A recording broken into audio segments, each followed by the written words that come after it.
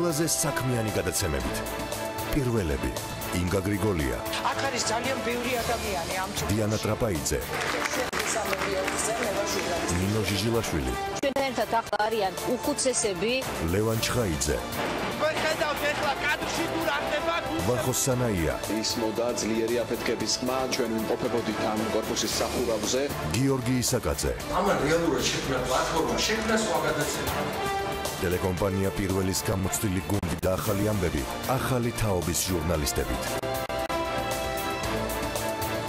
2018 წელი, ახალი სეზონი, ტელეკომპანია პირველზე.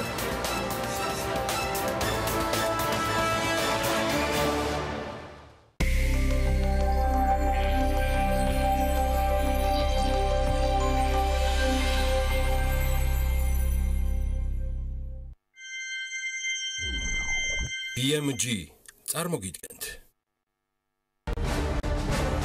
გადაცემის სპონსორია მრავალფუნქციური პროექტი Axis Towers-ი, თანამედროვეობის ახალი სტანდარტი. Axis Towers.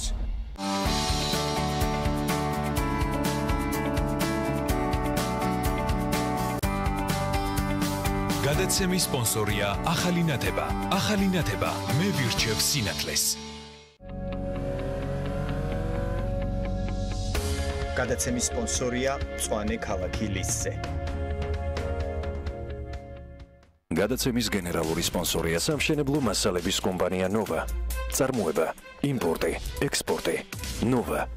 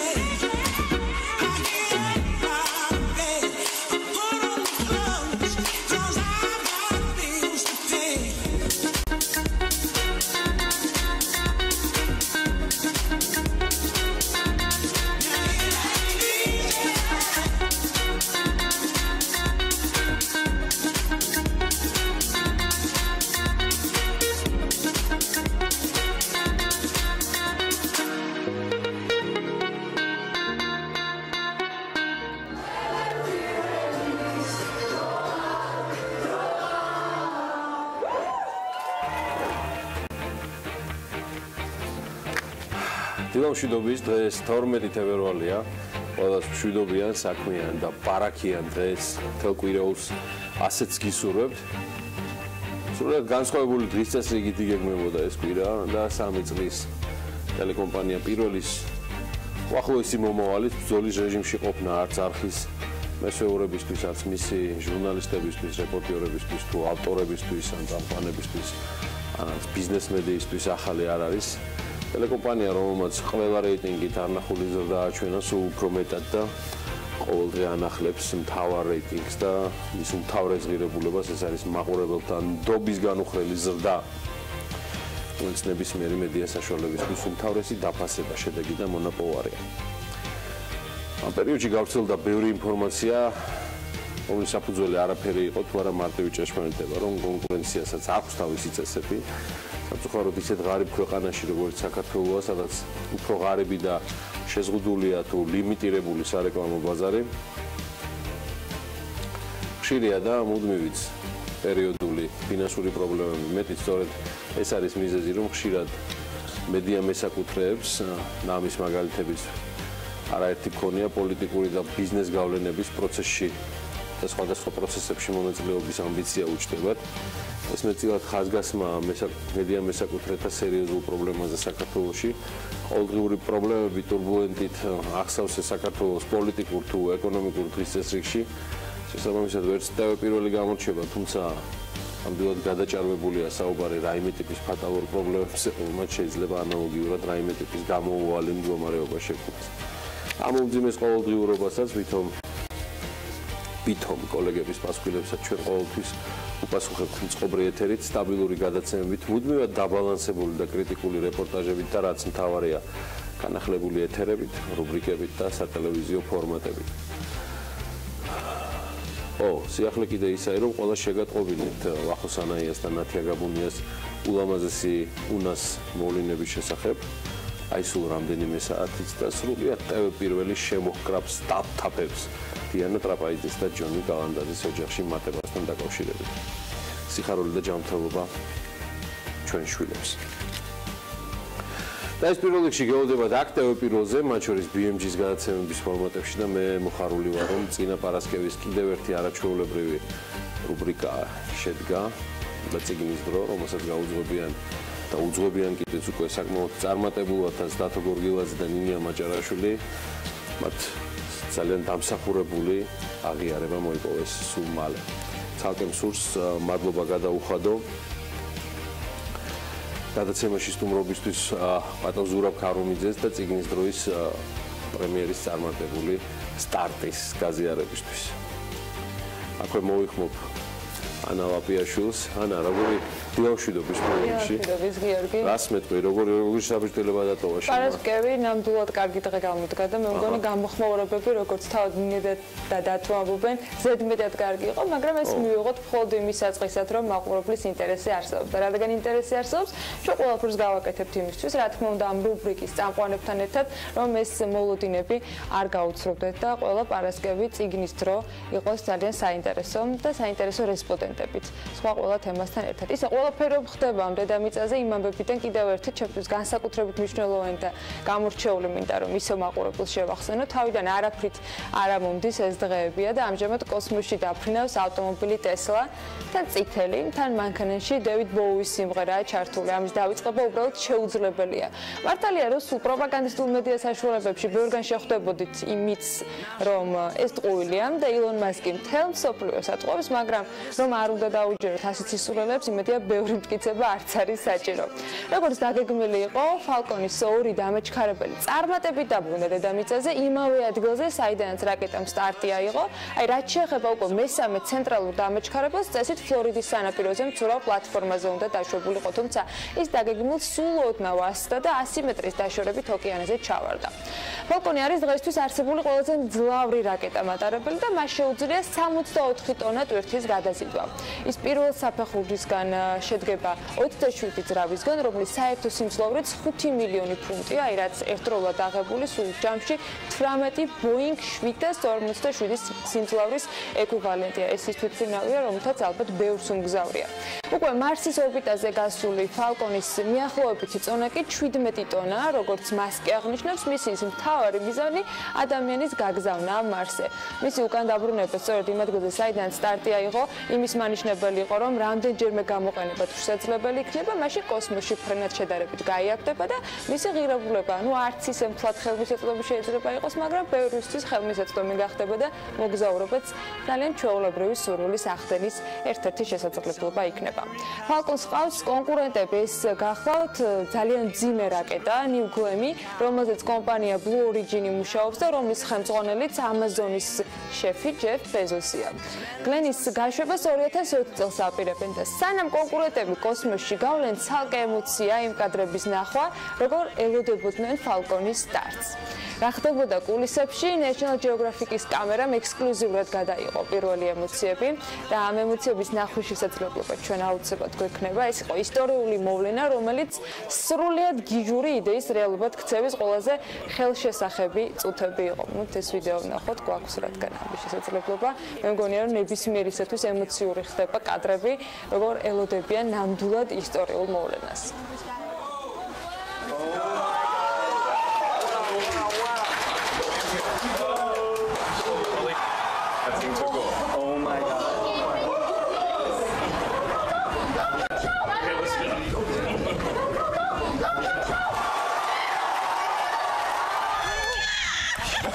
Do you see them both light up?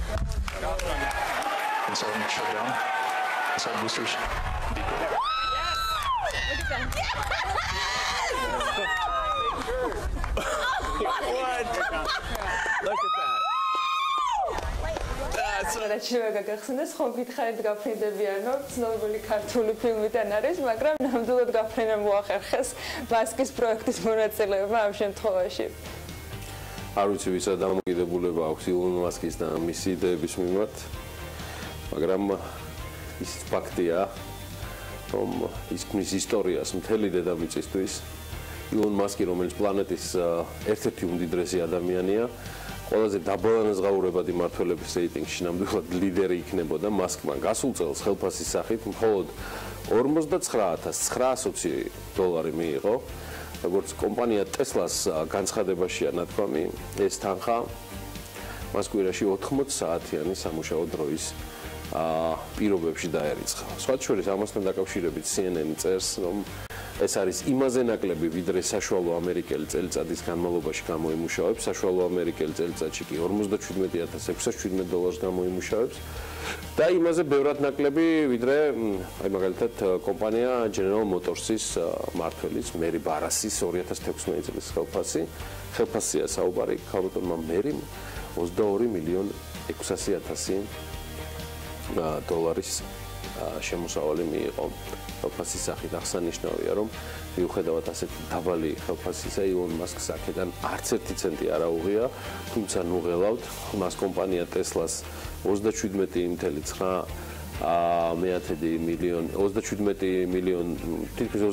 მილიონი აქცია აქვს, რაც დღეისთვის ბაზარზე $13 მილიარდად არის შეფასებული. ის ასევე გახლავთ კომპანია SpaceX-ის საკონტროლო პაკეტის მფლობელი იმ კომპანიისა, რომლის მომავალიც რამდენიმე დღის წინ რაკეტის წარმატებით გაშვების ფონზე არაჩვეულებრივად გამოიყურება. ილონ მასკი დღეისთვის მსოფლიოს რიგით მე-40 უმდიდრესი ადამიანია და მისი ქონება $21,400,000 არის შეფასებული. აი ამას წერს გამოცემა. კარგი, დავეშვათ დედამიწაზე და დაუბრუნდეთ საქართველოს და არიქა მგონი გვეშველა და წამოვიდა შედარებით პოზიტიური რეიტინგით. Heritage Foundation-ის ეკონომიკური თავისუფლების ინდექსის მიხედვით საგარეო ვაჭრობის თავისუფლებით საქართველოს მსოფლიოში მე-6 ადგილზეა 99.4 ქულით გასულ წელს საქართველოს მე-9 ადგილზე იყო 88.6 ქულით საგარეო ვაჭრობის თავისუფლება ორი კრიტერიუმით განისაზღვრება ტარიფების დონე ვაჭრობაში და არასატარიფო ბარიერების არსებობა. საქართველოს საშუალო საიმპორტო ტარიფი 0.3%-ია, რაც საკმაოდ დაბალია. დაბალი მაჩვენებელი განპირობებულია იმით, რომ საქართველოს უმეტეს ძირითად სავაჭრო პარტნიორ ქვეყნებთან თავისუფალი ვაჭრობის ხელშეკრულებები აქვს გაფორმებული. არასატარიფო ბარიერები ასევე მოიცავს რაოდენობრივ და ხარისხობრივ შეზღუდვებს ვაჭრობაში, მაგალითად როგორც არის რაოდენობრივი კვოტები, ტექნიკური ბარიერები, ნებართვები, ლიცენზიები, ანტიდემპინგური ღონისძიებები, ემბარგო და სხვა. საქართველოში არასატარიფო ბარიერების დონეც საკმაოდ დაბალია და იშვიათ შემთხვევებში არის გამოყენებული თავისუფალი საგარეო ვაჭრობა ქვეყნის ეკონომიკის ზრდის და განვითარების ხელშემწყობი ფაქტორია. 2017 წელს ბოლო ათწლეულის განმავლობაში ევროზონის ეკონომიკაში ზრდის საუკეთესო მაჩვენებელი დაფიქსირდა, კერძოდ ტლიანი შიდა პროდუქტის 2.6%-ით გაიზარდა მესამე კვარტალში. მსოფლიო ბანკის შეფასებით მოსაუდნელია, რომ ევროზონაში პოზიტიური ტენდენცია მიმდინარე წელსაც გაგრძელდეს მხოლოდ უფრო ზომიერად. ამავე შეფასებით რეალური ტლიანი შიდა პროდუქტი ევროზონაში 2017 წელს 2.4%-ით გაიზარდა, ხოლო 2018 წლის პროგნოზი კი 2.1%-ია.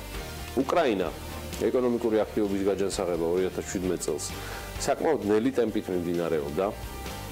მსოფლიო ბანკის შეფასებით 2017 წელს ეკონომიკურმა აქტივობამ უკრაინაში მხოლოდ 2%-ით მოიმატა, 2018 წელს კი 3.5%-იან ზრდას ელიან. აერად შეხება ინფლაციას, გაუფასურებული ადგილობრივი ვალუტის გრივნას ფონზე ფასების დონე ორნიშნა სიდიდით იზრდებოდა, წლის საშუალო ინფლაციამ 15% შეადგინა.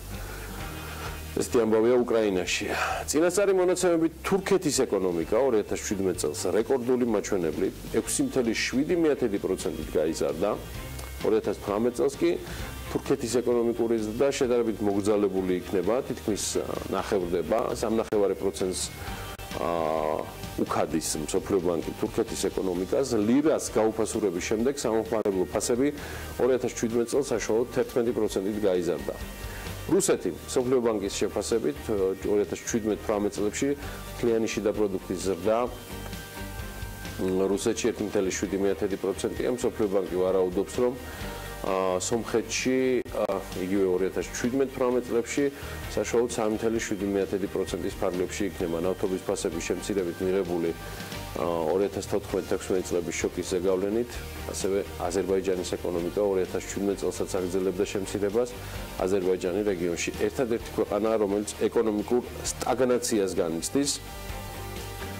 მსოფლიო ბანკის შეფასებით აზერბაიჯანის ეკონომიკა 2017 წელს 1.4%-ით შემცირდება, თუმცა 2018-ში უკვე გადადის პოზიტივში, დაახლოებით 1%-ის ფარგლებში.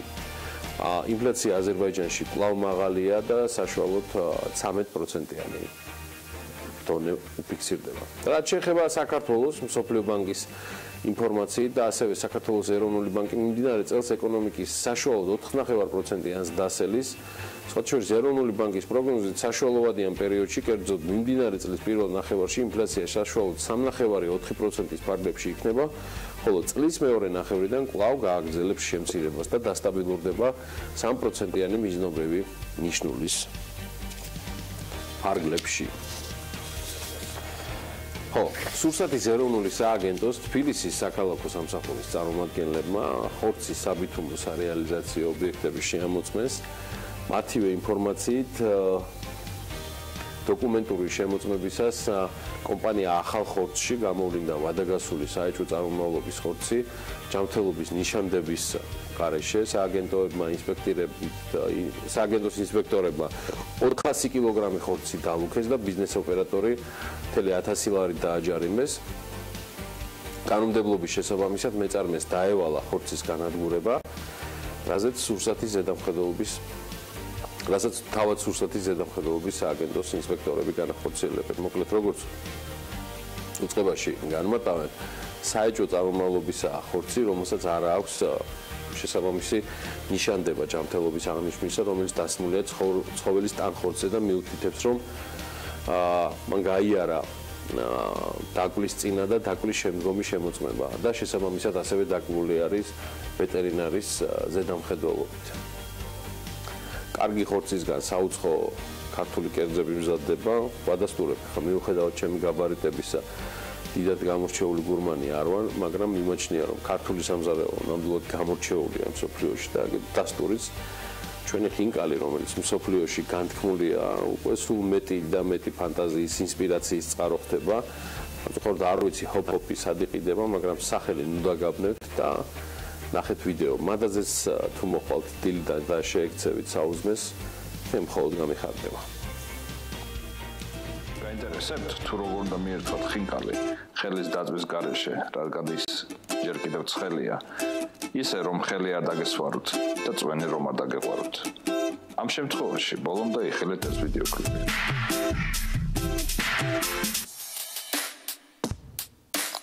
ცოტა ხნის წინ ჩვენ შევეჯიბრეთ ერთმანეთს ხინკლის დასაკავებელის საუკეთესო სამართვის გამოგონებაში, რის შედეგადაც შეიქმნა ჰოპ-ჰოპი.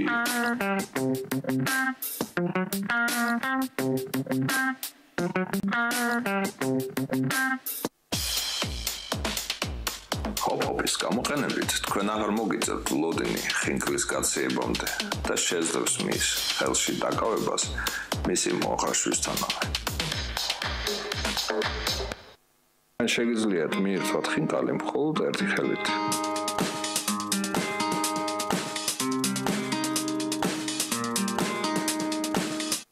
თქვენ აარიდებ უხერხულობას თქვენ სტუმარს მისი საქმიან სადლზე დაპატიჟებით და ხინკლის გასინჯვის შეთავაზების დროს.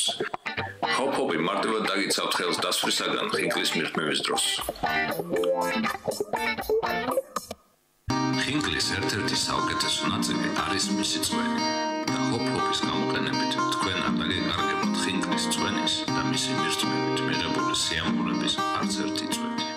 დამატებითი ინფორმაციისთვის გთხოვთ ეწვიოთ ჩვენს გვერდს Facebook-ზე ან მოგწერეთ ელექტრონული პოსტის მისამართზე hop-hop.ltd@gmail.com.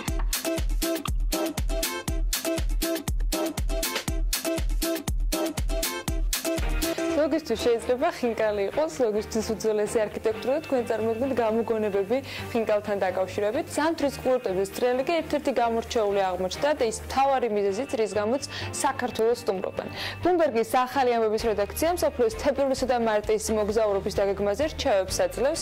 შესაძლოა თუ ჰოპ-ჰოპის შესახებ გაიგებენ, ესეც ჩაწერონ რჩევებში, მაგრამ ჯერჯერობით სტატიაში, რომელსაც ბლუმბერგის ვებგვერდზე ნახავთ, წერია სათაურით ეს 5 საუკეთესო ევროპული ტურია. აერთიანებს კულტურასაც და თხილამურებით სრიალსაც. საქართველო კი პირველ ადგილზეა. მოკლედ, თუ გიყვართ თხილამურებით სრიალი, მაგრამ არ გინდათ დაგეგმოთ მოგზაურობა, რომელიც მხოლოდ ალპებში მიდის, მოსინჯეთ ისეთი მოულოდნელი კომბინაციები, როგორიც არის მაგალითად თბილისი, წერს სტატიის ავტორი. ბლუმბერგი მკითხველებს ურჩევს ცადონ ევროპის იმ ქვეყნებში მოგზაურობა, რომელთა დედაქალაქებიც კულტურულ და ისტორიულ ადგილებად მიიჩნევა და რომლებსაც ასეთ დედაქალაქებთან ახლოს ადრენალინისათვის საჭირო სამთო კურორტებიც აქვს. აი 5 ასეთი კომბინაცია, რომელზეც შეიძლება არასდროს გიფიქრიათ, აღნიშნავს ავტორი და ასახელებს 5 ქვეყანას. ბლუმბერგის ხუთეულში კი, როგორც უკვე გითხარით, პირველი საქართველოა ასეთი სათაურით. წადით თბილისში და ის რეალად გუდაურში. სტატიაში თბილისის ისტორიულ მნიშვნელობასთან ერთად საუბარია გასართობ ადგილებზეც. ავტორი მოგზაურებს ურჩევს აუცილებლად ეწვიონ ფაბრიკას, რომელიც ძველი სამკერვალო ფაბრიკის ტერიტორიაზე ამჟამად იქ განთავსებულია კაფე-ბარები და ხელოვანთა სტუდიები. ყოფილი საცურაო აუზის ადგილას განთავსებულ ღამის კლუბში პასიანში სტუმრობით კი, რომელიც დღეს ტექნოჰაბია, მიხვდებით, რატომ ითვლება თბილისი აღმოსავლეთ ევროპაში გართობის კუთხით ყველაზე მაგარ ადგილად. მოკლედ, საქართველოსთან ერთად ანა ხუთეულში ასევე თურქეთი, ნორვეგია, შვეიცარია და სლოვენიის ზამთრის რამდენიმე კურორტი. რეიტინგს და არ უჩვევთ არც სტუმრიანობას საქმიან დილაში. დარწმუნებული ვარ, მაყურებლისთვის მომდევნო თითქმის 3 საათი ძალიან საინტერესო იქნება და მოდით ნახოთ ვინ იქნებიან ჩვენი სტუმრები. 12 თებერვალს დილას საქმიანად იწყებენ სალომე ჯაფიაშვილი, გიორგი ლომთაძე, მარიამ გაბუნია, ბექა ბაციგაძის სტუმრები, სურაბო ქოლიშვილი და მიხეილ ყაველაშვილი. ელენე ჩომახიძე გიორგი მიქაუტაძეს მასპინძლობს. დილა უნდა იყოს საქმიანი. 12 თებერვალს დილას საქმიანად იწყებენ სალომე ჯაფიაშვილი, გიორგი ლომთაძე, მარიამ გაბუნია, ბექა ბაციგაძის სტუმრები, სურაბო ქოლიშვილი და მიხეილ ყაველაშვილი. ელენე ჩომახიძე გიორგი მიქაუტაძეს მასპინძლობს. დილა უნდა იყოს საქმიანი. როგორც ჩაიარა ბიზნესისა და ტექნოლოგიების უნივერსიტეტში სილიკონ ველის უმსხვილესი ვენჩურული ინვესტორის ბილ ტაის მასტერკლასმა თაწმინდაზე აღმაშენებლის ქუჩაზე ახალი სასტუმროს ამოქმედებაც იგეგმება. თბილისის მერია კი ამასობაში ორბელიანის მოედნისა და მიმდებარე ტერიტორიის რეაბილიტაციას იწყებს.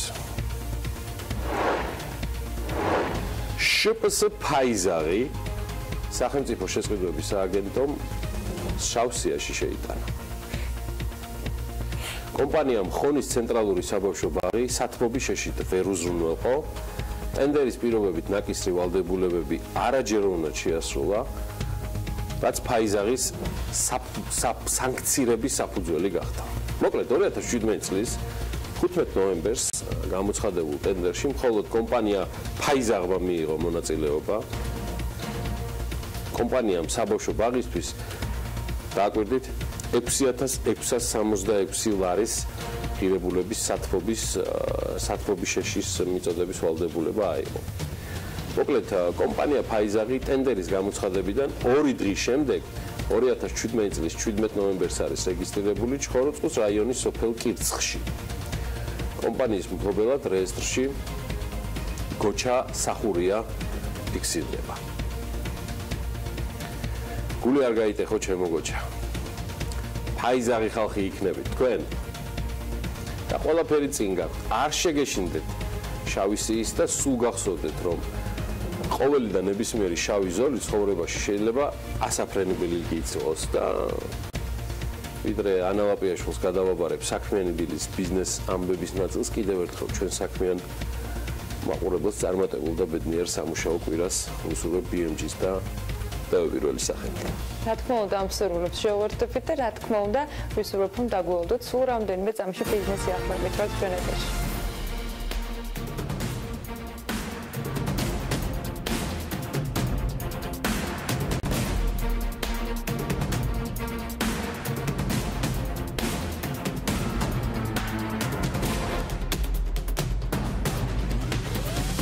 საქართველოს მთავრობა ვიზა ლიბერალიზაციასთან დაკავშირებულ გამოწვევებთან გამკლავების მიზნით ზომების გამკაცრებას გეგმავს. საგანგებოდ ჩატარებულ თათბირზე მთავრობის წევრთა ნაწილმა ის ნაბიჯები განიხილა, რომელთა გადადგმაც უმოკლეს ვადაში იგეგმება, რათა ევროკავშირის ქვეყნებში თავშესაფრის მაძიებელთა რაოდენობა კიდევ უფრო არ გაიზარდოს და ეს ვიზა ლიბერალიზაციის შეფერხების მიზეზი არ გახდეს.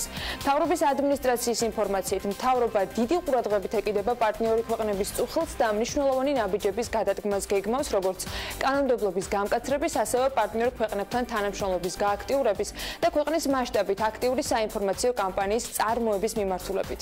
საუბარია საკანონმდებლო ცვლილებების ინიცირებაზე, რომელთა შედეგადაც შემოღებული იქნება მთელი რიგი პრევენციული ზომები, მათ შორის ისეთი, როგორიც არის მაგალითად რეადმისიის ხარჯის თავად რეადმისიულ პირებზე დაკისრება, გვარის შეცვლასთან დაკავშირებული პროცედურების გამკაცრება და ასე შემდეგ. ცვლილებები მთავრობის უახლოეს ხდომაზე იქნება წარდგენილი, შინაგან საქმეთა სამინისტრო კი ამასობაში კიდევ უფრო გააძლიერებს ორმხრივი თანამშრომლობის ფორმატებს პარტნიორ ქვეყნებთან, განსაკუთრებით ორგანიზებული დანაშაულის წინააღმდეგ ერთობლივი ბრძოლის კონტექსტში. გარდა ამისა, ამავე შეხვედრიდან გაირკვა, რომ შედგება შინაგან საქმეთა მინისტრის ვიზიტები ევროკავშირის რამდენიმე ქვეყანაში, რათა გააქტიურდეს პოლიციის ატაშეების ინსტიტუტი. ასევე მთელი ქვეყნის მასშტაბით ჩატარდება აქტიური საინფორმაციო კამპანია, რომელიც მოსახლეობას დეტალურ ინფორმაციას მიაწვდის, რა რისკებთან არის დაკავშირებული მათ მიერ შენგენის ზონაში უვიზო მიმოსვლის წესების დარღვევა და რა შედეგებს მოუტანს ეს მათ და სხვადასხვა მათ შორის ფინანსური თვალსაზრისით არსებულ სხვადასხვა გამოწვევებს. სააგენტო საწარმოო საქართველოში მხარდაჭერით ომალოში 43 ნომრიანი სასტუმროს აშენება იგეგმება. სააგენტოს ინფორმაციით პროექტს კომპანია 3-ზეო განახორციელებს და სასტუმრო სწორედ 43 ნომრით იქნება დაკომპლექტებული. საერთაშორისო ბრენდის Preferent Hotels and Resorts წევრი გახდება ეს სასტუმრო. ქსელი მსოფლიოს 85 ქვეყანაში 650 სასტუმროს აერთიანებს. ამ სასტუმროში განთავსდება პრემიუმ კლასის რესტორანი, საუნა, ლაუნჯი და ამასთანავე ნებისმიერ დამსვენებელს თუ ტურისტს ექნება საშუალება ისარგებლონ საკონფერენციო მომსახურებით.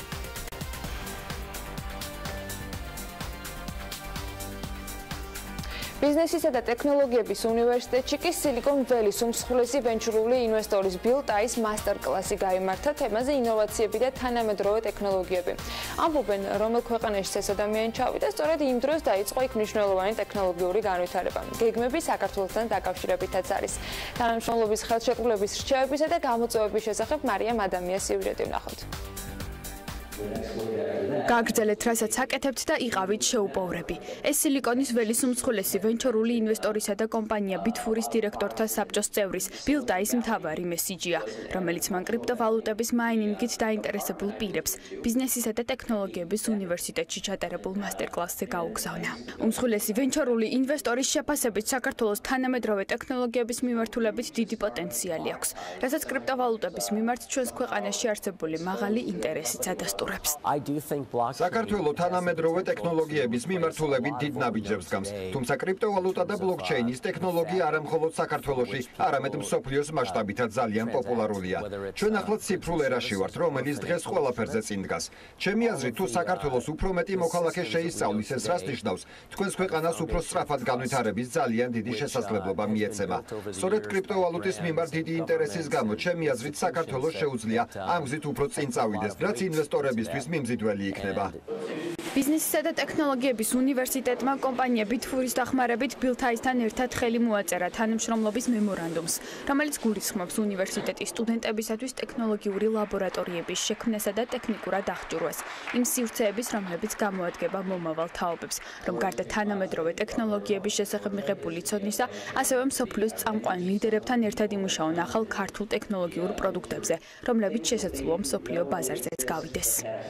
მარტო ბილი რომ ქვეყანაში ჩარდის, როგორც წესი, იქ იწყება ძალიან მნიშვნელოვანი პროექტები ხოლმე, იმიტომ რომ ამის მაგალითი საკმაოდ ბევრ ქვეყანაში არის, ამიტომ ეს პირველი ნაბიჯი, რომელიც გულისხმობს ესეთი ტექნოლოგიური ლაბორატორიების გახსნას, არის სწორედ ის, რომ პირველი ჩვენი სტუდენტები ჩაერთონ ესეთ პროექტებში, რომელიც უკვე ერთობლივად ვიფიქრებთ იმაზე, რომ რა წარმატება შეიძლება ერთობლივად მივახციოთ იგივე საერთაშორისო ბაზრებზე.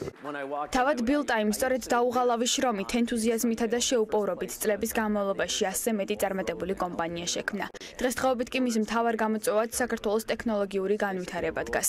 ამბობს, რომ ბლოკჩეინი ჩვენი მომავალია, ხოლო კრიპტოვალუტების მიმართ მაღალი ინტერესი საქართველოს მსგავს ახალ ეკონომიკაზე დადებითად აისახება და მათ განვითარებას შეუწყობს ხელს. თბილისის მერია ორბელიანის მოედნისა და მისი მიმდებარე ტერიტორიის რეაბილიტაციას იწყებს. ამ პროექტის ფარგლებში კი დაახლოებით 150 ავტომანქანაზე გათვლილი მიწისქვეშა ავტოსადგომის მშენებლობა იგეგმება.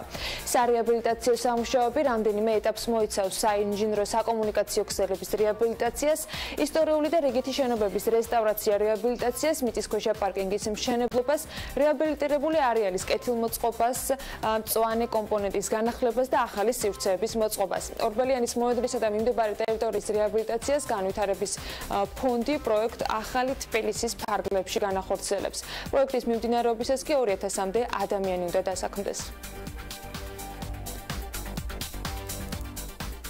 თაწმინდაზე აღმაშენებლის ქუჩაზე ახალი სასტუმრო სამოქმედებაა დაგეგმილი. პროექტს კომპანია შეპოს ვილაჯეო ახორციელებს. საუბარია 1542 კვადრატული მეტრის ფართობზე, სადაც სასტუმროს მშენებლობა პრაქტიკულად დასრულებულია. მანამდე ადგილზე ბიზნეს ცენტრი თაწმინდის ამოქმედება იგეგმებოდა, თუმცა კომპანიამ ობიექტს ფუნქციური დატვირთვა შეუცვალა. თბილისის მერის არქიტექტურის სამსახურის ბრძანებით მშენებლობის ვადად 2017 წლის 13 ნოემბრიდან 2018 წლის 13 ნოემბრამდე პერიოდია განსაზღვრული. გუდვილი ფართოვდება და თბილისში მეხუთე ობიექტს ხსნის. საქართველოს მასშტაბით მე-9 ობიექტი დედაქალაქში დირსის საცხოვრებელ კომპლექსში ამოქმედება. PMG-ის კომპანიის დირექტორმა ირინა ქოსაშვილმა განუცხადა, რომ ახალი ობიექტი გაზაფხულზე გაიხსნება და დაახლოებით 200 კვადრატულ მეტრს მოიცავს. ახალი ობიექტი კი ძირითადად გურმეს პროდუქტზე იქნება ორიენტირებული. რაოდენობის ინვესტიცია ჩაიდება ობიექტის ამოქმედებაში.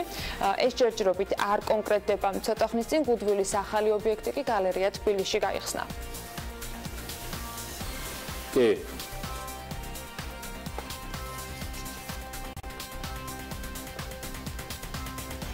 ბიზნესი ახლების ამ ნაწილის შემდეგ უკვე დრო არის გავიგოთ როგორი იყო უქმეებზე ეროვნული ვალუტის მდგომარეობა და როგორ ხდება ორშაბათს გიორგი გაგვეცნობს მიმოხილვას.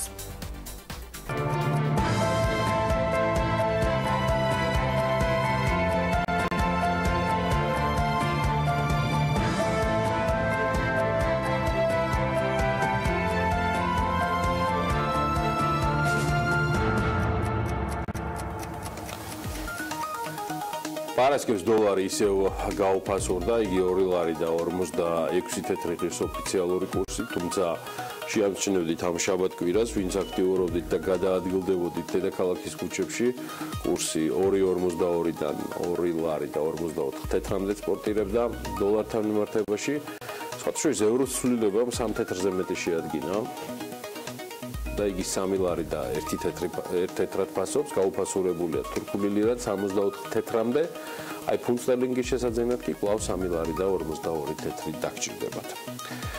2017 წლის მეოთხე კვარტალში ლარის ნომინალური გაცვლითი კურსის წინა კვარტალთან შედარებით დოლართან მიმართებაში 7.1%-ით, ხოლო ევროსთან 7.4%-ით არის გაუფასურებული. ეროვნული ბანკის მონაცემებით ლარი 8%-ით გაუფასურდა რუსულ რუბლთან, ხოლო თურქულ ლირასთან მიმართებაში 1%-ით არის გამყარებული.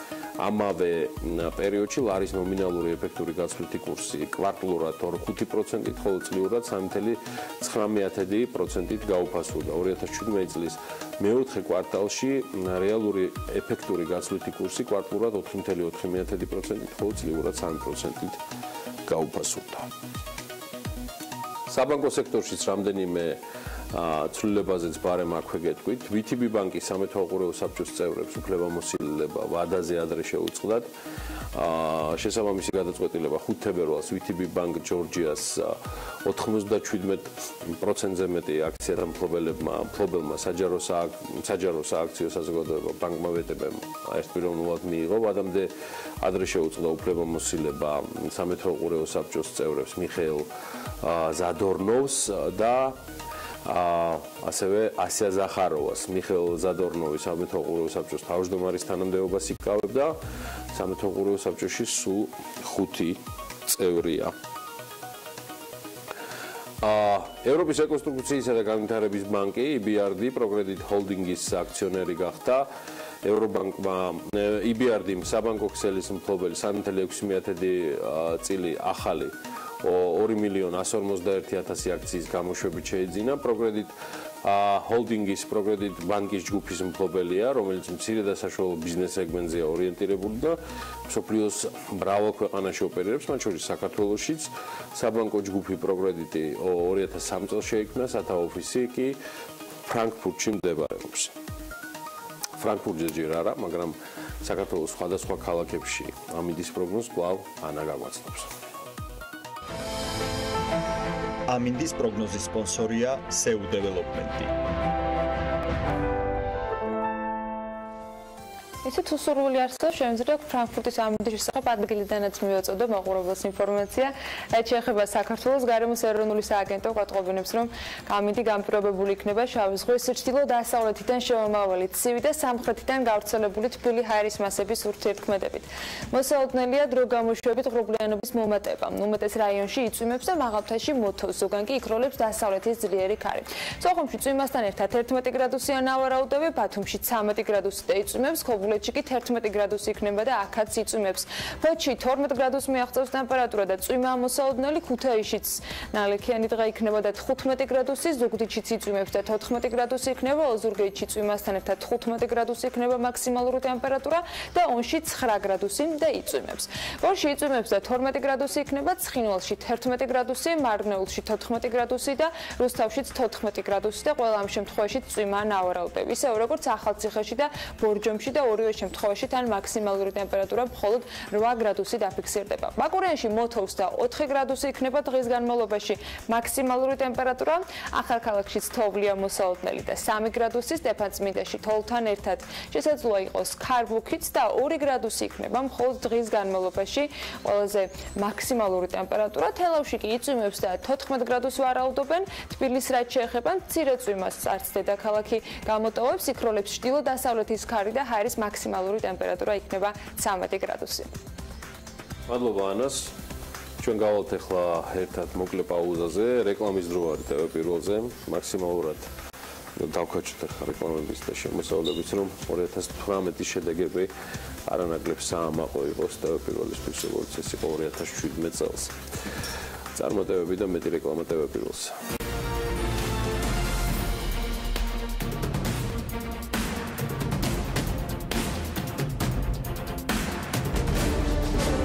გადაცემის სპონსორია მრავალფუნქციური პროექტი Axis Towers-ი, თანამედროვეობის ახალი სტანდარტი. Axis Towers.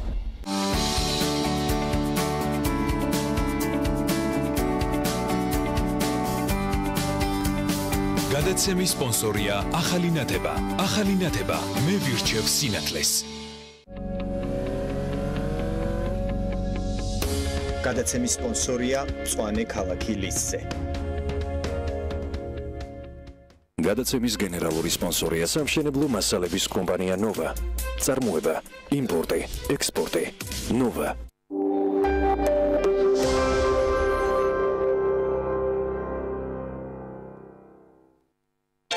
Android-ის უორხლესი სისტემა. 8 მეგაპიქსელიანი ძირითადი და წინა კამერა. შეიძინე Nokia 3 ონლაინ მაღაზიაში გულეთიანი წერტილი G. მხოლოდ 405 ლარად.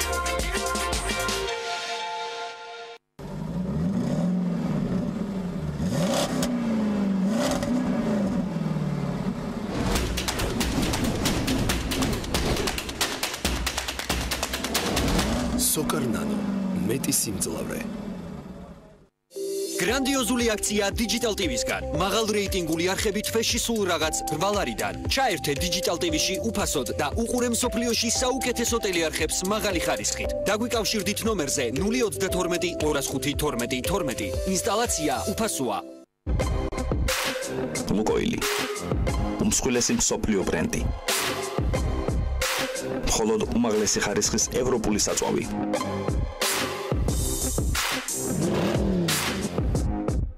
ლუკოილი, სისწრაფის ფორმულა.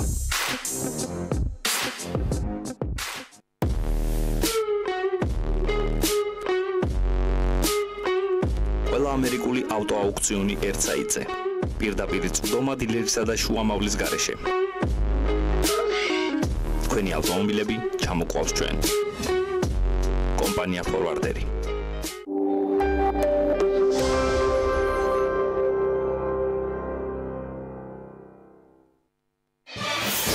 რეიტინგის 100%-იანი ზრდა. წარმატებული 2017 წლის შემდეგ ტელეკომპანია 2018 წლის სეზონს ხსნის. პირველი მთელი კვირა თქვენს სამსახურში. ორშაბათიდან პარასკევის ჩათვლით დღის ამბები დღეში ორჯერ, 2-ზე და 4-ზე.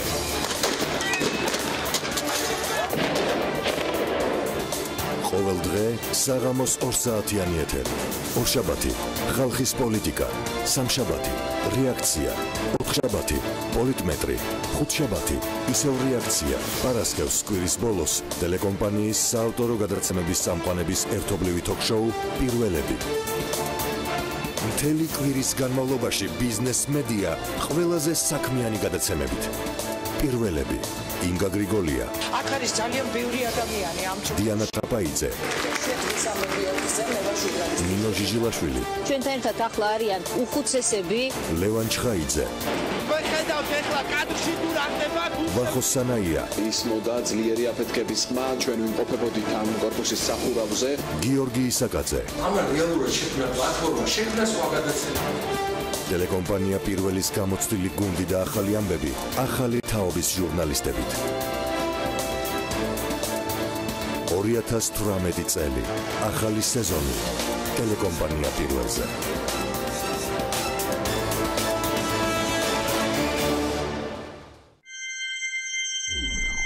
BMG წარმოგიდგენთ.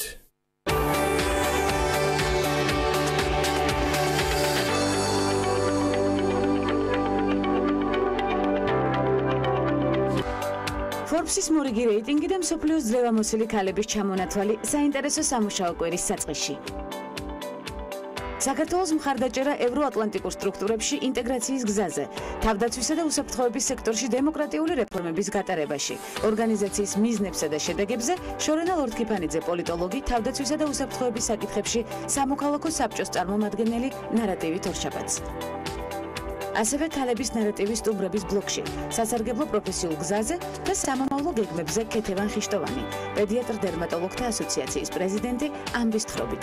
ეს ქალების ნარატივია. ვანძალ აღიძესთან ერთად.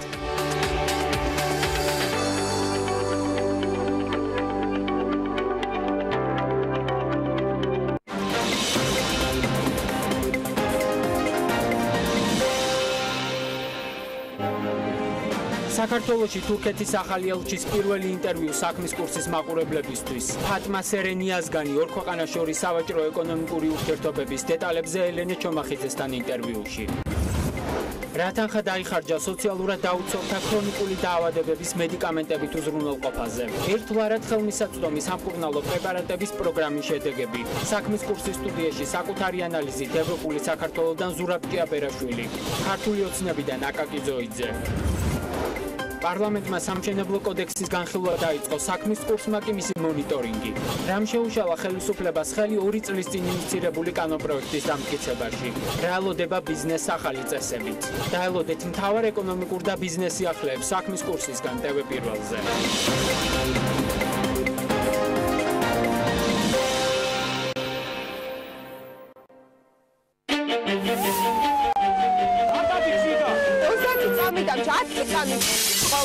მე ვარ იქ, სადაც თქვენ გაინტერესებთ ყოფნა. დიენ ამ წუთებში გადაცენილი ნივთები გამოაქვთ, დამწვარია 200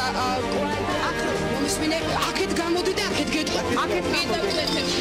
ჩემი ტელევიზიის სახელწოდება, რომელიც ჩემს მიკროფონს აწერია, ზუსტად გადმოსცემს შინაარს, რა უნდა ვაკეთო.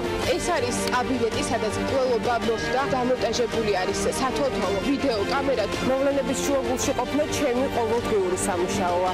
სახალხო სამუშაო ბრიგადა ადგილზე ისევ რჩება. შინაგან საქმეთა სამინისტრო 2 მუხლით აწარმოებს გამოცდილებას. ვიგებთ ჩვენ, იგებთ თქვენ. ქეთევან გრიგორაშვილი, პირველის ახალი ამბები.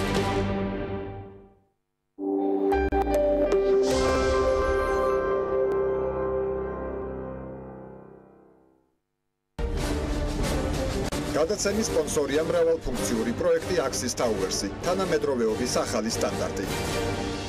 Axis Towers.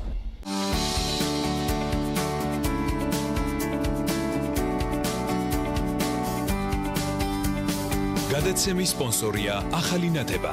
ახალი ნათება მე ვირჩევ სინათლეს. გადაცემის სპონსორია მწვანე ქალაქი ლისზე. გადაცემის გენერალური სპონსორია სამშენებლო მასალების კომპანია ნოვა. წარმოება, იმპორტი, ექსპორტი. ნოვა.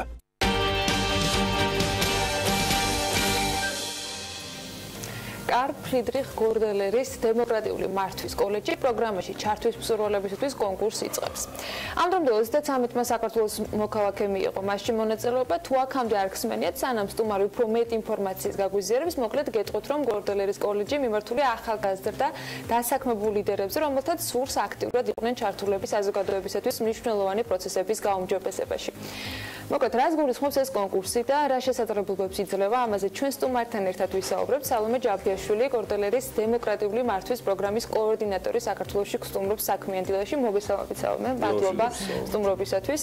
სიმართლე გითხრა, უნდა ვაღიარო, რომ თავად ამ პროგრამის შესახებ ბევრი ინფორმაცია მე არ მქონდა, სანამ არ მოგეცა შესაძლებლობა, რომ ახალ კონკურსზე გვესაუბრა. მოდი, მაყურებელსაც გაუზიაროთ, რას გულისხმობს ეს ფონდი, რა საქმიანობს საქართველოში და რა შესაძლებლობებს იძლევა ამ ახალი კონკურსით.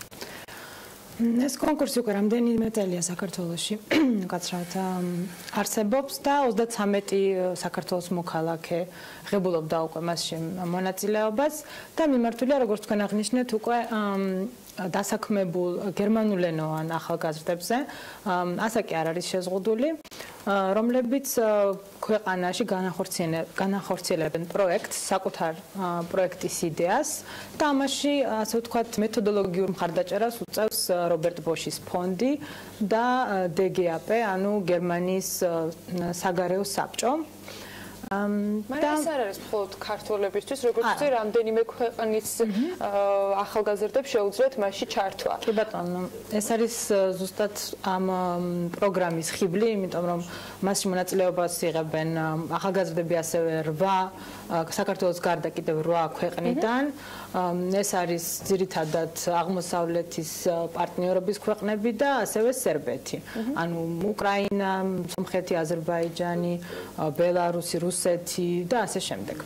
და რა მიმართულებებს მოიცავს და რამდენად ერთი და იგივე ინტერესით შესაძლებელი არის ამ ქვეყნების გაერთიანება, იმიტომ რომ არ არის პატარა სეგმენტი რეალურად და ამ წლების განმავლობაში 33 ქართველის მონაწილეობა მით უმეტეს არ არის პატარა შედეგი, მე მგონი საკმაოდ დიდი შესაძლებლობა ბევრი ახალგაზრდისთვის. ეს პროგრამა მოიცავს ძირითადად დემოკრატიული მმართველობის პრინციპებს, ანუ როდესაც მონაწილე ან კონკურსანტი აპლიკაციას ავსებს, აუცილებელია ჩაწეროს პროექტის იდეა. ანუ მან უნდა აღწეროს რა იდეა აქვს, რა იდეის განხორციელებას ურს თავის ქვეყანაში და აუცილებლად ამ იდეას კავშირი უნდა ჰქონდეს დემოკრატიული მმართველობის პრინციპებთან, როგორიც არის გამჭვირვალობა და სხვადასხვა პრინციპები, რომლებზეც შეუძლიათ მსურველებმა რა თქმა უნდა წაიკითხონ და ძირითადად აერთიანებთ ამ ქვეყნებს ევროპისკენ სწრაფვა და დემოკრატიული მმართველობის პრინციპები, რომელიც თითოეული ამ ქვეყნისათვის პოლიტიკური გეზიდან გამომდინარე წესით მნიშვნელოვანი უნდა იყოს. როგორ უნდა მივიღოთ ამ კონკურსში მონაწილეობა, რა კრიტერიუმებს უნდა აკმაყოფილებდეს გარდა ასაკისა, დასაქმებულობისა და იმისა, რომ გერმანულ ენას უნდა ფლობდეს. არის თუ არა აუცილებელი რაიმე კონკრეტული პროფესიის ფლობა, დასაქმების ადგილს აქვს თუ არა მნიშვნელობა? ცოტა მეტი კრიტერიუმებზე რა. დიახ. კრიტერიუმებს რაც შეეხება აუცილებელია როგორც აღნიშნეთ რომ დასაქმებული იყოს ადამიანი, მაგრამ სექტორი არ არის შეზღუდული. შეიძლება იყოს საჯარო სექტორი, კერძო სექტორი, არასამთავრობო სექტორი. მნიშვნელოვანია რომ იყოს ასე ვთქვათ ისეთ თანამდებობაზე, ისეთ პოზიციაში დასაქმებულ ადგილას, რომ შეეძლოს ამ პროექტის განხორციელება. ანუ პროექტის აღწერა უნდა იყოს რეალისტური და დარწმუნებული უნდა იყოს ასე ვთქვათ კონკურსანტი რომ შესაძლოა არ იყოს კავშირში მის არსებულ სამუშაო კავშირში უნდა იყოს. დიახ, ანუ პროექტი ხორციელდება თითოეული მონაწილის დასაქმებულ ადგილას, სადაც ის მუშაობს, უნდა უკავშირდებოდეს დასაქმებულ ადგილას დემოკრატიული მმართველობის პრინციპების დანერგვას, ან რაიმე ინოვაციის შემოღებას, რომელიც დაკავშირებულია ამ პრინციპებთან. როგორ უნდა მივიღოთ მონაწილეობა, ვებსაიტზე უნდა შევიდნენ კონკურსანტები, რომელიც არის gerdeler.de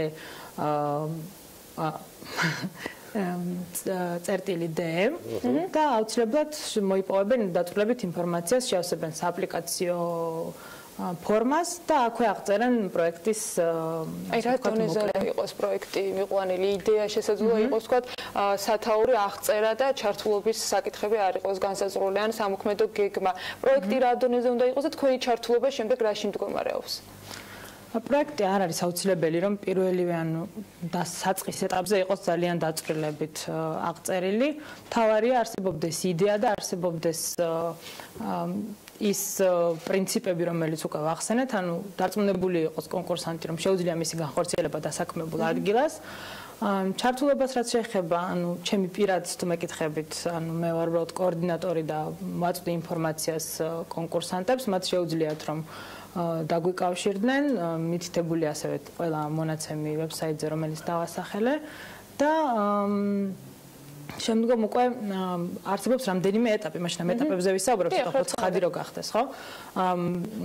კონკურსანტები დაბარებული იქნებიან, ასე ვთქვათ, შერჩეული კონკურსანტები ბერლინში, მაისში, 14-15 მაისს, რა თქმა უნდა, ამის ხარჯები ანაზღაურებულია რობერტ ბოშის ფონდის მიერ და იქნება გასაუბრება და ასევე რამდენიმე ასე ვთქვათ დიალოგი, სადაც შეფასებულები იქნებიან კონკურსანტები, მათი მიზნები, მათი პროექტის ასე ვთქვათ შინაარსი და შემდგომ უკვე არის რამდენიმე ეტაპი. თუ რა თქმა უნდა კონკურსანტი გაიმარჯვებს, საქართველოსდან რაოდენობა არ არის შეზღუდული, შეიძლება იყოს 3, 5, 6, 7.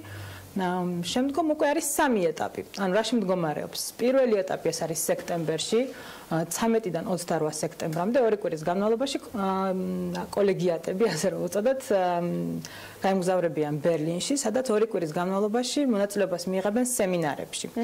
იქ ისწავლიან პროექტის მენეჯმენტს, ზოგადად დემოკრატიული მმართველობის პრინციპებზე შეიტყობენ უფრო მეტს, მიიღებენ შესაბამის სერტიფიკატს და ასე ვთქვათ, უფრო დაწვრილებით შეიძლება თავიანთი პროექტის დაგეგმვა. ანუ ზუსტად ამიტომ არის, რომ თავიდან არ არის აუცილებელი ძალიან დაწვრილებით ვიცოდეთ, რას გულისხმობს პროექტი, რადგან თვითონ ამ პროგრამის არსი ამაში მდგომარეობს, რომ ვეხმარებით კოლეგიატებს პროექტის კონკრეტულ დაგეგმვაში და საფეხურების განსაზღვრაში. სექტემბერში 2 კვირის განმავლობაში ბერლინის შემდგომ უკვე დამოუკიდებლად აგრძელებს კოლეგიატი ამ პროექტის განხორციელებას საკუთარ ქვეყანაში. რობერტ ბოშის ფონდი და გერმანიის საერთაშორისო საბჭო მხოლოდ მეთოდოლოგიურ მხარდაჭერას უთავს, ანუ ფინანსური მხარდაჭერა არ იგულისხმება. თვითონ გერმანიაში ყოფნის ხარჯები ყველაფერი ანაზღაურდება, მაგრამ როგორც ასეთი პროექტი არ ფინანსდება გერმანიის მიერ, მხოლოდ მეთოდოლოგიური მხარდაჭერა, ეს რომ ხაზი გაუსვათ, რომ შეცდომაში არ შევიყვანოთ მაყურებელი. შემდგომ უკვე მარტში არის ასე ვთქვათ შუალედური შეფასება პროექტის. კოლეგიატები ისე მიემგზავრებიან, უმეტესად ეს ხდება ვარშავაში, სადაც ერთმანეთს უზიარებენ სხვადასხვა ქვეყნის წარმომადგენლები, ასევე პროგრამის ორგანიზატორებს უზიარებენ უფრო სწორად და ხდება ასე ვთქვათ შუალედური შეჯამება პროექტის განხორციელების. სალომე, ვიდრე ბერლინისთვის შეერჩევიან კანდიდატები, მათი შერჩევა, ვთქვათ 30-მა აპლიკანტმა წარმოადგინა განაცხადი თქვენთან. მათი შერჩევა დისტანციურად ხდება თუ თბილისში, ვიდრე ასე ვთქვათ ბერლინის კანდიდატები ჩამოყალიბდებიან, თქვენ დისტანციურად არჩევთ და დიახ, გერმანიიდან არჩევენ. მე არ ვარ ჩართული, დიახ, პირდაპირ გერმანიიდან არჩევენ აპლიკაციის მიხედვით და იმ საბუთების მიხედვით, რასაც ვთქვათ აპლიკანტი. და მას მოსდის შემდეგ უკვე დასტური უარყოფა შერჩევისა. და კიდევ ერთი კითხვა, მაგალითად ვარ სოფლის მეურნეობის სამინისტროს წარმომადგენელი და შესაბამისად რა ტიპის პროექტი შეიძლება წარმოვადგინო, ანუ საუბარი არის რომ მეც არა ვარ შეზღუდული როგორც საჯარო მოხელე, თქვა წარმოვიდგინოთ რომ ანა ფერმერია, რაც პროფილი ერთი რო იყოს, ჩემ შემთხვევაში პროექტი უნდა იყოს იმგვარი, რომელიც არსებულ სისტემაში მედგამჭვირვალობას, მეტ ბენეფიტებს მოუტანს ალბათ საბოლოო ბენეფიციარებს. აი რა ტიპის რა უნდა მოიფიქრო შენ როგორც კერძო ასე ვთქვათ პირმა ან ფერმერმა, ესეც ამ პრინციპებზე უნდა იყოს აღებული, რამდენადაც სწორად, ხო? მაგალითები მე მგონი გავუადვილებ ჩვენს მის. ან რამე ისეთი ცნობილი მაგალითად ცნობილ კომპანიაზე ან ცნობილ სტრუქტურაზე თუ შეგვიძლია რომ მაგალითი მოვიყვანოთ 73 და რომელიც საქართველოს მაგალითზე უკვე გასულია. კი ბატონო. ზოგადად დემოკრატიული მმართველობის პრინციპები საკმაოდ ზოგადია და ამიტომ ნებისმიერ სფეროში შეიძლება რაღაც ისეთის გამონახვა, რაც თქვათ კავშირში იქნება ამ პრინციპებთან, ანუ გამჭვირვალობა, ეფექტიანობა, თქვათ სოფლის მეურნეობის სამინისტროში ეს შეიძლება იყოს პროცესების დანერგვა, რომელიც თქვათ მანამდე არ არსებობდა, ან საბოლოო ასე ვთქვათ დაინტერესებულ პირებამდე ინფორმაციის უფრო მარტივი მიწოდება, კერძო სექტორში ხშირად ეს არის საზოგადოების მიმართ პასუხისმგებლობის ამაღლება, ასევე შეიძლება იყოს პროცესების აქაც ვთქვათ ეფექტიანად დანერგვა. მე შემიძლია ჩემი პირადი მაგალითი მოვიყვანო, მაგრამ მეც 2013-14 წელს მონაწილე ვიყავი და შემდგომ გავხდი უკვე კოორდინატორი და მაშინ მუშაობდი სახელმწიფო აუდიტის სამსახურში, ეფექტიანობის აუდიტის დეპარტამენტში. და ჩემი პროექტი ეხებოდა ეფექტიანობის აუდიტის უფრო გაცნობას, ასე ვთქვათ, მედიისთვის, პარლამენტისთვის კაცრავად და ასე ვთქვათ ინფორმაციის უფრო უკეთესად მიწოდებას საზოგადოებისათვის, რადგან ეფექტიანობის აუდიტი ზოგადად გულისხმობდა რეკომენდაციების მიწოდებას და ახლაც ასეა და შესაბამისად მნიშვნელოვანია რომ ეს რეკომენდაციები გათვალისწინებული იქნას, რადგან არ არის სავალდებულო და შესაბამისად ერთი წლის განმავლობაში სხვადასხვა ასე ვთქვათ ღონისძიებებს ვატარებდით იმისათვის რომ ეფექტიანობის აუდიტი უფრო ცნობილი გამხდარიყო საზოგადოებისათვის. ამაში დამეხმარა რობერტ ბოშის ფონდი. რამდენი ხანი გრძელდება პროექტი, რომელიც თქვათ უნდა შესთავაზო ამ შემთხვევაში თავად ფონდს არის აკვადების შეზღუდული, თქვენ საკმაოდ გრძელი ციკლი ახსენეთ და თითქმის ერთი წლის თავზე პირველი შეჯერება და შეჯამება იმ შედეგებზე, რომელიც ამ პროექტის განხორციელების შემთხვევაში გამარჯვებულ ბენეფიციარებს ექნებათ ერთ-ერთ ეტაპად წარმოადგენილი. რამდენი ხანი უნდა გრძელდებოდეს, მოკლედ ეს? ერთი წლის განმავლობაში გრძელდება. ანუ პირველი სექტემბერში არის ორკვირიანი სემინარები, როგორც აღნიშნე, მარტში შუალედური შეჯამება და შემდგომ უკვე აგვისტოს ბოლოს, სექტემბრის დასაწყისში საბოლოო შეჯამება. ანუ ეს არის გათვლილი ერთი წლის განმავლობაში. ვინც თქვათ გადაწყვეტს შეტანას განაცხადის, ესე უნდა გაითვალისწინოს, რომ დაახლოებით ერთი წლის განმავლობაში. რა თქმა უნდა, შეუძლია გააგრძელოს პროექტი და კონდეს სხვადასხვა ეტაპები. თავისთავად იმისთვის კეთდება, რომ რაღაცაში განერგილი რომ კონდეს უფრო ხანგრძლივი შედეგი ამ პროექტს. თუმცა პირველადი ეტაპი, ასე ვთქვათ, უნდა მოიცავდეს ერთ წელიწადს, არა ნაკლები. და სანუ გავაშვებთ სტატისტიკა თუ არსებობს 73 შემთხვევიდან საქართველოს შემთხვევაში რა მიმართულებები აქტიურობს ყველაზე მეტად? იურისტები აქტიურობენ ძალიან, როგორც ვიცი, საჯარო სექტორი პირველ ადგილზეა, თუმცა კერძო სექტორიდანაც და არასამთავრობო სექტორიდანაც ნამდვილად არიან მონაწილეები. ზუსტად პროცენტების სამწუხაროდ არ შემიძლია რო გითხრათ რამდენი რომელი სექტორიდან, მაგრამ საქართველოს საკმაოდ აქტიურია თვითონ ამ პროექტში სხვა ქვეყნებთან შედარებითაც ყოველთვის ძალიან აქტიურობენ ქართველები და საკმაოდ დიდი წარმატებით სარგებლობენ. მადლობა სალომე. დიდი მადლობა მოწვევისთვის. სალომე ჯაფიაშვილი გორდელის დემოკრატიული მართვის პროგრამის კოორდინატორი საქართველოში. საინტერესო პერსპექტივებზე მასთან ინტერვიუ სულ რამდენიმე წუთში უკვე ჩვენს Facebook გვერდზე ნახავთ და მოგვიანებით უკვე BMG-ზე. მე მას წარმატებას ვუსურვებ სხვა აპლიკანტებსაც.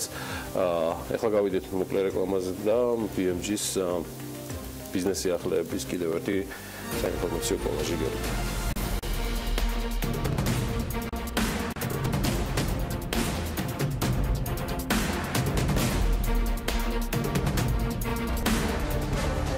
გადაცემის სპონსორია მრავალფუნქციური პროექტი Axis Towers-ი, თანამედროვეობის ახალი სტანდარტი. Axis Towers.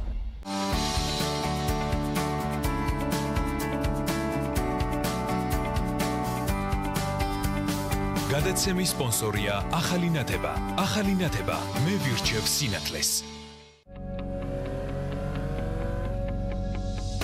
გადაცემის სპონსორია მწვანე ქალაქი ლისზე. გადაცემის გენერალური სპონსორია სამშენებლო მასალების კომპანია ნოვა. წარმოება, იმპორტი, ექსპორტი. ნოვა.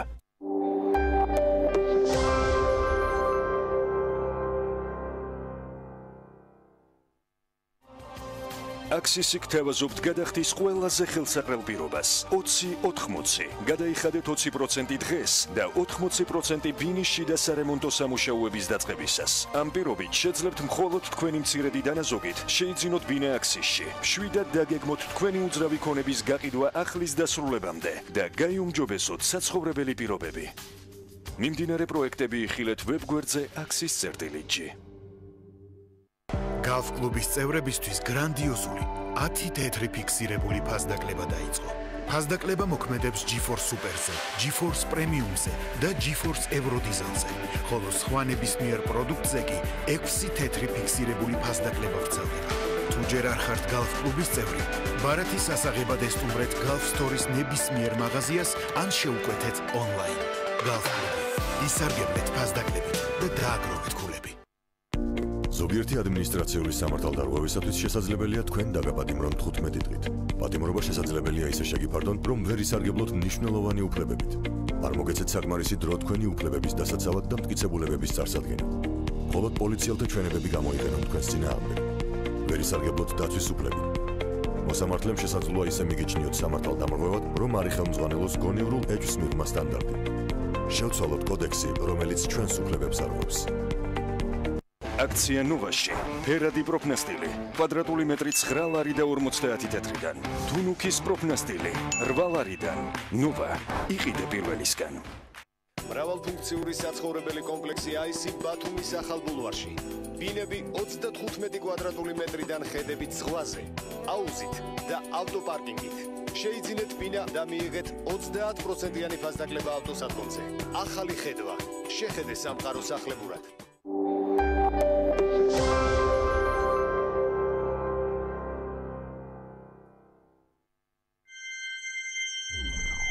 BMG წარმოგიდგენთ.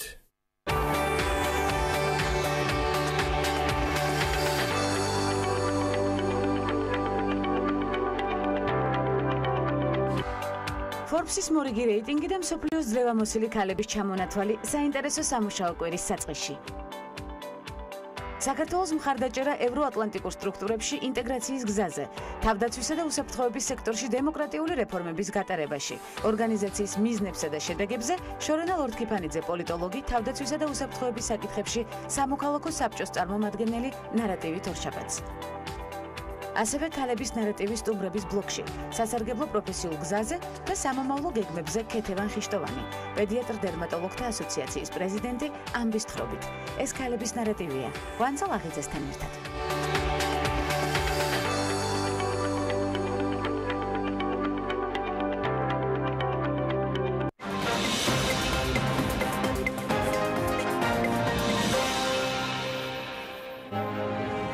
საქართველოში თურქეთის ახალი ელჩის პირველი ინტერვიუ საქმის კურსის მაყურებლებისთვის. ფატმა სერენიაზგანი ორ ქვეყანას შორის სავაჭრო-ეკონომიკური ურთიერთობების დეტალებზე ელენე ჩომახიძესთან ინტერვიუში. რათახა დაიხარჯა სოციალურად დაუცველთა ქრონიკული დაავადებების მედიკამენტებით უზრუნველყოფაზე. ერთგვარად ხელმისაწვდომი სამკურნალო პრეპარატების პროგრამის შედეგები. საქმის კურსის სტუდიაში საკუთარი ანალიზით ევროპული საქართველოდან ზურაბ ჭიაბერაშვილი, ქართული ოცნებიდან აკაკი ძოიძე. პარლამენტმა სამშენებლო კოდექსის განხილვა დაიწყო, საქმის კურსმა კი მისი მონიტორინგი. რამ შეუშალა ხელისუფლებას ხელი 2 წლის წინ ინიცირებული კანონპროექტის დამტკიცებაში. რა ელოდება ბიზნესს ახალი წესებით. დაელოდეთ მთავარ ეკონომიკურ და ბიზნეს სიახლეებს საქმის კურსისგან TV პირველზე.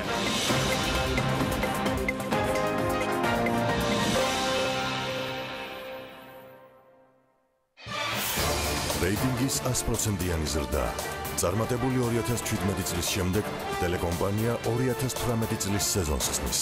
პირველი მთელი კვირა თქვენს სამსახურში. ორშაბათიდან პარასკევის ჩათვლით დღის ამბები დღეში 2-ჯერ, 2-ზე და 4-ზე.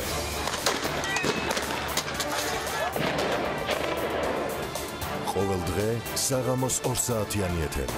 ორშაბათი ხალხის პოლიტიკა, სამშაბათი რეაქცია, 4შაბათი პოლიტმეტრი, 5შაბათი ისევ რეაქცია. პარასკევს კვირის ბოლოს ტელეკომპანიის საავტორო გადაცემების წამყვანების ერთობლივი თოქ-შოუ პირველები.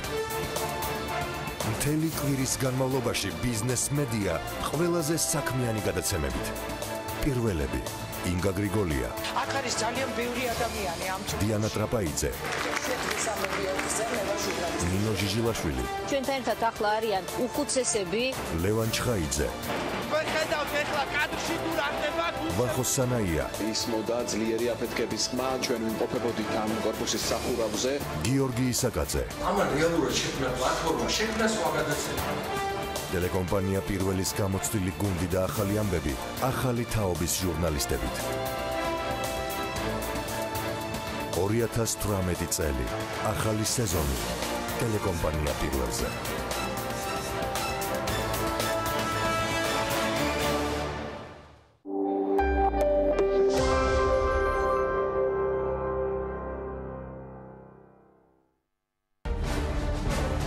გადაცემის სპონსორია მრავალფუნქციური პროექტი Axis Towers-ი, თანამედროვეობის ახალი სტანდარტი.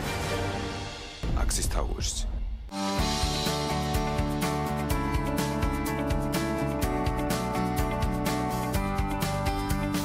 გადაცემის სპონსორია ახალი ნათება. ახალი ნათება მე ვირჩევ სინათლეს. გადაცემის სპონსორია მწვანე ქალაქი ლისზე. გადაცემის გენერალური სპონსორია სამშენებლო მასალების კომპანია ნოვა. წარმოება, იმპორტი, ექსპორტი. ნოვა.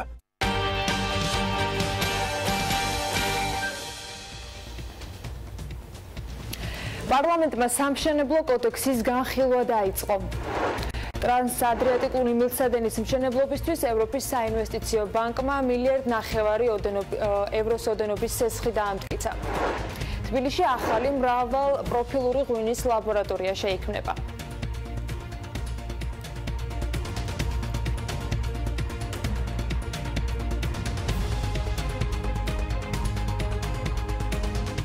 პარლამენტმა სამშენებლო კოდექსის განხილვა დაიწყო. კანონ პროექტის პაკეტზე იურიდიულ საკითხთა კომიტეტმა იმსჯელა. იურიდიულ საკითხთა კომიტეტზე ყველაზე დიდი ინტერესი კოდექსის პროექტიდან არქიტექტორების სერტიფიცირების სისტემამ გამოიწვია, რაც კოდექსის მიღების შემდეგ უნდა დაინერგოს. როგორც ეკონომიკის მინისტრის მოადგილემ განმარტა, სერტიფიცირება სავალდებულო იქნება მათთვის, ვინც ამა თუ იმ პროექტს ხელმძღვანელობს და ხელს აწერს. სერტიფიცირებას პროფესიული გაერთიანება სავარაუდოდ არქიტექტორთა კავშირი განახორციელებს, თუმცა დეტალებს უკვე არა კოდექსი, არამედ კანონქვემდებარე აქტები დაარეგულირებენ. კითხვაზე იქნება თუ არა სერტიფიცირების პროცესი კორუფციული რისკების მატარებელი, ირმა ქავთარაძე ამბობს, რომ ეს მსოფლიოს პრაქტიკა და თუ მას მივყვებით, მსგავსი რისკები არ იარსებებს.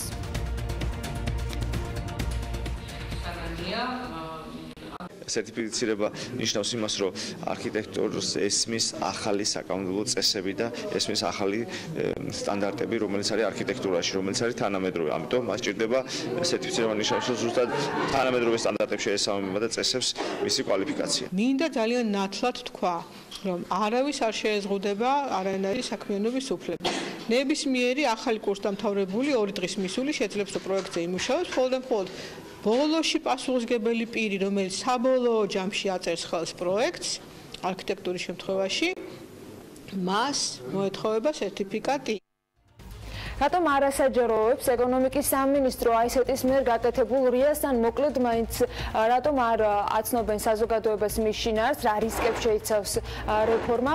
კითხვის მეორე ნაწილზე პასუხი ჯერჯერობით არ გვაქვს, მაგრამ ეკონომიკის სამინისტროში განმარტავენ, რომ შენიშვნები კანონის წერისას უკვე გათვალისწინებულია. ჩვენ აქტიურად თანამშრომლობთ საერთაშორისო საფინანსო დონორ ორგანიზაციებთან და ასევე კვლევით ინსტიტუტებთან. მათ შორის AICT-თან ერთად კანონის შექმნის პროცესში განხორციელდა ანალიტიკური ბიზნესისთვის გარკვეული შეფასებების გაკეთება. ეს შეფასება ისევე როგორც სხვა შეფასება არის სამუშაო დოკუმენტი შიდა მოხმარებისთვის, რომლის შედეგები, ისევე როგორც სხვა შეფასებების შედეგები, შესაძლებლობების შესაბამისობის და აქტუალურობის შესაბამისად მოხდა მათი შედეგების გათვალისწინება კანონის წერის პროცესში. ეკონომიკის სამინისტროში არ ეთანხმებიან AICT-ის შეფასებას, რომლის მიხედვითაც საპენსიო რეფორმა გამოიწვევს არაფორმალური შრომითი გარიგებების დადებას და წაახალისებს ჭრილოვან ეკონომიკას, რაც შესაძლოა საბიუჯეტო შემოსავლების შემცირების მიზეზი გახდეს. უწყებაში ამ რისკებს ვერ ხედავენ. დავეთანხმები ამ შეფასებას, როგორც მოგეხსენებათ, როგორც სახელმწიფოს მხრიდან, ისე დასაქმებულის და დამსაქმებლის მხრიდან შენატანი შეადგენს 2%. 2% დამსაქმებლის მხრიდან კონტრიბუცია არ არის ისეთი მაღალი, ეს ნამდვილად არ არის ის მაჩვენებელი, რომელმაც შეიძლება გამოიწვიოს გავლენა მოახდინოს დამსაქმებლის გადაწყვეტილებაზე. ტრანსადრიატიკული მილსადენის მშენებლობისთვის ევროპის საინვესტიციო ბანკმა 1,5 მილიარდი ევროს ოდენობის სესხი დაამტკიცა, რომელიც ევროპას საქართველოს გავლით აზერბაიჯანის გაზის მიწოდებით უზრუნველყოფს. ინფორმაციას როიტერზე დაყრდნობით, აზერბაიჯანკან 24 ავრცელებს. პროექტი ტაპის საერთო ღირებულება კი 4,5 მილიარდ ევროს შეადგენს. ტაპის სამხრეთ გაზის დერეფნის პროექტის ნაწილია, რომელიც პირველ ეტაპზე ევროპაში ყოველწლიურად 10 მილიარდი კუბური მეტრი ბუნებრივი აირის მიწოდებას გეგმავს. შახტენიზის 2 ფარგლებში. სამხრეთ გაზის დერეფნის პროექტი კი 3 ნაწილად იყოფა: სამხრეთ კავკასიური მილსადენი, ტრანსანატოლიური და ტრანსადრიატიკული მილსადენები. ტრანსადრიატიკული მილსადენი საბერძნეთიდან ალბანეთისა და ადრიატიკის ზღვის გავლით სამხრეთ იტალიამდე მიდის.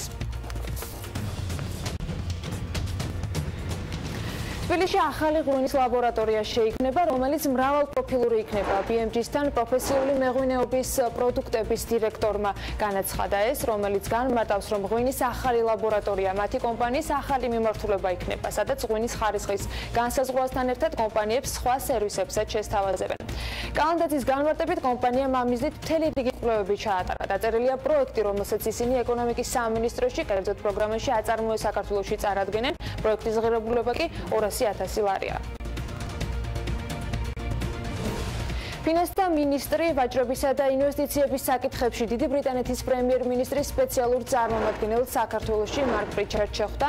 შეხვედრაზე მინისტრმა სტუმარს ინფორმაცია მიეწოდა მიმდინარე მაკროეკონომიკურ მაჩვენებლებზე, მთავრობის მიერ დაგეგმილ ეკონომიკურ რეფორმებზე და ასევე მხარეებმა ორ ქვეყანას შორის საბჭო ეკონომიკური ურთიერთობების გაღრმავების საკითხებზე ისაუბრეს. ორ ქვეყანას შორის მუშავდება ერთობლივი დოკუმენტი, რომლის მეშვეობითაც გეგმავთ ორმხრივი საბჭო ურთიერთობების მნიშვნელოვნად გაუმჯობესებას და გაზრდას. ეს საშუალებას მისცემს ბრიტანულ კომპანიებს აწარმოონ ბიზნესი არა მხოლოდ საქართველოში, არამედ რეგიონის სხვა ქვეყნებშიც, ამბობს მამუკა ბახტაძე. თავის მხრივ პრიჩარდი კი აღნიშნავს, რომ საქართველოს აქვს მზარდი ეკონომიკა, რომელიც დიდ ინტერესს იწვევს ბრიტანულ ბიზნეს წრეებში. საფინანსო, საბანკო სექტორები, ინფრასტრუქტურა, ვაჭრობა, განათლების სფერო ეს არის ის საკვანძო სექტორები, სადაც შესაძლებელია პარტნიორობის გაღრმავება. სალომბარდ ექსელმა M-კრედიტმა თავისი მომსახურებით სარგებლობის საშუალება უკვე ბათუმის მოქალაქეებსაც მისცა. კომპანიისთვის ბათუმის ფილიალი პირველია რეგიონში. ამასთან, როგორც თავად კომპანიის წარმომადგენლები ამბობენ, სულ მალე რეგიონში კიდევ იგეგმება ახალი ფილიალების გახსნა, რაც ემკრედიტის მომსახურებას მომხმარებლებისათვის კიდევ უფრო ხელმისაწვდომს გახდის. განსხვავებული სალომბარდე მომსახურება დაბალი 3% განაკვეთი და მომხმარებლის ინტერესებზე მორგებული გარემო. ამ მახასიათებლების ჩამოთვლით კომპანია ემკრედიტის წარმომადგენლები საქართველოს ბაზარზე თავიანთ კონკურენტულ უნარიანობას უსვამენ ხაზს. ამ სერვისებით სარგებლობას უკვე ბათუმელი მომხმარებლებით შეძლებენ ბათუმში ჭავჭავაძის ქუჩაზე ემკრედიტის პირველი ფილიალი გაიხსნა. დღეს გავხსენით ბათუმში ჩვენი პირველი ფილიალი რეგიონში. ჩვენს მომხმარებელს შევთავაზებთ რა თქმა უნდა ისეთ სერვისებს როგორიც არის iPhone-ი ტარების უფლებით. ბათუმიდან იყო ძალიან დიდი გამოხმაურება თვითონ მოსახლეობის მხრიდან და ამიტომ გადავწყვიტეთ გაგვეხსნა ახალი ფილიალი ჩვენი ბათუმში. როგორც ემკრედიტის მენეჯმენტი იუწყება მოთხოვნა მათ მომსახურებაზე გახსნის დღიდანვე დიდია. მათი თქმით ბათუმში ისეთი სერვისი როგორიცაა iPhone-ი ტარების უფლებით მომხმარებლისთვის აქამდე ხელმისაწვდომი არ იყო. შესაბამისად კომპანია მათ ეს სერვისი შესთავაზა, რამაც ბათუმელების დიდი ინტერესი გამოიწვია. თავდაპირველად არ იყო დაგეგმილი ბათუმში გახსნა, უბრალოდ მოსახლეობისგან იყო ძალიან დიდი მოთხოვნა, რომ ესარგებლოთ ჩვენი სერვისებით. მოგესალმებით, ბათუმში არ არის ისეთი სერვისი, რომელიც არის iPhone-ის ტარების უფლებით. შესაბამისად ჩვენ ვართ პირველები და ამიტომ გავხსენით აქ ფილიალი. ემკრედიტის წარმომადგენლობამ ბათუმის ფილიალის გახსნისას აღნიშნა, რომ კომპანიამ 2018 წლის გეგმები პირდაპირ დაუკავშირა რეგიონების ათვისებას. შესაბამისად, სულ მალე ემკრედიტი თავის ახალ ფილიალს ქალაქ რუსთავშიც გახსნის. დღეს ემილ ლავდალიანის რუბრიკის გამორჩეული ვიდეობლოგის დრო არის. ემილ ლავდალიანი თავის რუბრიკაში დღეს ქართული ბიზნესის ისტორიები მოგვითხრობს შენობაზე, რომელიც აღარ არსებობს. მის ადგილას თავისუფლების მოედანზე ახლა წმინდა გიორგის ძეგლია. რატომ აღარ არსებობს თბილისის პირველი თეატრი და რა ხდება დღეს თავისუფლების მოედნის ქვეშ? ემილ ლავდალიანი აბრიელ თამამშების ბიზნესზე მოგვიყვება.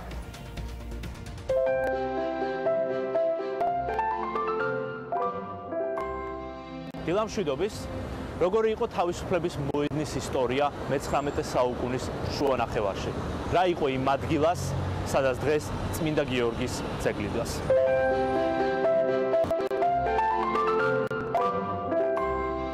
მე-19 საუკუნის თბილისში არ არსებობდა არც ერთი თეატრი და არც საოპერო დარბაზი. ზუსტად ამის გამო მე-19 საუკუნის შუახანებში, კერძოდ კი 1854 წელს კავკასიის მთავარმართებელად დანიშნული მიხეილ ვორონცოვის პირველი საფიქრალი იყო ქალაქისთვის დაეარსებინა ესეთი შენობა, სადაც დაიწყებოდა ევროპული წარმოდგენების ჩვენება.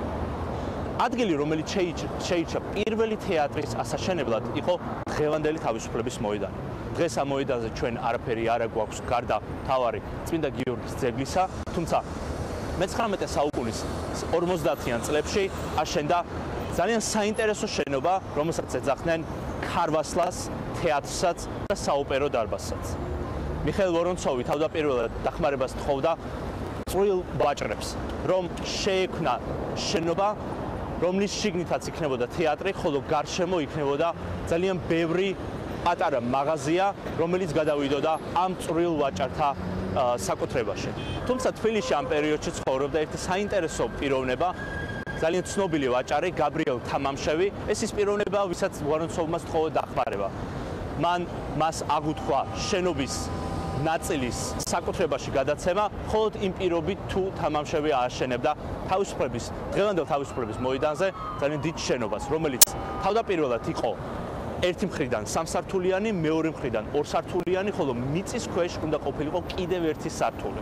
ქარვასლის ზომები იყო 78-58 მეტრზე, ხოლო ის დარბაზი, სადაც იყო შექმნილი თეატრი, შეიცავდა 800 ადამიანზე გაშლილ დარბაზს, ხოლო ამ დარბაზის გარშემო იყო ძალიან ბევრი დუქანი, ბევრი ოთახი, რომელიც ქირავდებოდა და ეს ყველა ის მთელი ფართი თეატრის გამოკლებით იყო გაბრიელ თამამშევის საკუთრებაში.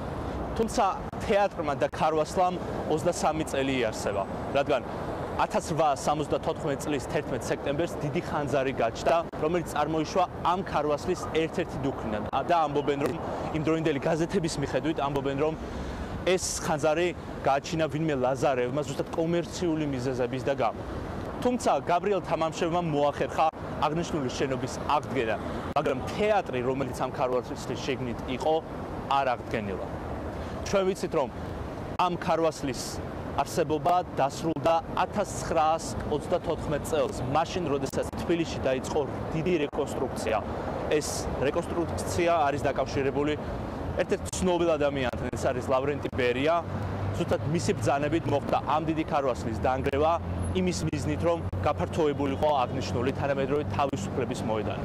ორადორი რამ შემოგჩა აღნიშნული შენობიდან თანამედროვე თბილისში. ეს არის ერთი სართული, რომელიც არის დამარხული თანამედროვე თავისუფლების მოედნის ქვეშ და ორი გრიფონი, რომელსაც დღეს თბილისელები ხედავენ თანამედროვე საკრებულოს შენობის წინ.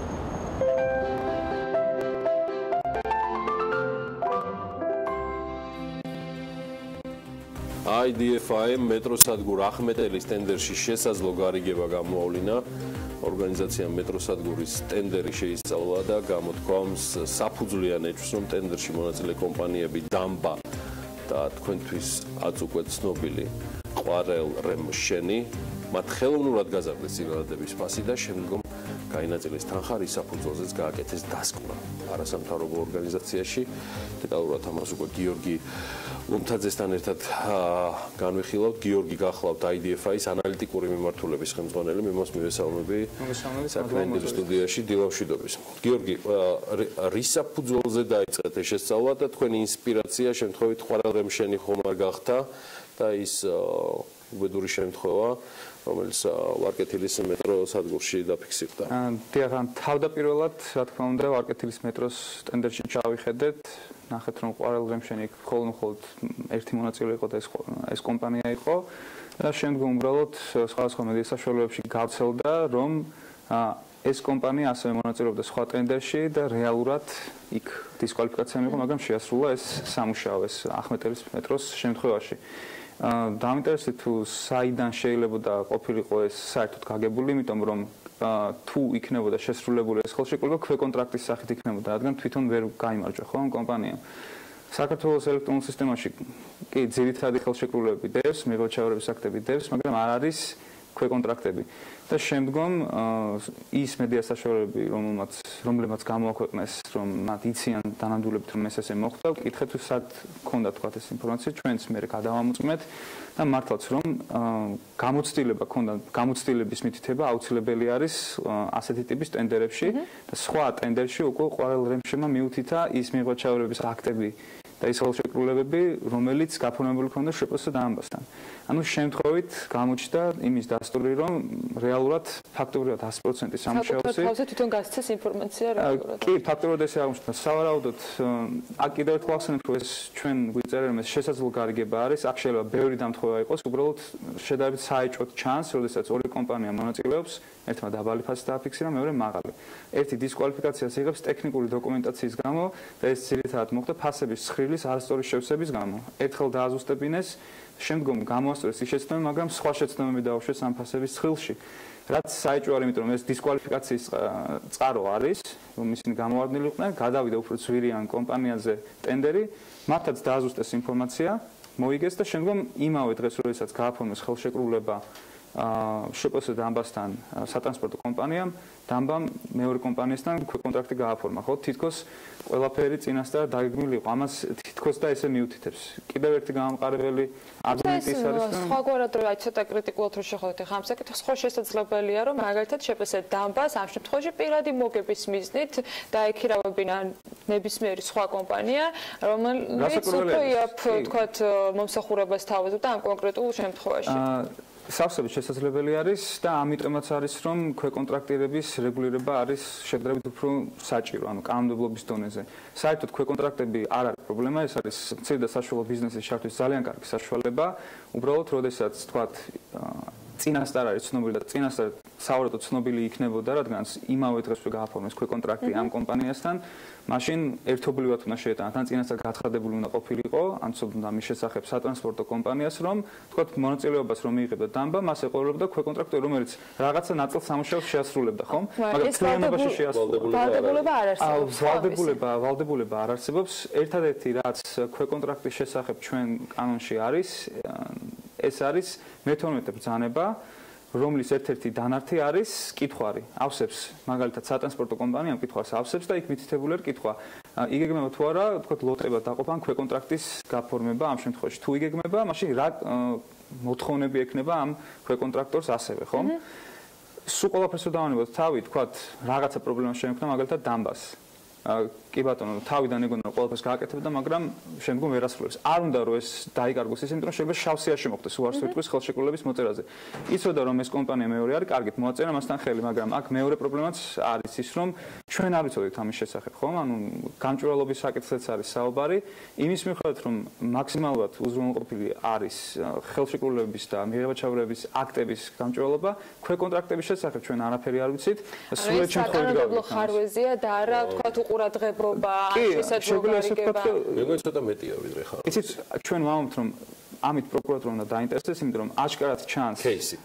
კი, ამ кейსით, იმიტომ რომ ჩანს რომ შესაძლოა გარიგება მოხდა, იმიტომ რომ აჭკარად შეასრულა მიღება-ჩავრების აქტებით ჩანს და კონტრაქტით ჩანს რომ ყველაფერს აკეთებდა ყვარელრემშენი და 30000 წაიღო უბრალოდ დამბამ და რისთვის წაიღო ანუ 30000 ხო თავიდანაც შესთავაზა ფაქტობრივად ყვარელრემშენმა იმაზე 2000 ლარით მეტი გამოუვიდა და რატომ ეს 30000 ლარი აზრი ხარჯება ლოჯისტიკური ცენტრი ხო არ არის ეს შპს დამბა შეიძლება ასე იყოს და ეს რაც თქვენ თვით რომ უბრალოდ შემოსავლის წყარო შეიძლება ყოფილიყო დამისთვის ესეც შეიძლება იყოს მაგრამ ეს ფაქტობრივად არის ბიუჯეტის კიდევ ბიუჯეტიდან ნაწილობრივ ხო? დავაზუსტებ ამ შემთხვევაში საკანონმდებლო ჩანაწერს არსებობს თუ არა თუ ეს კონკრეტულ ტენდერებში ცალკეულად გაიწერება რომ ქვეკონტრაქტორები თუ კი ისინი არიან შავსიაში მოხვედრილები ან სხვა რაიმე შეზღუდვა არსებობს რომელიმე ტენდერთან დაკავშირებით არ შეიძლება იყვნენ. ანუ ამით კანონი დაირღვა თუ არ დაირღვა თუ ეს უბრალოდ ის თქვათ ასე თქვათ შავი ხვრელები გამოიყენა შპს დამბამ იმისათვის რომ რეალურად სარგებელი ენახა. უფრო მეტად შავი ხვრელის გამოყენება იმიტომ რომ ყვარელრემშენი უკვე აღარ იყო შავსიაში მას შემდეგ როდესაც რეესტრი ამოიღებენ მას ერთი წელი გასული იყო ერთი თვე იყო გასული ზუსტად ამ ამოღებიდან მას შეეძლო თავისუფლად მიიღო მონაწილეობა ნებისმიერ ტენდერში. ანალიზში გარღვევა არავითარი არ არის, ყველაფერი კანონის მიხედვით მოხდა, ზუსტად მაგას ვამბობთ, რომ კანონის მიხედვით რომ მოხდა ასეთი შემთხვევა და ეს ერთი უბრალოდ იმიტომ გახმაურდა, რომ ვარკეთილში მოხდა ტრაგედია. შეიძლება ასეთი ბევრი იყოს და იმის გარდა რომ კომპანიებს შორის გარიგებების საფუძველი შეიძლება გახდეს, ასევე შეიძლება კორუფციის წყაროც იყოს. მაგალითად, რას გულისხმობ? თუ იმ შემთხვევაში თუ ტენდერის გამოცხადებელი სატენდერო კომისიაში ვინმეს აქ კომპანია სიტყვაზე ვერ მიიღებს მონაწილეობას ტენდერში, იმიტომ რომ ინტერესთა კონფლიქტი არის. მაგრამ ქვეკონტრაქტორად შეიძლება მერე გაიფორმოს იმ კომპანიამ, რომელიც გაიმარჯვებს, ხო? ვალდებულება გამოქვეყნების არ არის. ასეთი გამოქვეყნების ვალდებულება არ არის, იმის მიუხედავად რომ უნდა იცოდეს აუცილებლად ეს კონტრაქტებში სტანდარტულად წერია ხოლმე, რომ უნდა იცოდნენ ქვეკონტრაქტი გაფორმება თუ არა და მერე თანხმობა ჭირდება შემსყიდველის ძირითად კონტრაქტორთან. ანუ თავისი არსით სატრანსპორტო კომპანია მიცოდა. თანხმობა ქვეკონტრაქტის არსებობაზე თუ ქვეკონტრაქტორის კონკრეტულად ქვეკონტრაქტორის არსებობაზე და ან კონკრეტულად კომპანიის ზონაზე. თანხმობა წესით არ იგით ხელშეკრულებების მიხედვით იმაზე იდება არის თუ ანუ შესაძლებლობა არის ექნება თუ არა კომპანიას რომ ქვეკონტრაქტი გააფორმოს. თანხმობა მოწერილი არის ამის მერე რა ხდება თქვა ვინმე კვალიფიკაციას ამბობს. ჩემი კომპანია გიგის კომპანია თქვენ კომპანია არა მნიშვნელობა. ეს უკვე შიდა თქვა ამ ტენდერის გამოცხადებელის პრეროგატივა არის და მანმა გადაწყვეტოს ენდობა თუ არა ამ კომპანიას. არის თუ არა ეს კორუფციული რისკების მატარებელი? კი, ნამდვილად ყველაზე მნიშვნელოვანი. ნამდვილად არის, იმიტომ რომ საქართველოს კანონმდებლობა ძირითადად ყველაფერს არეგულირებს, საკმაოდ მოწინავე კანონმდებლობა და ელექტრონული სისტემად ითვლება ზოგადად სოფლიოში, მაგრამ აი ეს ქვეკონტრაქტის ნაწილი შეიძლება ითქვას, რომ ჩავარდნაის და ჩვენ 2014 წლიდან ვამბობთ, რომ მნიშვნელოვანია, რომ ქვეკონტრაქტებიც იტვირთებოდეს.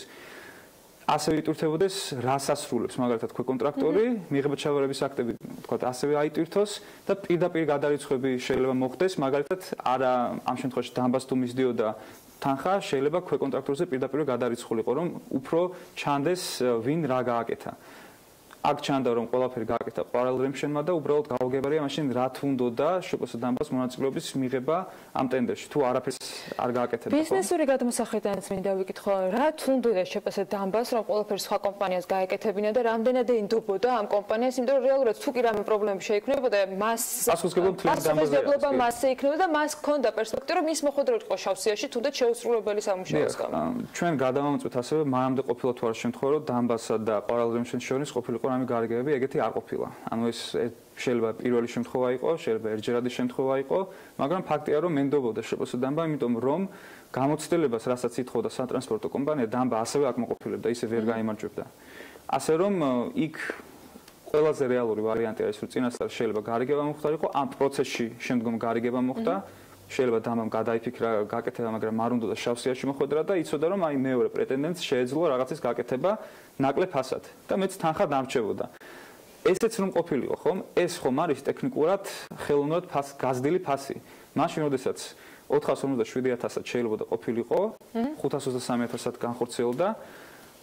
ისე გამოდის რომ 459.000 ლარს წაიღებდა ყოველ დრემშენი და დანარჩენს დაიტოვებდა არა ფაქტობრივად ესე გამოდის რომ არაფერში დაიტოვებდა შპს დამბა. ასე რომ ეს ჩვენი აზრით არის ბიუჯეტის არეფექტიანი ხარჯვის ერთ-ერთი მაგალითი. თან ყველაფერთან ერთად, როდესაც დაფიქსირდა, ანუ იქ რაუნდები ხო არის, 3 რაუნდი არის, როდესაც ფასებს აკლებენ. არც ერთმა პრეტენდენტმა არ დააკლო ფასი არც ერთ რაუნდზე. შეიძლება არ უღირდათ მაგრამ მაინც მე რადგანაც გარიგება მოხდა და ქვეკონტრაქტი გაფორმდა, ესეც შეიძლება მიანიშნებდეს იმაზე, რომ რაღაცა მხრივ წინასწარ იყო შეთანხმებული, მოდი ფასები არ დავაკლოთ და გავინაწილოთ. თუ გაქვთ ინფორმაცია ამ შეპესების დაფუძნებლებზე, რაიმე კავშირზე, მათ შორის ერთმანეთთან და ასე შემდეგ, რომ წინასწარ გამოკვლეული იყო ამას ნეტგაზეთი, ტაბულა და სხვაებიც ცდილობენ რომ ენახათ რაიმე კავშირი იყო თუ არა მათ შორის, იმას მე რაც გახმაურდა ეს. არავითარი კავშირი არ არის, ჩვენს გადავამოწმეთ, როგორც გითხარით, არც მანამდე არ ქონიათ ასეთი შემთხვევა, რომ ერთად ყოფილიყვნენ ტენდერში და რაღაცა გარიგების ეჭვი ყოფილიყო. არავითარი ესეთი ნათელი კავშირი არ ჩანს. ამ დასკვნის უკაცრავად, ამ ანალიტიკის და შესაბამისად, რომელსაც ამაზე ცოტა ბოლოსკენ უკვე შემდეგი ნაბიჯები რა, თქვენ მიმართეთ გენერალურ პროკურატურას? ჩვენ ჯერჯერობით ეს ოფიციალური მიმართვა არ გავაკეთებია, მოწოდება იყო პროკურატურას, რომ ეს ახმეტელის მეტროს საქმეში შეაიხედონ, წესდარგით შეჩერებული არის ახმეტელის მეტროს შესრულება. ჩვენ ნახეთ თითქმის ყველა მეტროსადგურის ის გააჩერა. გააჩერა და რომ შიგნით დეტალური ჩახედვა მოხდეს და რაღაც საერთო გარემოებები თუ იყო, ამის დადგენა მოხდეს. ანუ პროკურატურამ ამ კონკრეტულ ფაქტებს უნდა მიაქციოს უფრო მეტად ყურადღება, რომ ფასის კლება არ მოხდა, შემდგომ იმავე დღეს კონტრაქტი გაფორმდა, რეალურად სამუშაო შეასრულა ერთმა კომპანიამ, რომელიც დისკვალიფიცირებული იყო რაღაც მხოლოდ ტექნიკური ხარჯის გამო, რომ მას არ ეწერა სწორად ხელფასის ცხრილში რაღაც ციფრი, მაშინ როდესაც მანამდე სწორად ქონდა, როდესაც დაზუსტება მოთხოვეს, ასე რომ ეს გარემოებები აუცილებლად მიუთითებს იმაზე, რომ ღირს ამ ტენდერში ჩახედო ნამდვილად ღირს. გიორგი, ხომ არ მიგაჩნიათ, რომ უპრიანი იქნებოდა, რომ აღნიშნული დასკვნა თავისი რეკომენდაციებით ასევე გადაეგზავნოს გენერალურ აუდიტორსაც? ნამდვილად შეიძლება აუდიტის სამსახური ერთ-ერთი ის უწყება, რომელსაც შეუძლია დეტალურად მოიძიოს ინფორმაცია აბსოლუტურად ყველაფერზე, კონტრაქტებით, ქვეკონტრაქტებით, დამადასტურებელი დოკუმენტაციით, ყველა ვალდებულია რომ მიაწოდოს ამ ინსტიტუტს დოკუმენტაცია, ასე რომ ნამდვილად შეიძლება აუდიტის სამსახურმა ჩაიხედოს სატრანსპორტო კომპანიის შესყიდვებშიც, აუდიტი ჩატარდეს.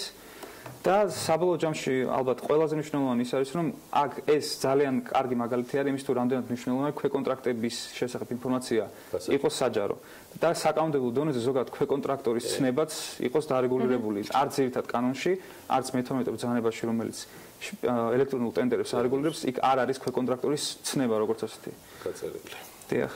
დიდი მადლობა. მადლობა გიორგი ლომთაძეს, IDFI-ის ანალიტიკური მიმართულების ხელმძღვანელს.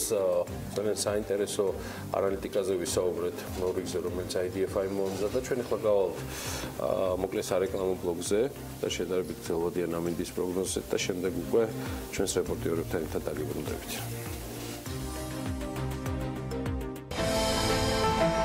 ამინდის პროგნოზის სპონსორია SEU Development.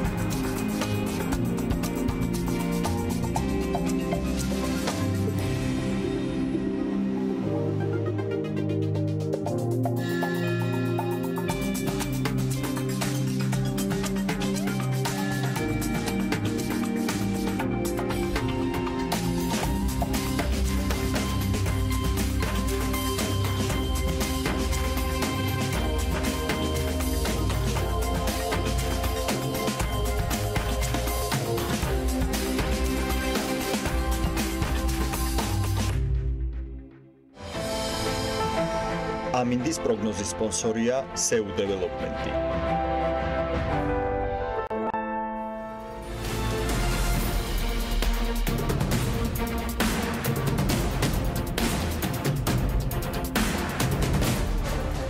გადაცემის სპონსორია მრავალფუნქციური პროექტი Axis Towers-ი, თანამედროვეობის ახალი სტანდარტი. Axis Towers.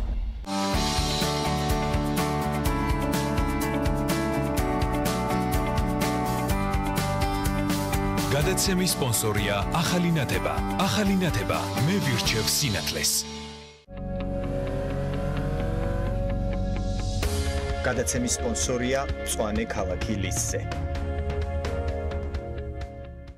გადაცემის გენერალური სპონსორია სამშენებლო მასალების კომპანია ნოვა.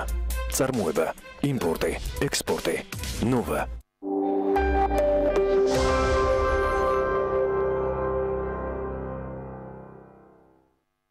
გახსენით ერთწლიანი ანაბარი ლარში და მიიღეთ გაზრდილი საპროცენტო განაკვეთი და საჩუქრები VTB ბანკისგან. რაც უფრო დიდია თანხა დეპოზიტზე, მით მეტი საჩუქარი გელით. სასაუბრო დრო მობილურზე 1 წლის განმავლობაში. პირადი ბანკირის მომსახურება და რაც მთავარია, ბილეთები UEFA-ს ჩემპიონთა ლიგაზე ან მსოფლიო ჩემპიონატზე ფეხბურთში. VTB ბანკის ვადიანი ანაბარი ლარში. სანდო და ხელსაყრელი არჩევანი.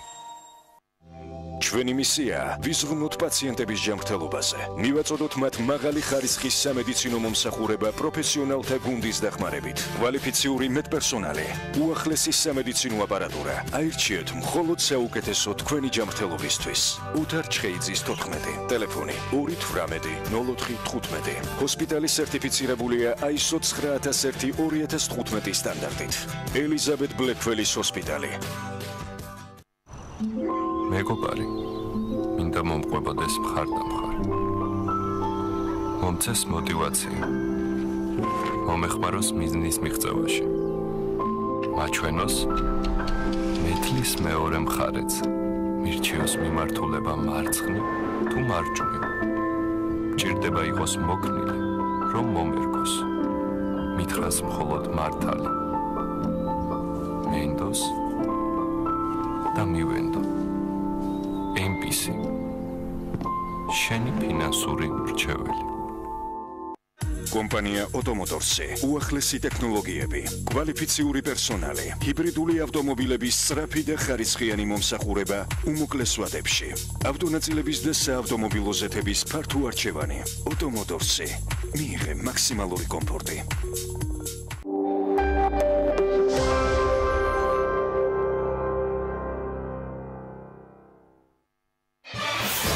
რეიტინგის 100%-იანი ზრდა.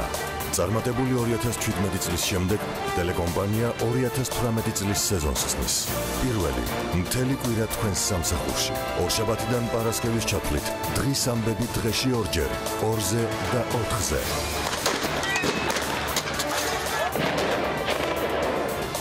ყოველ დღე საღამოს 2 საათიანი ეთერი. ორშაბათი ხალხის პოლიტიკა, სამშაბათი რეაქცია, 4შაბათი პოლიტმეტრი, 5შაბათი ისევ რეაქცია. პარასკევს კვირის ბოლოს ტელეკომპანიის საავტორო გადაცემების წამყვანების ერთობლივი თოქ-შოუ პირველები.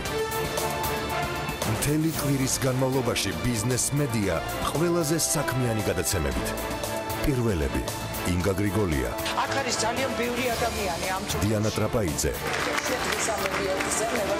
ნინო ჟიჟილაშვილი. ჩვენთან ერთად ახლა არიან უხუცესები. ლევან ჩხაიძე. ვეხედავთ ეხლა კადრში თუ რა ხდება. ვახო სანაია. ის მოდა ძლიერი აფეთქების ხმა ჩვენ ვიმყოფებოდით ამ კორპუსის სახურავზე.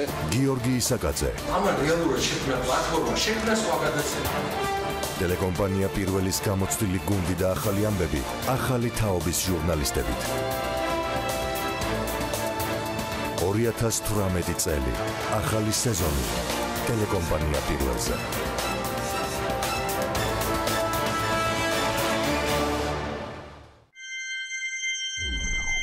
BMG, წარმოგიდგენთ.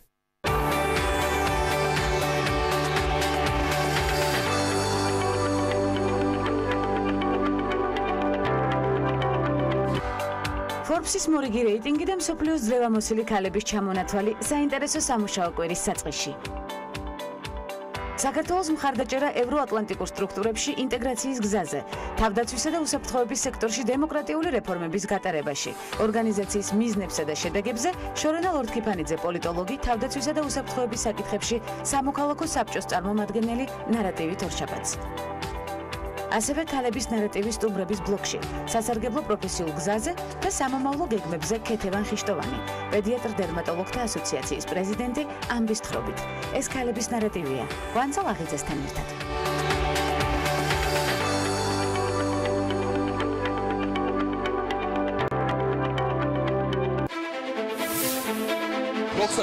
თქვენ რა ინფორმაცია გაქვთ? საჩინაგან საქმეთა სამინისტრომ დაიწყო გამოძიება. გიორგი კიკაბიძე იყო ახლა ხაზზე. პირველმა მოუთხრო მაყურებელს ყველაზე ძლიერი სურვილია. პირველის გადამღები ჯგუფის შემთხვევით შეესწრო სპეცოპერაციას. მე ვთხოვ ახლა ჩემს ოპერატორს გვაჩვენოს. მოვლენებს შენ უყურებ შენი თვალით და უყურებ შენი მაყურებლის თვალით. იყრით თუ არა, კიდევ კენს აუცილებელია ყველა კითხვას დროულად გაეცეს პასუხი. ახლო ხედით, უკეთესად ჩანს, მაგრამ ხანდახან შორიდან უნდა დაინახო. გიორგი კიკაბიძე იმყოფება გორში. ოკუპანტებმა ეგრეთ წოდებული საზღვარი დაახლოებით 17 მეტრით გადმოწეს. ამერიკის შეერთებული შტატების ვიცე-პრეზიდენტს მაიკ პენსს წუთი-წუთზე ელოდებიან. საქართველოს შეიარაღებული ძალები ჩაერთვებიან ხანძრის ჩაქრობას. იგებთ ჩვენ, იგებთ თქვენ. გიორგი კიკაბიძე, პირველის ახალი ამბები.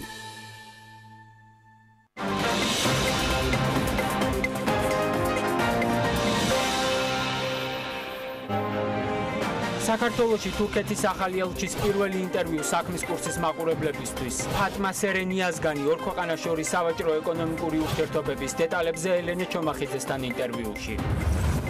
რა თანხა დაიხარჯა სოციალურად დაუცველთა ქრონიკული დაავადებების მედიკამენტებით უზრუნველყოფაზე. ერთგვარად ხელმისაწვდომი სამკურნალო პრეპარატების პროგრამის შედეგები. საქმის კურსის სტუდიაში საკუთარი ანალიზით ევროპული საქართველოდან ზურაბ ჭიაბერაშვილი, ქართული ოცნებიდან აკაკი ძოიძე. პარლამენტმა სამშენებლო კოდექსის განხილვა დაიწყო, საქმის კურსმა კი მისი მონიტორინგი. რამ შეუშალა ხელისუფლებას ხელი 2 წლის წინ ინიცირებული კანონპროექტის დამტკიცებაში. რა ელოდება ბიზნესს ახალი წესებით. დაელოდეთ მთავარ ეკონომიკურ და ბიზნეს სიახლეებს საქმის კურსისგან TV პირველზე.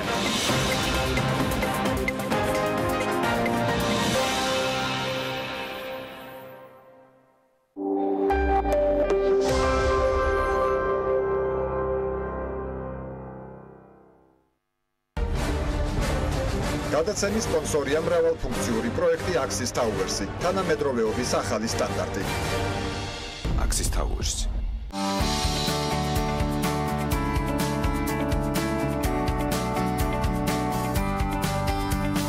გადაცემის სპონსორია ახალი ნათება. ახალი ნათება მე ვირჩევ სინათლეს. გადაცემის სპონსორია მწვანე ქალაქი ლისზე. გადაცემის გენერალური სპონსორია სამშენებლო მასალების კომპანია ნოვა. წარმოება, იმპორტი, ექსპორტი. ნოვა.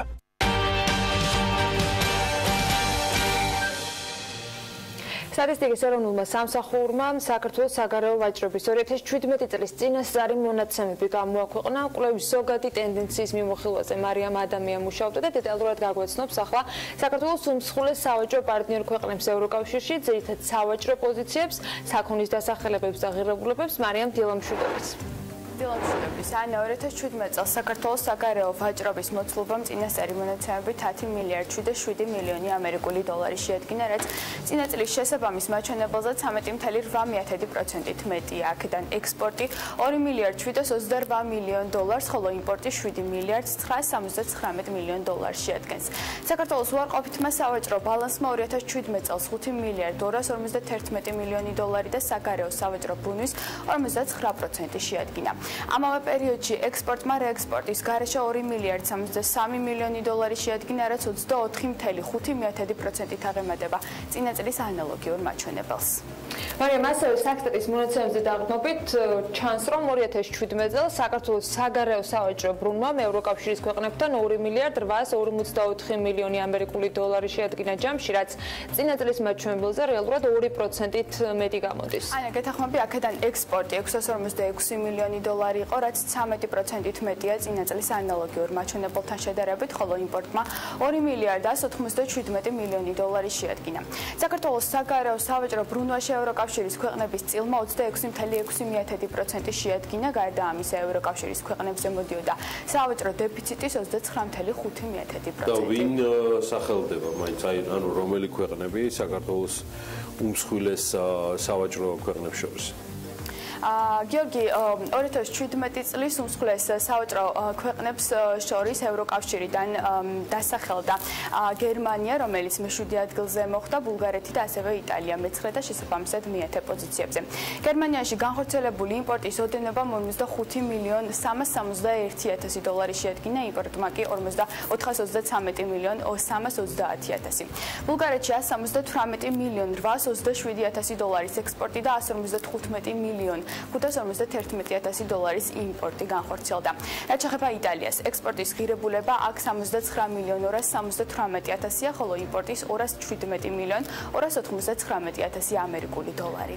მარიამ, რა არის ევროკავშირის ქვეყნებში ექსპორტირებული, იმპორტირებული უმსხვილესი სასაქონლო ჯგუფების მაგალითის პირველი ხუთეული, იმიტომ რომ დარწმუნებული ვარ, ეს განსაკუთრებით საინტერესო იქნება. დიახ, ანა, მაგალითად გერმანიაში ხორციელდება თხილისა და კაკლის, ხის, ხილისა და ბოსტნეულის წვენების დაბგული ფქვილის, დაკონსერვებული ნაყოფისა და მცენარეების ნაწილების ექსპორტი, რაც შეეხება იმპორტს, ძირითადად შემოდის მსუბუქი ავტომობილები, სამკურნალო საშუალებები, სატვირთო ავტომობილები, ხელსაწყოები და მოწყობილობები მედიცინაში ან ვეტერინარიაში გამოსაყენებელი.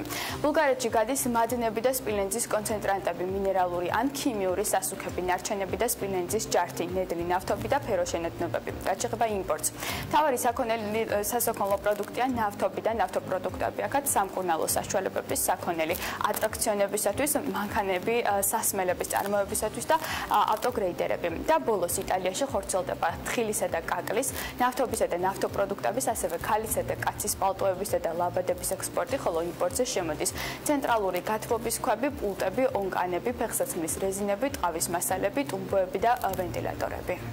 იცოდი იტალიაში კაცის, ანუ მამაკაცის და ასევე ქალბატონების პალტოებისა და ლაბადების ექსპორტს რო აკეთებდით?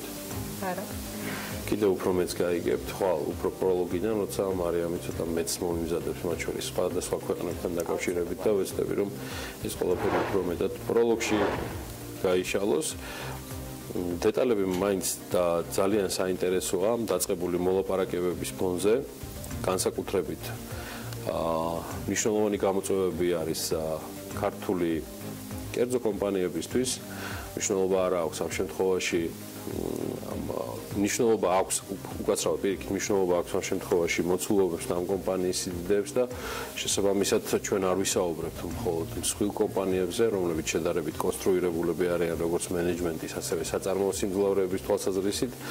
რეალურად მთავარი სიკეთეები აქ მათ შორის მცირე და საშუალო ბიზნესის წარმომადგენლებმა უნდა ნახონ, თუმცა არსებობს ბევრი ობიექტური წინაპირობაც, რაც უშლის მათ ხელთ ივაჭრონ მეტად მნიშვნელოვან ბაზარზე, რომელსაც ევროკავშირის ბაზარი ჰქვია. სწორედ ამ დეტალებზე გსურს საუბარი და ეხლა პირდაპირ ეთერში გვერდება მარიამ გაბუნია.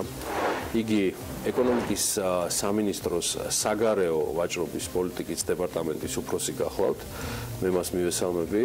დიდი მადლობა თქვენი დროისთვის, რომ ხართ ჩვენთან ერთად და წარმატებულ დღეს უსურვებ.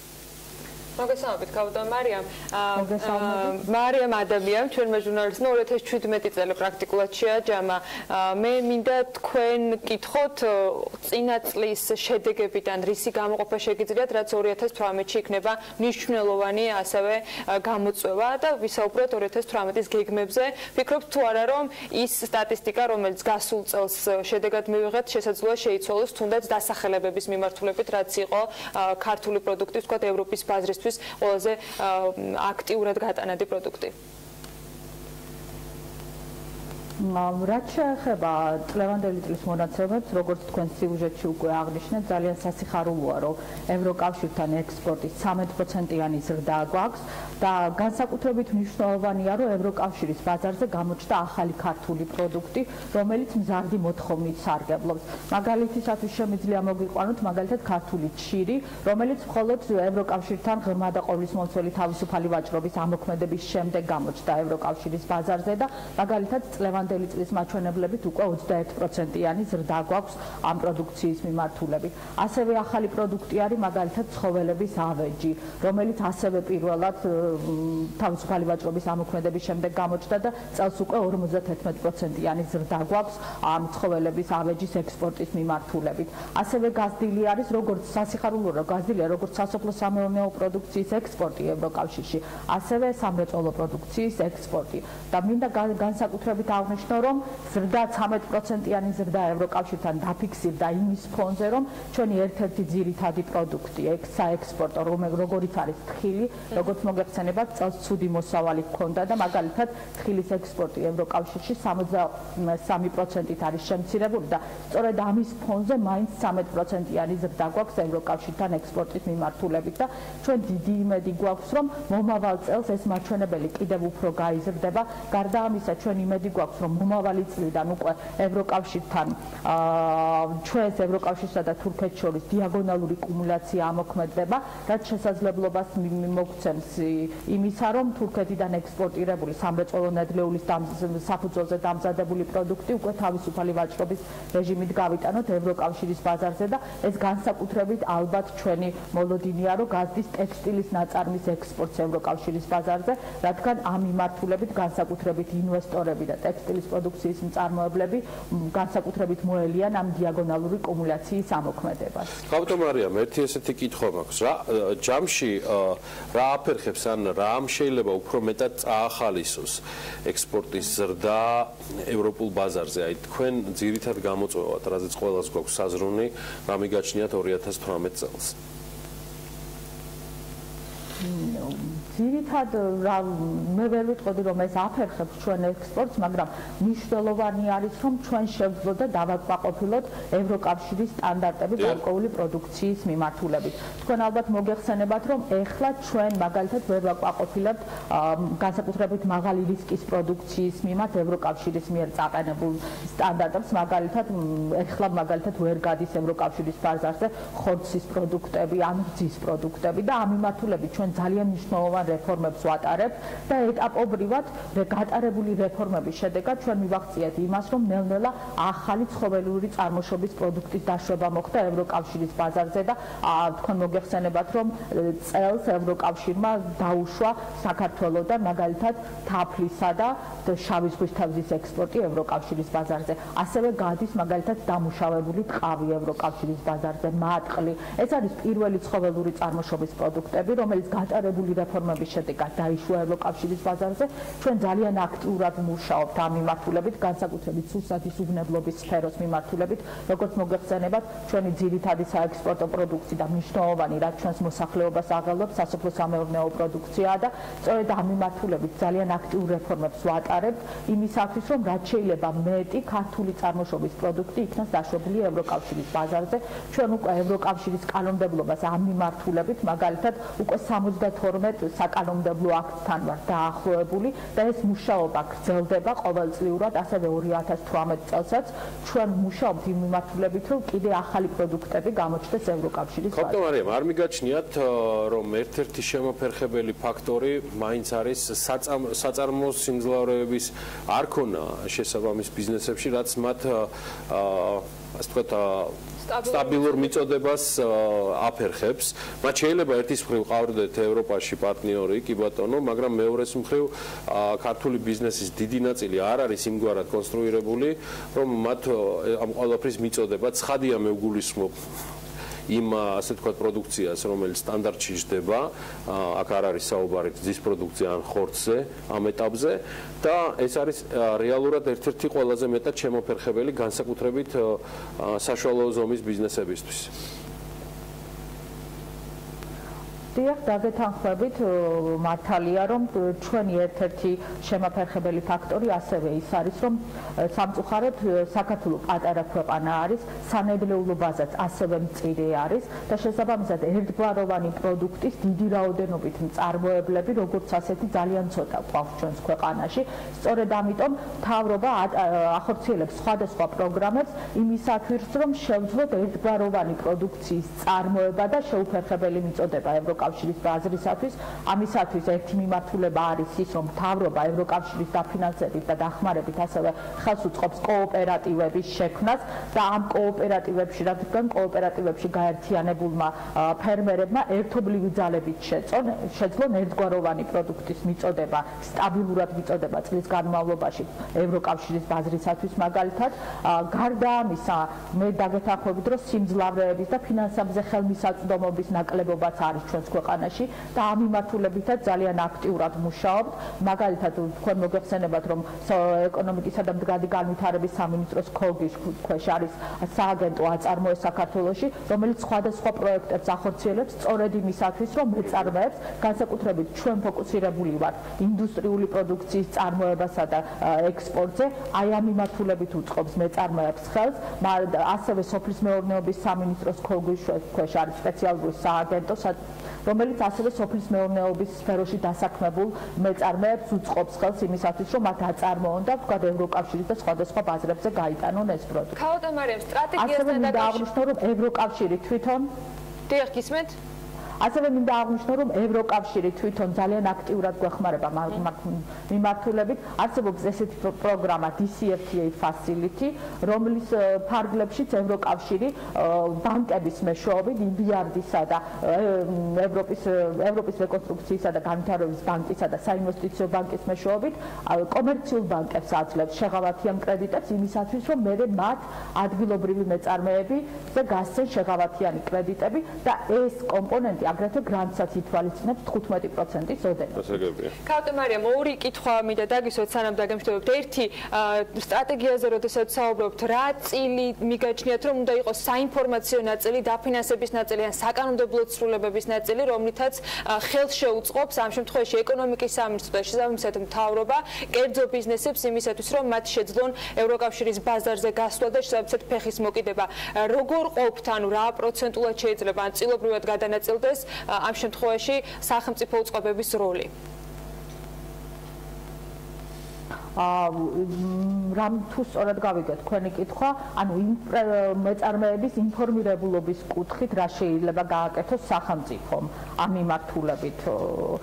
ჩვენ ამ მიმართულებით ძალიან აქტიურად მუშაობთ, მათ შორის ეკონომიკისა და მდგრადი განვითარების სამინისტრო, რომელიც არის ევროკავშირთან ღრმა და ყოვლისმომცველი თავისუფალი ვაჭრობის შესახვევის კოორდინატორი ქვეყანაში და ამ მიმართულებით განხორციელებული რეფორმების, ჩვენ ძალიან აქტიური კომუნიკაცია გვაქვს სამოქალაქო საზოგადოებასთან, განსაკუთრებით ბიზნეს წრეებთან და ევროკავშირის დაფინანსებით და პრემიერის ინიციატივით ჩვენ წინა წელს დავიწყეთ მრგვალი მაგიდების ფორმატში ბიზნესებთან შეხვედრა რეგიონებში, არა მარტო თბილისში. ჩვენ ხვდებით ბიზნესებს, ვისმენთ მათ პრობლემებს, თითოეულ რეგიონში ვიყავით უკვე ჩასული და წელს უკვე შემაჯამებელს ალბათ თბილისში გავაკეთებთ, სადაც შეჯამება მოხდება იმ პრობლემების, რომლებიც კონკრეტულ რეგიონში კონკრეტულმა ბიზნესებმა დასვეს და ჩვენ ამ მიმართულებით ბიზნესებს შევთავაზებთ კონკრეტულ მექანიზმებს, როგორ უნდა გადაწყდეს თუ ეს შესაძლებელია მათ მიერ დასმული პრობლემა. და კიდევ ერთი, თქვენ კონკრეტული რიცხვები დაასახელეთ გასული წლის შედეგებიდან გამომდინარე, თხილიც ახსენეთ და მეთხრეთა ასოციაცია აღნიშნავს, რომ წელს მოსავალი ბევრად უკეთესი უნდა იყოს. თუ გაქვთ თქვენ საპროგნოზო მაჩვენებელი, ჯამური რა შეიძლება იყოს 2018-ში ევროკავშირის ბაზარზე ქართული პროდუქციის გატანის? თუნდაც ზრდის პროცენტული მაჩვენებელი. ძალიან რთული არის წინასწარ ხა იმის თქვა 2018-ში როგორი რაოდენობის პროდუქტს გავიტანთ ევროკავშირის ბაზარზე, მაგრამ ჩვენ დიდი იმედი გვაქვს, რომ არსებული ტემპი შენარჩუნდება და კიდევ უფრო გაიზრდება. ერთიც და ამითი დაგემშვიდობებით ქაუტო მარიამ, თქვენი აზრით, აი რა არის ის ნიში, რომელიც ქართულმა პროდუქციამ უნდა დაიკავოს ევროპულ ბაზარზე? მე შორს ვარ იმ აზრისგან, რომ ჩვენ უკლებლივ ყველა მიმართულებით უნდა მივენდოთ, მაგრამ მე მაინტერესებს სახელმწიფოს და ამ შემთხვევაში მთავარი უწყების პოზიცია არის თუ არა ამაზე ნაფიქრი და გაქვთ თუ არა ამასთან დაკავშირებით მოსაზრებები? დიახ, რა თქმა უნდა, ამაზე ამ მიმართულებით ჩვენ აქტიურად მუშაობთ. როგორც უკვე აღნიშნე, საქართველოს პატარა ქვეყანაა და სანედლეულო ბაზა მწირი გვაქვს. შესაბამისად, ჩვენ ვერ ვიქნებით რომელიმე კონკრეტული პროდუქტის მასიური მწარმოებლებით, თუმცა ეს შეიძლება ღვინოზე ითქვას და თხილზე, რომლის გარკვეული რაოდენობის ექსპორტს ვაკონტროლებთ, მაგრამ დანარჩენ პროდუქციაზე თქვენ დაგეთანხმებით, რომ რაღაც ნიშური ბაზარი უნდა მოვძებნოთ, როგორც ევროკავშირში, ასევე სხვა ქვეყნებში და აი ეს ბაზარი დავიკავოთ. ამ მიმართულებით მაგალითად ჩვენ აქტიურად მუშაობთ და კონკრეტული პროდუქციისათვის ალბათ საქართველოსთვის მნიშვნელოვანია, რომ ისეთი ნიშური ეკოლოგიურად სუფთა პროდუქტების ბაზარზე შევიდეთ და ეს ნიშური არეალი დავიკავოთ და ამ მიმართულებით ჩვენ აქტიურად მუშაობთ. ბატონო მარიამ, ხდება თუ არა ჩინეთთან თავისუფალი ვაჭრობის ხელშეკრულების გამოყენება? ესეც ხო საინტერესო ნიშაა, რითიც შეიძლება საქართველოს დააინტერესოს ევროკავშირი, რომ მოიზიდოს იქაური მწარმოებლები, ვისთვისაც ჩინეთი მიმზიდველი ბაზარია და ესე მოხდეს პროდუქციის ექსპორტი საქართველოსთან. რა თქმა უნდა, ჩინეთთან როგორც მოგეხსენებათ, თავისუფალი ვაჭრობის შეთანხმება მხოლოდ 1 იანვრიდან შევიდა ძალაში. შესაბამისად, ეხლა ჯერ შედეგებზე ლაპარაკი ცოტა დაადრევი იქნება ჩემის აზრით. შედეგებზე არა, გეგმებზე, ხო პარალელურად მიმდინარეობდა მუშაობა, მაგრამ რაც გეგმებს შეეხება, ჩვენ დიდი იმედი გვაქვს, რომ ამ მიმართულებით ძალიან აქტიური ზრდა გვექნება ექსპორტის მიმართულებით, უკვე გვაქვს საკმაოდ მნიშვნელოვანი ზრდა გარკვეული პროდუქტების ექსპორტის მიმართულებით ჩინეთის ბაზარზე, განსაკუთრებით მაგალითად მე გამოვყავდი ღვინოს, მაგალითად ღვინის ექსპორტის კუთხით ჩინეთი უკვე ჩვენი მეორე ადგილზე არის პარტნიორი. ევროპელი მწარმოებლები დაინტერესდნენ უკვე საქართველოში რამის გაკეთებით ჩინეთში საექსპორტოდ? ეს ისო ქართულ წარმოებებზე ჯერჯერობით ევროპელი ბიზნესების დაინტერესება ამ ხრივ ჩემის აზრით იქნება, მაგრამ ეხლა მე კონკრეტულ შედეგს ვერ გვეტყვით ამ მიმართულებით, მაგრამ დიდი არის მოლოდინი, რომ თვითონ ჩინური ინვესტიციები შემოვა დიდი რაოდენობით ამ მიმართულებით, იმისათვის რომ ეს საქართველოს გამოყენებულ იქნას როგორც ჰაბი, იმისათვის რომ ჩინეთიდან, აზიიდან შემოვიდნენ აქ აწარმოონ პროდუქტი და შემდეგ თავისუფალი ვაჭრობის რეჟიმით გაიტანონ ევროკავშირის ბაზარზე და ჩვენ ძალიან დიდი იმედი გვაქვს, რომ აქ ქვეყანაში შეიქმნება ახალი საწარმოები, ახალი სამუშაო ადგილები და ეს სამუშაო ადგილების შექმნის დიდი სტიმული იქნება. მადლობა, გიერთებით ამ სურვილებში და იმედებში. მარიამ გაბუნიას ეკონომიკის სამინისტროს საგარეო ვაჭრობის პოლიტიკის დეპარტამენტის უფროსი გვერდთობოდა საქმიანი დილის ეთერში. ახლა კი დრო არის, რომ უკვე საერთაშორისო სავალუტო მიმოხილვისთვის შოთას დაუთმოთ საქმიანი დილის ეთერი. შოთა რა ხდებოდა ამ უქმეებზე? ამბობდნენ, რომ კრიპტოვალუტები ისევ წამოვიდნენ სავალუტო ბირჟებზე ვისაუბრებ, არასკევს შევაჯამებ მთელ კვირას კრიპტოვალუტების 2 დღე ძალიან ცოტა თან შაბათ-კვირას დიდი ვაჭრობა არ არის. თუმცა ისე ვითარდება რა, ასე ვთქვათ, არეალშიც ვიყავით და რა არეალშიც თქვით არასკევს, რომ ბიტკოინი მოძრაობდა ჯერჯერობით კიდევ იქ მოძრაობს. რაც შეეხება სავალუტო ბირჟებს, გასული კვირა დოლარისთვის 15 თვის განმავლობაში ყველაზე წარმატებული იყო. გასულ კვირაში დოლარის ინდექსი პროცენტით და 45%-ით გაიზარდა. შეგახსენებთ, რომ 2 კვირის წინ ინდექსი 3 წლიან მინიმუმზე იყო. ამავდროულად ეს კვირა საკმაოდ турბულენტური გამოდგა საფონდო და ფასიანი ქაღალდების ბირჟებისთვის მთელი მსოფლიოს გარშემო. დოლარის გამყარების ერთ-ერთი მიზეზი ესეცაა, ფასიანი ქაღალდების ბირჟებზე დრამატული ძვრების დროს ინვესტორები უსაფრთხო ადგილს ეძებენ კაპიტალის დასაბინავებლად. ამავდროულად დოლარმა დასაყრდენი იპოვა კონგრესისა და პრეზიდენტი დონალდ ტრამპის მიერ ფედერალური ბიუჯეტის გეგმის მიღებაში, რამაც ფედერალური მთავრობა კრიზისს ააცილა. ერთი ღამე დახურულიც კი იყო მთავრობა. პარასკევს საფონდო ბაზარიც ოდნავ მომჯობინდა, თუმცა ბოლო შედეგების გათვალისწინებითაც 2 წლის განმავლობაში ასეთ დაბალ ნიშნულზე ბირჟები არ ყოფილა. გაყიდვების მძლავრმა ტალღამ Dow Jones-ის ინდუსტრიის საშუალო ინდექსი და Standard & Poor's-ის ხუთშაბათის ბურსის ბირჟაც ესე კორექციის ტერიტორიაზე გაუშვა. რამ განაპირობა ბაზრის ასეთი турბულენტურობა? თქვენ უკვე იცით, ხმება რომ ფედერალური სარეზერვო ბანკი რეფინანსირების განაკვეთის მოსალოდნელზე ჩქარა გაზრდას აპირებს, რაც ინფლაციის სამიზნენიშვილთან მიახლოებამ განაპირობა. ჩვენ ამაზე უკვე ვისაუბრებთ 2 კვირის წინ ეთერში და კარგია რომ რეალურ რეჟიმში შეგვიძლია დაკვირვება სავალუტო ბირჟის გავლენაზე სხვა ბირჟებზე, საფონდო ბირჟებზე. წარმოგიდგენთ პარასკევის სავაჭრო დღის საბოლოო შედეგებს, რათა მიმდინარე კვირასაც მომზადებულები შევხვდეთ. დავიწყოთ ტრადიციული თავშესაფარი ვალუტებით, რომელსაც ინვესტორები არჩევენ გეოპოლიტიკურად და ზოგადად არასტაბილურ დროს. ხუთშაბათს გაიაფების შემდეგ დოლარი დასტაბილურდა იაპონური იენის მიმართ და 1 დოლარის ფასი 109 იენს აღწევს. რაც შეეხება მეორე ტრადიციულ თავშესაფარ ვალუტას, შვეიცარიულ ფრანკს, დოლარის ფასი პარასკევს ფრანკის მიმართ პროცენტის მე-13-ით გაიზარდა და 1 ფრანკის ფასი დოლარსა და 7.9 ცენტამდე შემცირდა. რაც შეეხება დოლარის ევროსთან მიმართებაში, ფას 1 ევროს ფასმა დოლარი და 22.9 ცენტი შეადგინა. წინა კვირასთან შედარებით ევრო დოლარის მიმართ თითქმის 2%-ითაა გაიაფებული. 2016 წლის ნოემბრის მერე ეს უდიდესი პროცენტული ვარნა იყო 1 კვირის განმავლობაში. ამასობაში გირვანკა სტერლინგი შესუსტა როგორც ევროს, ისე დოლარის მიმართ. პარასკევს მიშელ ბერნიემ, ევროკავშირის ელჩმა ბრეგზიტის საკითხებზე მოლაპარაკებაში ბრიტანეთი გააფრთხილა ემზადოს ბრეგზიტის შემდგომი ტრანზიციის შეთანხმების პირობებისათვის. ამის შემდეგ დოლარისა და ევროს მიმართ გირვანკა სტერლინგი 9%-ზე მეტით გაიაფთა და 1 გირვანკა სტერლინგის ღირებულებამ დოლარი და 38 ცენტი, ხოლო ევროსთვის 1 ევრო, 1 გირვანკა სტერლინგი ევრო და 13 ევრო ცენტი ღირს.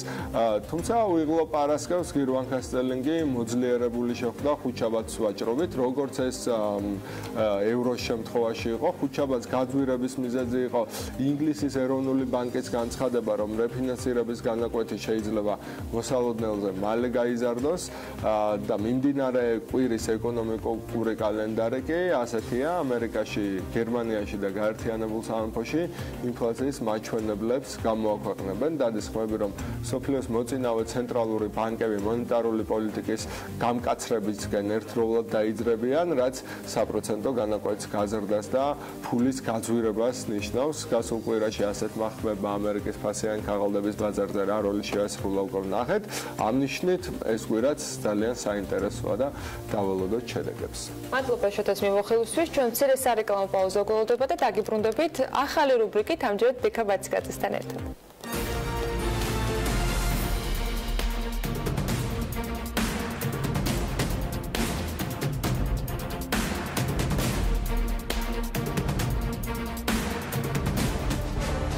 გადაცემის სპონსორია მრავალფუნქციური პროექტი Axis Towers-ი, თანამედროვეობის ახალი სტანდარტი. Axis Towers.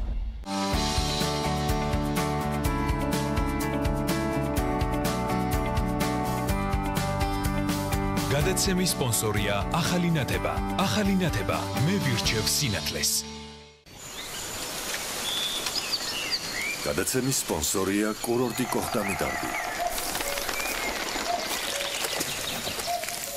გადაცემის გენერალური სპონსორია სამშენებლო მასალების კომპანია ნოვა. წარმოება, იმპორტი, ექსპორტი. ნოვა.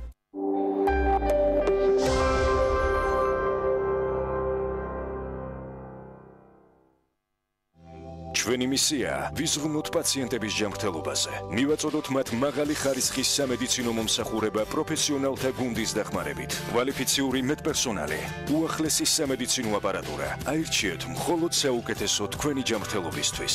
ოთარ ჩხეიძის 14, ტელეფონი 280415. ჰოსპიტალი სერტიფიცირებულია ISO 9001-2015 სტანდარტით. ელიზაბეთ ბლეკველის ჰოსპიტალი.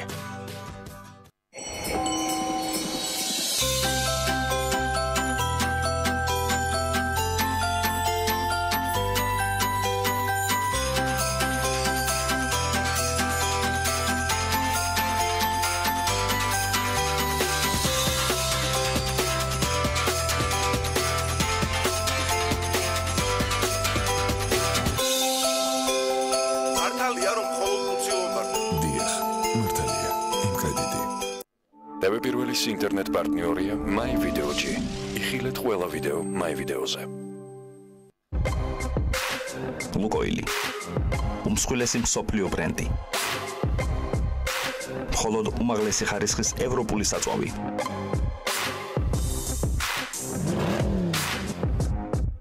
ლუკოილი. სისწრაფის ფორმულა.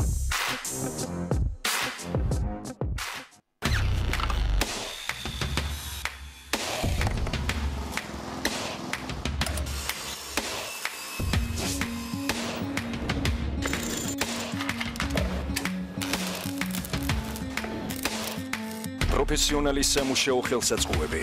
ინკკო, შექმნის სამყარო შენივე ხელით. მიუხედავად იმისა, რომ შენ გსურს ყოველდღიურ ცხოვრებაში ყველაფერი ისე იყოს, როგორც ეს შენ გინდა, ზოგჯერ არჩევანის გაკეთება გიწევს, შენს განსაკუთრებულ დღეებშიც კი. მაგრამ ეს საჭირო აღარაა. Always Platinum-ის ახალი თაობის საფრენი გამოირჩევა დაუჯერებელი სირბილით და სრულყოფილი დაცვით გაჟონვისგან. 1000-მდე მიკრობალიში ორივე მხარეს, ახალ ზედაფენას. Always Platinum-ი, მართვის, ვისაც ცხოვრებაში ყველაფერი სურს. ნომერ პირველი Always-ი, დაცვა და სირბილე. საბერძნეთის სამყარომა ტუროპერატორმა მუზენიდის ტრეველმა საბერძნეთის საგზურებზე წინასწარი დაჯავშნა დაიწყო. დაგეგმეს შენი დასვენება დღეს საბერძნეთის საუკეთესო კურორტებზე, ყველაზე ხელმისაწვდომ ფასად. ისარგებლეთ წინასწარი ჯავშნის პრივილეგიით. საბერძნეთში დასვენება ასეთი ხელმისაწვდომი არასოდეს ყოფილა. 40%-მდე ფასდაკლება, გადახდის და თარიღის შეცვლის ლოიალური პირობები. აღმოაჩინე მთელი საბერძნეთი მუზენიდის ტრეველთან ერთად. ინფორმაციის მისაღებად მიმართეთ საქართველოს ტურისტულ სააგენტოებს. ან ესტუმრეთ ჩვენს ვებგვერდს muzenides.g. გიორგი, არ შეეხო. გაწუხებთ მიკრობები. Safeguard-ი ახალი ტექნოლოგიით დაცვა მიკრობების გამპლიუსზე. ასილებს ბაქტერიებს დაბანისას. დაეხმარება დაბანიდან დაბანამდე საზიანო მიკრობებისგან დაცვაში, რადგანაც ის ხელს უშლის მათ გამრავლებას. Safeguard-ი ყოველდღიური გამოყენებისთვის.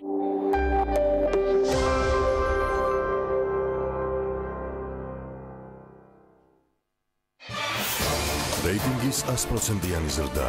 წარმატებული 2017 წლის შემდეგ ტელეკომპანია 2018 წლის სეზონს ხსნის. პირველი, მთელი კვირა თქვენს სამსახურში. ორშაბათიდან პარასკევის ჩათვლით, დღის ამბები დღეში ორჯერ, 2-ზე და 4-ზე.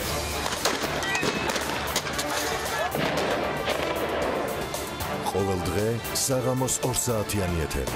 ორშაბათი, ხალხის პოლიტიკა, სამშაბათი, რეაქცია, 4შაბათი, პოლიტმეტრი, 5შაბათი, ისევ რეაქცია. პარასკევს კვირის ბოლოს ტელეკომპანიის საავტორო გადაცემების წამყვანების ერთობლივი თოქ-შოუ პირველები. მთელი კვირის განმავლობაში ბიზნეს მედია ყველაზე საქმიანი გადაცემებით. პირველები. ინგა გრიგოლია. აქ არის ძალიან ბევრი ადამიანი ამ დიანა ტრაპაიძე. ნინო ჟიჟილაშვილი. ჩვენთან ერთად ახლა არიან უხუცესები. ლევან ჩხაიძე. ხედავთ ეხლა კადრში თუ რა ხდება? ვახო სანაია. ის მოდა ძლიერი აფეთქების ხმა ჩვენ ვიმყოფებოდით ამ კორპუსის სახურავზე. გიორგი ისაკაძე. ამან რეალურად შექმნა პლატფორმა, შექმნა სხვა გადაცემა.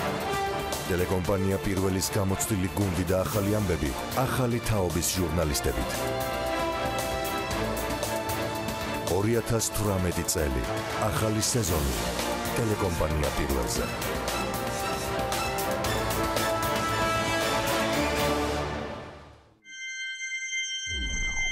BMG, წარმოგიდგენთ.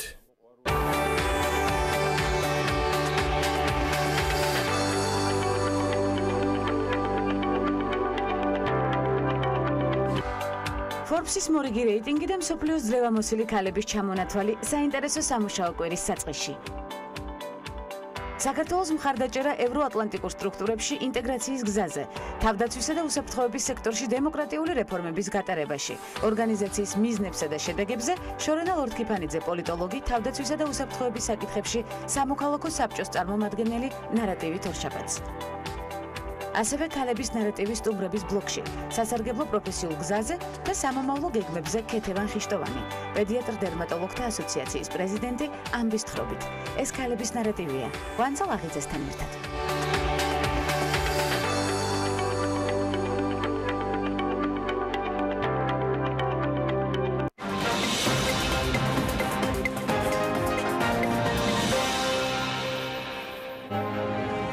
საქართველოში თურქეთის ახალი ელჩის პირველი ინტერვიუ საქმის კურსის მაყურებლებისთვის. ფატმა სერენიაზგანი ორ ქვეყანას შორის სავაჭრო ეკონომიკური ურთიერთობების დეტალებზე ელენე ჩომახიძესთან ინტერვიუში.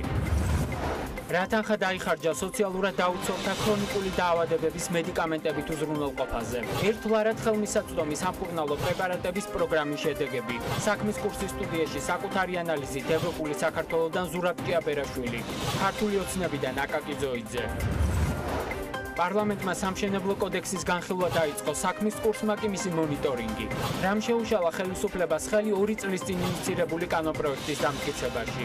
რა ელოდება ბიზნესს ახალი წესებით. დაელოდეთ მთავარ ეკონომიკურ და ბიზნეს სიახლეებს საქმის კურსისგან TV პირველზე.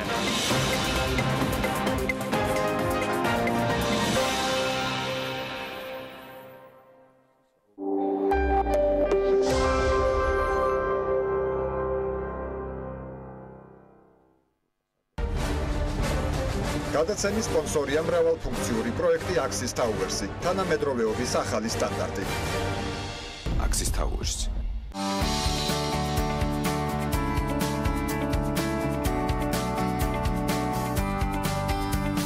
გადაცემის სპონსორია ახალი ნათება. ახალი ნათება მე ვირჩევ სინათლეს. გადაცემის სპონსორია კურორტი კოხტამი დარბი. გადაცემის გენერალური სპონსორია სამშენებლო მასალების კომპანია ნოვა. წარმოება, იმპორტი, ექსპორტი. ნოვა.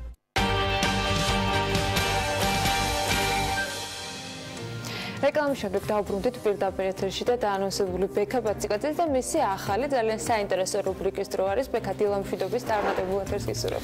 დილამშვიდობის ანა, კორპორატიული სპორტი, ჯანსაღი ცხოვრების წესი, მასობრივი სპორტის განვითარება, სახელმწიფო სტრატეგია და კერძო სექტორის ჩართულობა, ასევე საერთაშორისო გამოცდილება საუკეთესო მაგალითები, როგორ აღწევენ განვითარებული და განვითარებადი ქვეყნები ამ მიმართულებით წარმატებას.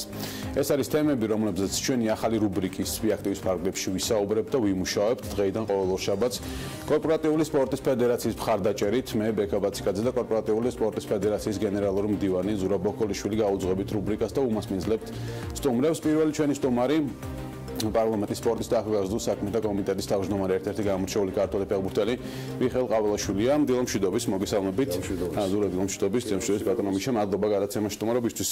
პირველ რიგში მოდით დავიწყოთ სახელმწიფოს ხედვით ამ შემთხვევაში, შემდეგ შევიდე ვისაუბროთ თქვათ ციფრებზე, კერძო სექტორის ჩართულობის აუცილებლობაზე.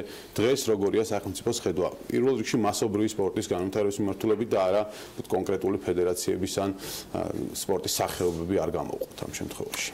პირველ რიგში მოგესალმებით, მივესალმებით ტელემაყურებელს. გილოცავთ და ზურას უგოცავ დღევანდელი გადაცემის ასე ვთქვათ პრეზენტაციას. ჩემთვის ორმაგად სასიხარულოა, იმიტომ რომ მედია სივრცე დაინტერესდა. რა თქმა უნდა, სპორტით ყოველთვის იყო დაინტერესებული, მაგრამ ზუსტად ამ ნიშით დაინტერესება, რაც მასობრივ სპორტს ეხება, სამოყვავილო სპორტს და ხედვა, სახელმწიფო ხედვას ეს ძალიან მნიშვნელოვანია და დაემთხვა კიდევაც ალბათ ჩვენ დაახლოებით ერთ თვეში ალბათ მზად გვექნება კომიტეტის სტრატეგია. საქართველოს პარლამენტის სპორტის და ახალგაზრდულ საქმეთა კომიტეტის სტრატეგია სამწლიანი გეგმა გვაქვს 18-დან 20 წლამდე თუ სამოქმედო გეგმა თუ რა ღონისძიებები და რა ასე ვთქვათ აქტივობები გვექნება ძირითადად 4 მიზანია გამოკვეთილი ჩვენ საქმიანობაში ჩვენ სტრატეგიაზე ვსაუბრობ რომ მნიშვნელოვანი იყო ჩემთვის მთელი ეს ერთი წელი რაც პარლამენტარი გავხდი მოვარდობთ იქნება დაფუძნებული სტრატეგია.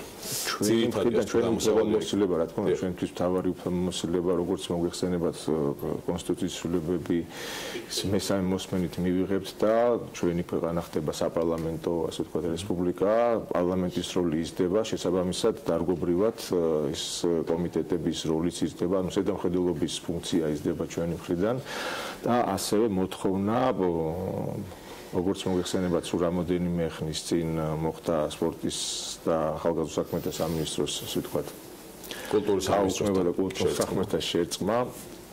სხვათა შორის დაიწყო ჩვენი სამუშაო პროცესი და თქვენ სტრატეგია ახსენეთ, ზუსტად ამ ეტაპზე მიმდინარეობს სამუშაო ჯგუფის ჩამოყალიბება, დაწყებულია თვითონ სპორტის, კულტურის და სპორტის სამინისტროში სამუშაო ჯგუფის შექმნა და სტრატეგიის პირველი დრაფტის შესაბამისად ამ გამოცდილებას ვიღებთ ბატონო რა თქმა უნდა და ჩემი ასე ვთქვათ პირველადი კონსულტაციების შედეგად რაც სასიამოვნოა რომ ის ადამიანები ვინც ამ პროცესში მინისტრიდან დაწყებული კარგად მიხვდნენ თუ რა გვინდა არ არის ამის ამ მიმართულებით საჩქარო, იმიტომ რომ უნდა იყოს მოცული ყველა დეტალი და საერთაშორისო ექსპერტების ჩართულობით მოხდება ამ სტრატეგიაზე მუშაობა და ეს პირველი ნაბიჯია ჩემის აზრით. რა თქმა უნდა, სპორტში ამ ბოლო წლების თუ გადავხედავთ მაღალი მიღწევების სპორტს არ გავიდოდა რაღაც ვთქვათ კვირა და თვე ჩვენს ასე ვთქვათ რომელიმე სპორტსმენს დიდი გამარჯვება არ მოუწოდა. ინდივიდუალური წარმატებები რა თქმა უნდა, მაგრამ მე მიმაჩნია და ალბათ თქვენს დამეთანხმებით რომ სახელმწიფოს როლი მთავრობის და ხელისუფლების უპირველესი ამოცანა არის რომ ვალდებულებათაც ჩავთვლი რომ სპორტის ხელმისაწვდომობა ჯანსაღი ცხოვრების წესი იყოს მთავარი პრიორიტეტი. ამაზეც მე მქონდა ვთქვათ ანგარიში პარლამენტში და შეთანხმება არსებობს მთავრობასთან ერთად რომ ჩვენი მთავარი შემდეგი ასე ვთქვათ ალბათ 20 წლიდან როცა სტრატეგიაზე ჩამოვყალიბდებით 20 წლიდან ალბათ ერთ-ერთ უმთავრეს პრიორიტეტად იქნება ჯანსაღი ცხოვრება და სპორტი. ამაზე არის უკვე თავიანთ გამოსვლებშიც პრემიერმაც და სხვა მინისტრებმაც დაანონსეს რომ ეს თავი პრობლემა ალბათ არის მასობრიობა ხომ ამ ჩართულობა სამოყვარულო დონეზე პირველ რიგით სამოყვარულო მიმართულების განვითარება ევროპის ქვეყნებს რო გადავხედოთ იქ მაგათ ფეხბურთი ავიღოთ და ნებისმიერ შემთხვევაში კალათბურთი ავიღოთ სპორტის სახეობები რომლებიც შეწანებულებია ბუნებრივია რა მასობრიობა არის ის ქვაკუთხედი რაზედაც ზოგადად არა მარტო სპორტის პროფესიული სპორტის წარმატება ხო არამედ ზოგადად ქვეყნის წარმატება ხო ჩვენ ახლა ვზივართ გადაცემაში რომელიც არის ბიზნეს გადაცემა საქმიანი გადაცემა ეს მე მგონი ყველა ვიცით და ალბათ უფრო უნდა გავიაზროთ და გავისიგრძე განვოთ რომ ჯანსაღი ერის გარეშე ხო წარმოუდგენელია ნებისმიერ ეკონომიკურ განვითარებაზე საუბარი და ყველანაირ განვითარებაზე საუბარი რა აქ არ არის ლაპარაკი რომ ვინც არის ფიზიკურად აქტიური ადამიანი ეს ყველა უნდა გახდეს პროფესიული სპორტსმენი ესე რა თქმა უნდა არ იქნება ვერ იქნება და არც არის საჭირო მაგრამ მოსახლეობის რაც შეიძლება დიდი რაოდენობა რომ უნდა იყოს ჯანსაღი და უნდა იყოს აქტიური ეს არის 2x2 4 ეს ყველა ვიცით ამას ყველა საუბრობთ ეს არ არის არსებობს ადამიანი ხო ვინც არ უნდა გააჩერო ქუჩაში რომ ამაზე რამე სხვანაირი აზრი გითხრას მაგრამ ამისთვის არის საჭირო ის პროგრამები და ის კონკრეტული რაღაც აქციები ხო რომელიც არა მარტო სამთავრობო სტრუქტურებმა ხო არამედ აი ქვემოდან უნდა წამოვიდეს ეს ინიციატივები და მე გაძლევთ მაგის პირობას რომ ესენი მხარდაჭერილი იქნება რა მე და თქვენ გვისაუბრია რა თქვა ამ შემთხვევაში სახელმწიფოს ჩართულობაზე რომ ამბობთ ისედაც თქვა მეტად არის უფრო ჩართული ვიდრე უნდა იყოს ჩართული ფედერაციების დაფინანსებას გულისხმობ შეიძლება ჭირდებოდეს რაღაც მიმართულებით ფედერაციების დაფინანსება მაგრამ შემდეგ უკვე კერძო სექტორმა თავად უნდა ასე თქვა დაიწყოს ნებისმიერ შემთხვევაში ზრუნვა ამის გარეშე თქვა მხოლოდ სახელმწიფოს ჩართულობით და ბიუჯეტიან დაფინანსებით არც ერთ სპორტის სახეობის განვითარება არ მოხდება როგორ რა როლი აქვს ბიზნესს ამიტომ კარგი იყო რომ სტრატეგიით დავიწყეთ ამ სტრატეგიაში უნდა იყოს ზუსტად ამ ხედვაში გამოყოფილი კერძო სექტორს რა როლი მიენიჭება სახელმწიფო თვითონ რასურს ამ დარგისგან როგორ უნდა ამ დარგის განვითარება აქ ჯანდაცვის სოფლიო ორგანიზაცია ახსენა უხეშად რო თქვა შეიძლება დროის სიმცირე გვაქვს განვითარებული ქვეყნები ესე იგი 50%-ზე მეტი მოსახლეობის ჩართული თუ არის სპორტული აქტივობით დაკავებული სისტემატიურად ის ქვეყანა აუცილებლად განვითარებულია ჩვენთან ეს ციფრი ძალიან დაბალია 16%-მდე ის დღევანდელი მონაცემებით ისიც სათვალო ეს კვლევა და კვლევის ჩატარება კიდე აი როგორ ჩაატარებ კვლევას აი მიდგომებთან მაქვს ასევე პრობლემა და თუ ეს სურათი არ დაიდო და თუ არ გამოიკვეთ ამ კაფეო თუ რას სურს სახელმწიფოს და როგორ სურს ამ დარგის განვითარება რა თქმა უნდა ბიზნესაც თუ ესეც იმის ნაწილია რა თქმა უნდა ჩვენთან საკანონმდებლო ინიციატივებზე როცა ჩვენ სტრატეგიაზე საუბრობდით ესეც ასე ვთქვათ დღის წესრიგში არის კერძო სექტორის და საჯარო სექტორის ინფრასტრუქტურასთან მიმართებაშიც არის და ნებისმიერ თემაზე ხა სერვისების შექმნა აუცილებელი ჩემის აზრით ახლა მე ყოველთვის პირად გამოცდილებას ვაჟღერებ ხოლმე მაგრამ არ იქნება საკმარისი, ამიტომაც არის რომ სპეციალისტების და ასე ვთქვათ კონსულტანტების მიერ შექმნილი სტრატეგია რატო გვინდა სტრატეგია ხო და გვინდა ესე სტრატეგია რომ უბრალო მოქალაქეს ეცოდინება თუ რა სთავაზობს სახელმწიფო, ესე იგი რა გარემოს სთავაზობს. მაგალითი შემიძლია მარტივად მოგიყვანოთ რომ ამასინათ ხმანამდე საუბრობდით, ვიმყოფებოდი ესპანეთში და მისთვის ეს ხელმისაწვდომია ყველა მოქალაქისთვის. ორი რაღაცა არის განსაზღვრული, ეს არის ინფრასტრუქტურა, გარემო, სადაც შესაძლებელია მისი სურვილისაბებ წავიდეს და რომელიმე სპორტის სახეობით დაკავდეს, ასაკიდან გამომდინარე. არ აქვს მნიშვნელობა, რა თქმა უნდა, ახალგაზრდობა უფრო მეტად ჩართულია, მაგრამ ნახე, ასე ვთქვათ, 70 და 80 წლის ადამიანები, ვინც დიდი სიხარულით მიდიოდნენ ამ კომპლექსში. ამ ინფრასტრუქტურაში ვინ დახარჯა ფული, სახელმწიფო თუ ბიზნესმა? პირველი ჩემი ამაზე იქნება ალბათ აქცენტის გაკეთება, მე ამაზე ვიზრუნებ და ვიბრძოლებ, რომ სახელმწიფოს აქ იმის რესურსი რომ შექმნას ამდაგვარი კონსტელვადიან პროცესში საუბარი, რა თქმა უნდა, ინფრასტრუქტურა უნდა შექმნას სახელმწიფომ, განათლებაზე უნდა იზრუნოს, ანუ მართვის სისტემაც უნდა ჩამოაყალიბოს ამ ინფრასტრუქტურულ, სპორტულ ინფრასტრუქტურულ, ასე ვთქვათ, უთხით და რა არის მნიშვნელოვანი თუ ადამიანი რომელიც შეიძლება არ მუშაობდეს დღეს ჩვენს ქვეყანაში ვიცი რომ ძალიან დიდი პრობლემები არის მაგრამ აი გამოკვლევებითაც ჩანს რომ ყოველი მეორე ითხოვდა გარემოს ან სპორტულ დარბაზს ან სპორტულ ობიექტს სადაც მას შეეძლებოდა რომ დაკავებულიყო სპორტით ეს კარგია მოთხოვნა რომ გაჩნდა ჩვენს საზოგადოებაში ასევე ბუნებრივად ხდება ეს პროცესები მაგალითად ნუ ახალგაზრდობის ასევე ახალგაზრდობაც მეხება და ძალიან დიდი პრობლემებია მათ თვით რეალიზაციაში დასაქმებაში დღეს გარემოს ქმნით, მაგრამ ჯანსაღი ცხოვრება აუცილებელია. ნარკოპოლიტიკაზე გვაქვს ასევე საუბარი და ერთადერთი ალტერნატივა ყოველთვის და იქნება მარადიულად, რომ ეს არის ჯანსაღი ცხოვრება, ეს ადამიანები იყვნენ დაკავებული სპორტით. აქ არის ორი რამ, იყოს ინფრასტრუქტურა, სადაც შეეძლება ადამიანს იქმნისვა და ხელმისაწვდომობა. ასევე ძალიან მნიშვნელოვანია. და ფოტოებიდანაც გამახსენე ინსპირაცია ფოტოებიდან წამოვიდა ბავშვებში, ანუ სკოლის ბაღის ასაკიდან ჩამოყალიბდა მაზონების ჯანსაღი ეს კულტურა თავიდანვე უნდა ჩამოუყალიბდეს ბავშვს, იმიტომ რომ ესეც ხო დათვლილია ჩვენ ახალს არაფერს ვიგონებთ, არა ბავშვი რომელიც ბავშვობიდან ვარჯიშობს, ის დიდი ალბათობით უკვე მერეც აგრძელებს და მერეც ამ ჯანსაღ ცხოვრებას იმაში. შენ თქვი კერძო სექტორზე რა რამდენად აი ხა ჩვენ მაგალითს ხო ისევ ჩვენ პირად მაგალითებზე ვსაუბრობთ, არა ჩვენ ცოტა ხნის წინ დავაანონსეთ ირბინე საქართველოს პროგრამა.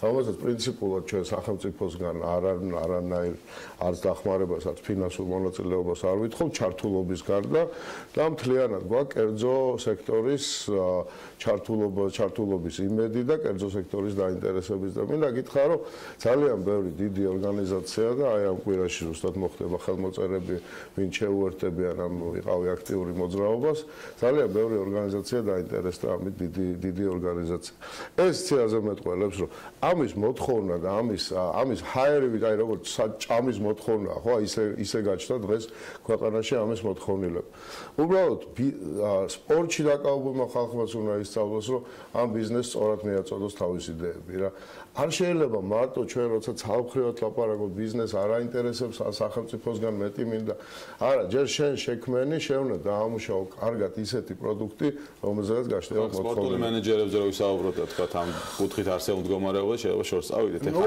შენ მაგალითად შეიძლება დავამატო რომ ძალიან მნიშვნელოვანია და ეხლა ყალიბდება სამწუხაროდ მაგრამ ძალიან მნიშვნელოვანია რომ ეკონომიკაში სპორტის ასე ვთქვათ წილის შესწავლა ეს დღემდე არ ყოფილა და ძალიან დიდი ინტერესი არის ჩვენგან და ასევე აი სტრატეგიაზე უცასროებ ეს ყველაფერი ასახული იქნება თუმცა არ ვიცით ჩვენ თუ რა სარგებელი შეიძლება ეკონომიკაში იყოს სპორტულმა ინდუსტრიამ. ეს არის ერთ-ერთი უმნიშვნელოვანესი თემა არის და კერძო სექტორის ჩართულობაზე ვსაუბრობ, როცა ეს სურათი იქნება გარდა ჩვენი, ასე ვთქვათ, ბიზნესმენებისა, არე დონორების თვალსაზრისით უნდა იცოდეს, ხო? აქ ძალიან ბევრი ფაქტორი შედის, გეოგრაფიული მდებარეობის, ასევე მასობრიობის ერთ-ერთი უმნიშვნელოვანესი. ხო, მივიღეთ ახალგაზრდული ოლიმპიადა, თქო, რაგბის სოფლიო ჩემპიონატი ჩავატარეთ 20 წლამდე იქ ევროპის ჩემპიონატი იყო ფეხბურთში. ძალიან მნიშვნელოვანი იყო ეს ღონისძიებები. ჩემპიონი განვითარდა.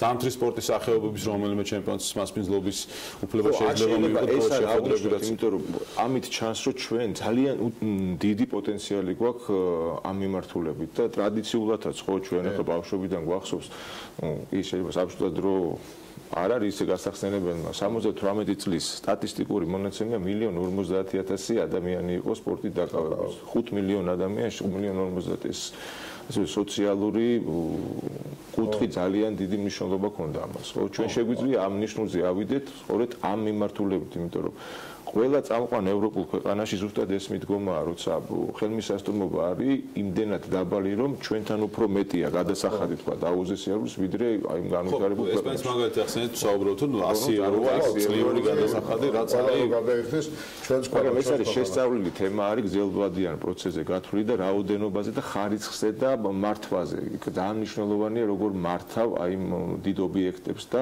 ხარისხია იქ მნიშვნელოვანი რომ მე ერთხელ რომ მივალ მეორითაც უნდა მივიდე და ის ჩემი ოჯახივით არის და რაოდენობრივად ძალიან ბევრი ადამიანი არის. ეს არის მე რა ზოგავ რა ასე დათვლილი არის ესე რა თქმა უნდა ეს ძალიან მნიშვნელოვანია. აქედან არის იმას აკლდება და ეს სარგებელზე როცა ეკონომიკურ სარგებელზე საუბრობ ზუსტად ეს ფაქტორები ძალიან დიდ როლს ასრულებს. კარგი იქნება ეგრეთ რია რომ გაკეთდეს რეგულირების შეფასების დოკუმენტი თქვა რა გავლენა ექნება სპორტის და ამაში ფულის დახარჯვას და ჯანდაცვის ხარჯებს. ჩვენ რამერე მაგალითად ამ გზაზე გავარდა ჩვენ გვაქვს რამერე მაგალითი ხო შეგვიძლია იქიდან გამომდინარეც ვივარაუდოთ ეს ციფრები ხო მაგალითად დიდი ბრიტანეთის მაგალითი ხო როდესაც დათვალეს რომ 10%-ით რო აწიონ ფიზიკურად აქტიური მოსახლეობის რაოდენობა წელიწადში დაახლოებით მილიარდ ფუნტამდე იზოგება ჯანდაცვის ხარჯი.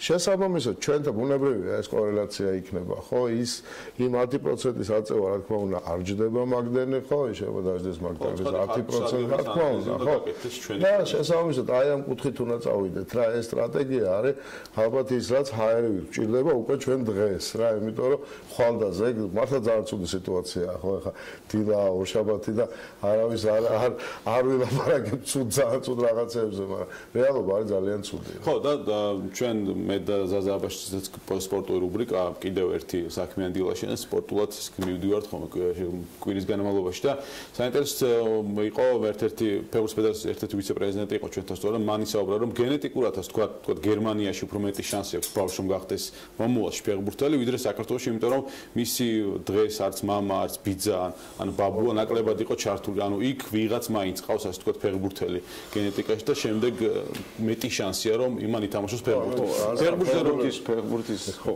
ფეხბურთზე რომ ვისაუბროთ ან თქვენს ახალგაზრდობაში როცა თამაში როცა დაიწყე თამაში მაშინ თქვათ მასობრივად უფრო მეტი ადამიანი იყო ჩართული ხა ეს არ დამითვლია მე მაგრამ ისეც ჩანს ხო შეგროვებთ თვალს არა სტატისტიკა დღეს ჩართულობა სტატისტიკაც არის დღევანდელი ჩართულობა არის ძალიან ცოტა აი რამ გამოიწვია ეს ბატონში ხო ერთი პრობლემა ნამდვილად არ არის ახლა მანამდე ვახსენე და თვალსები ზუსტად 95 წელს 90,000 ფეხბურთელი იყო რეგისტრირებული საქართველოში დღეს თორემ 15,000-მდე არის. ნუ მე 3 წლის წინ შევისწავლე, ანალიზი გავაკეთე და დაახლოებით 12-დან 14,000-მდე იყო მასობრიობა.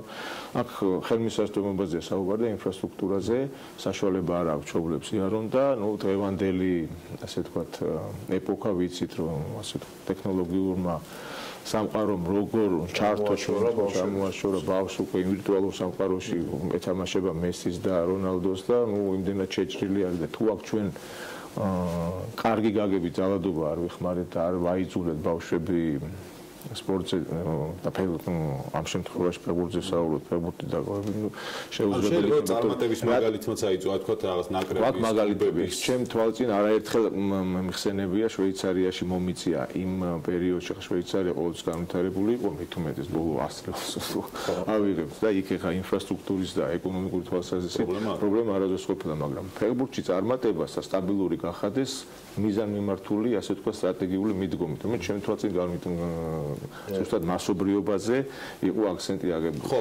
რაოდენობით ისლანდიის მაგალითი შეგვიძლია, ბელგიის მაგალითი შეგვიძლია დიდი ხანი ჩარჯენის ასე ვთქვათ, ჩავარდნა ქონდა. სწორედ ამ დაგვარ მიდგომას საჭიროებს ჩვენი ფეხბურთიც, დარწმუნებული ვარ.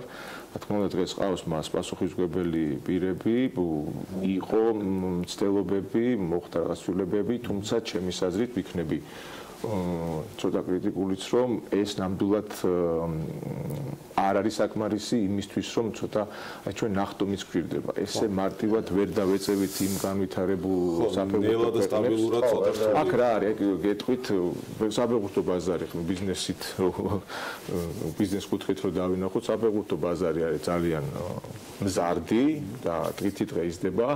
იმის გარანტიას და შემიძლია ამაზეც მე თვითონ ვიყავი დაინტერესებული და რამოდენიმე მაღალი დონის სპეციალისტი ჩამოვიყვანე იმ თვალსაზრისით რომ რა ასე ვთქვათ ნიჭიდებს ჩვენს მოზარდებში ბავშვებში რამდენად შეესაბამება ეს ნიჭი აი იქ მოხვედრას ამ ბაზარზე მოხვედრას და გაუცებულები იყვნენ რომ აი სამხრეთ ამერიკის ბრაზილია და არგენტინა მომიყვანეს მაგალითად პირდაპირ მაგრამ გარემოს როგორც კი შეხედეს ხოს რომ 1%-ს განვითარება არის რთული ამ გარემოში უკეთ აი ეს პროცესი ყველა უნდა შევთანხმდეთ რომ ჩვენი მთავარი პრობლემა არის ამ ნიჭის ასე ვთქვათ რეალიზება მესები არ ყავს ყველა მესი ვერ იქნება ხო უნდა გაიზარდოს ეს არის პროცესი რომელიც აი დღესაც ვსაუბრობთ მასობრივობიდან იწყება UEFA-ს დელეგაცია როცა იქ ჩატარდა სხვა შორის კონგრესი და მისასალმებელი იყო პირდაპირ მიუთითეს რომ მასობრივზე დგას ანუ ეს არის ორი სხვადასხვა რამეა მაგრამ მასობრივი არის ეს არის ფუნდამენტი იმისა რომ მაღალ მიღწევების სპორტი დღეს უნდა დავასრულოთ სამწუხაროდ მეტი დრო არ არის ნუ მე შემიძლია ერთ დღე ვისაუბრო სპორტზე მაგრამ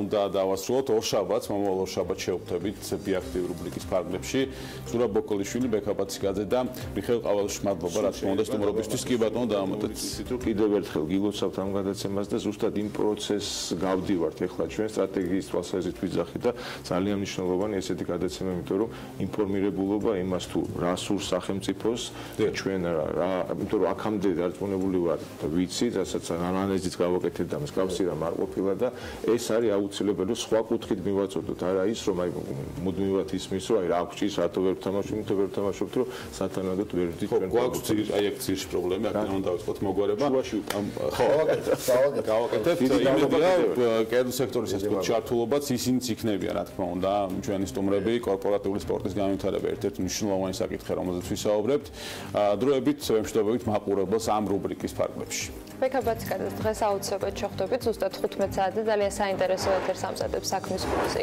დავით ჯალაღონიასთან ერთად ჩვენ კი მცირე სარეკლამო პაუზა გვექნება და უკვე ელენე ჩომახვიძეს რუბრიკის დრო დგება საქმიან თილოში რამდენიმე წუთში დაგებრუნდებით ამინდის პროგნოზის სპონსორია SEU Development.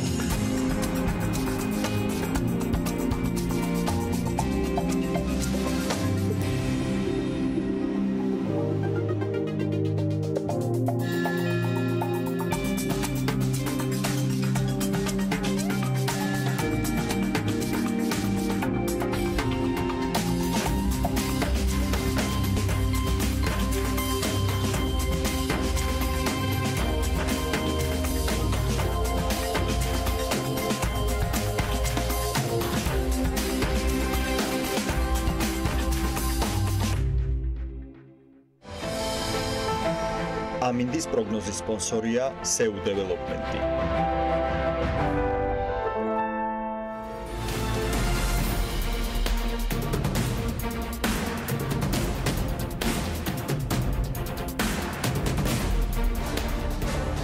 გადაცემის სპონსორია მრავალფუნქციური პროექტი Axis Towers-ი, თანამედროვეობის ახალი სტანდარტი. Axis Towers.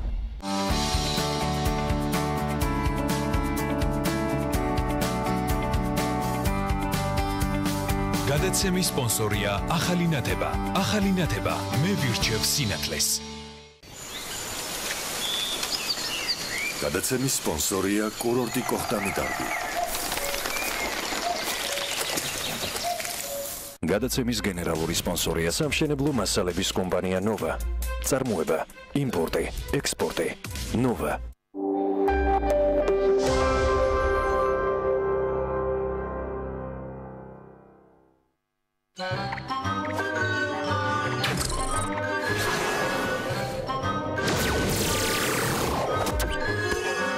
არსებობს ერთი დიდი სამყარო, სადაც ყველა ჩვენთვის საყვარელი პერსონაჟი ცხოვრობს. Silk TV, ფილმების ყველაზე მრავალფეროვანი არჩევანი.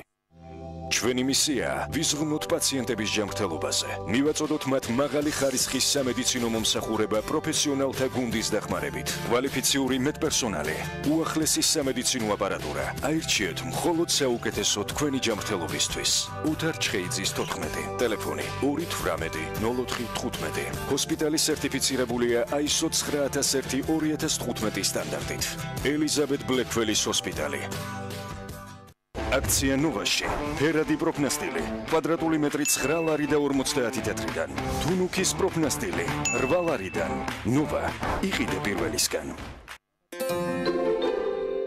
კბილიწილიდე. სანდომი ყველაზე ტკბილი ზღაპარი.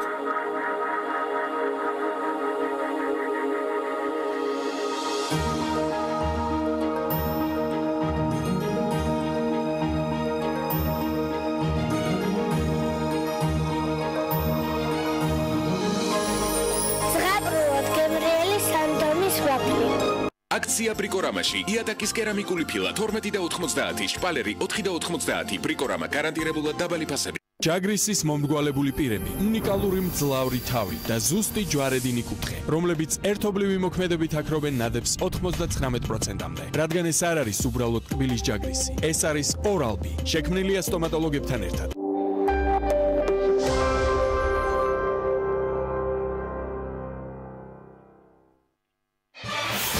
რეიტინგის 100%-იანი ზრდა.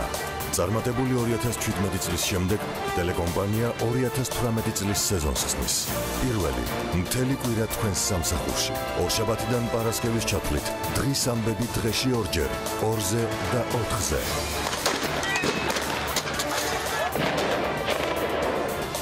ყოველ დღე საღამოს 2 საათიანი ეთერი. ორშაბათი ხალხის პოლიტიკა, სამშაბათი რეაქცია, 4შაბათი პოლიტმეტრი, 5შაბათი ისევ რეაქცია. პარასკევს კვირის ბოლოს ტელეკომპანიის საავტორო გადაცემების წამყვანების ერთობლივი თოქ-შოუ პირველები. მთელი კვირის განმავლობაში ბიზნეს მედია ყველაზე საქმიანი გადაცემებით. პირველები. ინგა გრიგოლია. აქ არის ძალიან ბევრი ადამიანი ამ დიანა ტრაპაიძე. ნინო ჟიჟილაშვილი. ჩვენთან ერთად ახლა არიან უხუცესები ლევან ჩხაიძე. ხედავთ ეხლა კადრში თუ რა ხდება? ვახო სანაია. ის მოდა ძლიერი აფეთქების ხმა ჩვენ ვიმყოფებოდით ამ კორპუსის სახურავზე. გიორგი ისაკაძე. ამან რეალურად შექმნა პლატფორმა, შექმნა სხვა გადაცემა. ტელეკომპანია პირველის გამოცდილი გუნდი და ახალი ამბები, ახალი თაობის ჟურნალისტებით.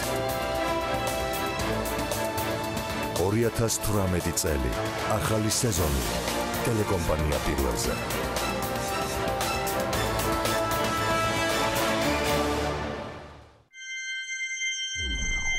BMG, წარმოგიდგენთ.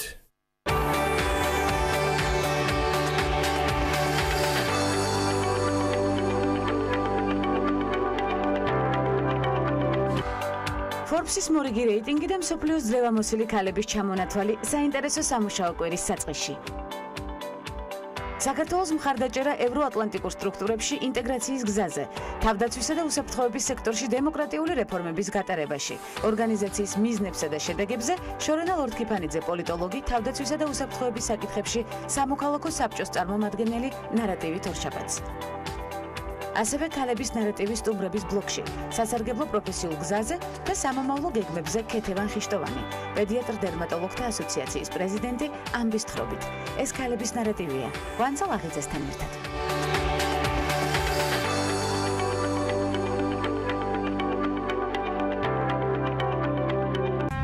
მათ მათი ცნობს მთელი მსოფლიო. მაგრამ ცოტამ თუ იცის რა ღირს ეს წარმატება. აქ გულწრფელი სიყვარული სისუსტედ ითვლება. სუსტები კი არ უყვართ.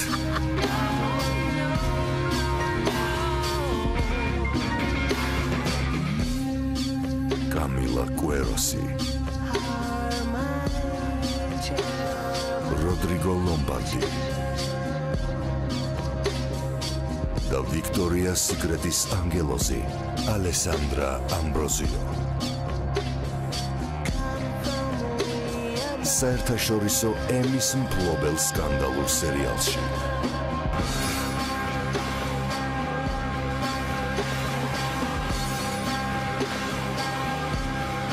ორშაბათიდან პარასკევის ჩათვლით 23 საათსა და 30 წუთზე დამალული სიმართლე.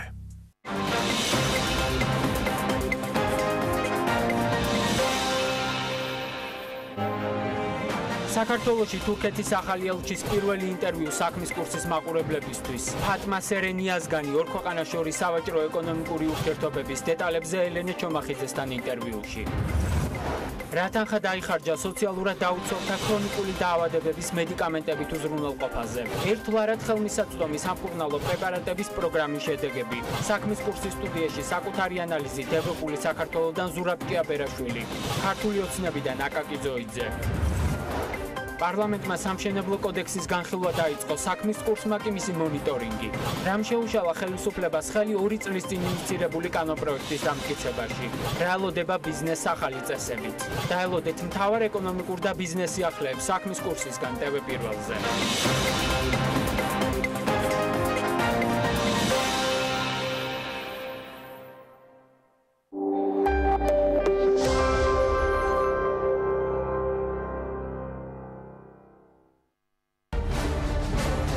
გადაცემის სპონსორია მრავალფუნქციური პროექტი Axis Towers-ი, თანამედროვეობის ახალი სტანდარტი. Axis Towers.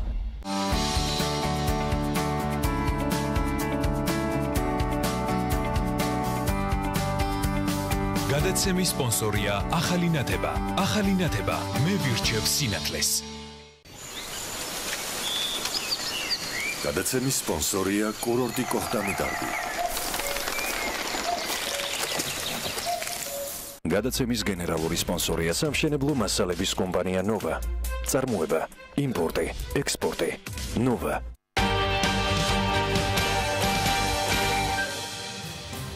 საქმიანობის ბოლო ბლოკში ელენე ჩომახიძის რუბრიკით ვიქნებით წარმოდგენილები. ელენე უმასპინძლებს გიორგი მიქაუტაძეს, დიუსტიციის უმაღლესი საბჭოს მდივანს, ელენე დილამშვიდობის. რა თემაზე იქნება დღეს საუბარი? დილამშვიდობის ანა, მივესალმებით ჩვენს მაყურებლებს, როგორც შენაღნიშნეთ, დღეს იუსტიციის უმაღლესი საბჭოს მდივანი ბატონი გიორგი მიქაუტაძე გვიქნება ჩვენი სტუმარი და ის ისაუბრებს და შეაფასებს სამართლო სისტემას, მის ეფექტიანობას და კიდევ არაერთი შეკითხვა, რომელიც მე პირადად მასთან მექნება, ასე რომ მინდა პირდაპირ გადავინაცვლო ჩვენ სტუმართან. დილამშვიდობის ბატონ გიორგი, დიდი მადლობა იმისთვის, რომ იღებთ გადაცემაში მონაწილეობას. მინდა ჩვენი საუბარი დავიწყოთ იმ ანგარიშით, რომელიც პარასკევს საბჭოში წარმოადგინეთ და იყო საუბარი, როგორც ვიცი, ეს ეხება 2017-2018 წლების სამოქმედო გეგმის ანგარიშს. მოდით მაყურებელს განუმარტოთ, რაზე გაკეთდა აქცენტები აღნიშნულ ანგარიშში, როგორ შეჯამდა ესე ვთქვათ 2017 წელი და რა გეგმები დაისახა 2018 წლისთვის. დილამშვიდობის, მივესალმები მაყურებელს. ჩვენ ვისაუბრეთ ერთ-ერთი მსოფლიოში ერთ-ერთი ყველაზე ესე ვთქვათ წარმატებული კვლევითი ცენტრის The Heritage Foundation-ის მიერ ჩატარებულ კვლევაზე, რომლის თანახმადაც საქართველო ევროპის მოწინავე 20 ქვეყანას შორის არის მე-18 ადგილზე, ხოლო აღმოსავლეთ ევროპას ცენტრალურ და სამხრეთ აზიის ქვეყნებს შორის ლიდერობს და პირველ პოზიციაზე არის. აგრეთვე მინდა გითხრათ, რომ ეს კვლევა ეყრდნობა მსოფლიო ბანკის და დავოსის ეკონომიკური ფორუმის პროფილურ კვლევებს და ამიტომაც არის ერთ-ერთი ყველაზე ავტორიტეტული დღესდღეობით მსოფლიოში. 1995 წლიდან იკვლევს ორგანიზაცია ეკონომიკური თავისუფლების ინდექსს მსოფლიოს 180 ქვეყანაში და ყოველწლიურად აფასებს მათ შორის ბოლო წლების განმავლობაში სასამართლოს დამოუკიდებლობის კომპონენტის მიხედვითაც სასამართლო სამი კრიტერიუმით ფასდება ამ შემთხვევაში სასამართლოს დამოუკიდებლობა, ასე ვთქვათ, პროცესების ხარისხი და კეთილსაიმედო გადაწყვეტილების მიღების ალბათობა. სწორედ ამაზე ვსაუბრობდით, რომ არის ძალიან დადებითი შედეგები სასამართლოს მიმართულებით და მინდა მაყურებელსაც შევახსენო, რომ როდესაც ვსაუბრობთ უშუალოდ სასამართლოს კრიტერიუმზე და კანონის უზენაესობის კრიტერიუმზე აღნიშნულ ინდექსში ჩვენი მდგომარეობა, საქართველოს მდგომარეობა არის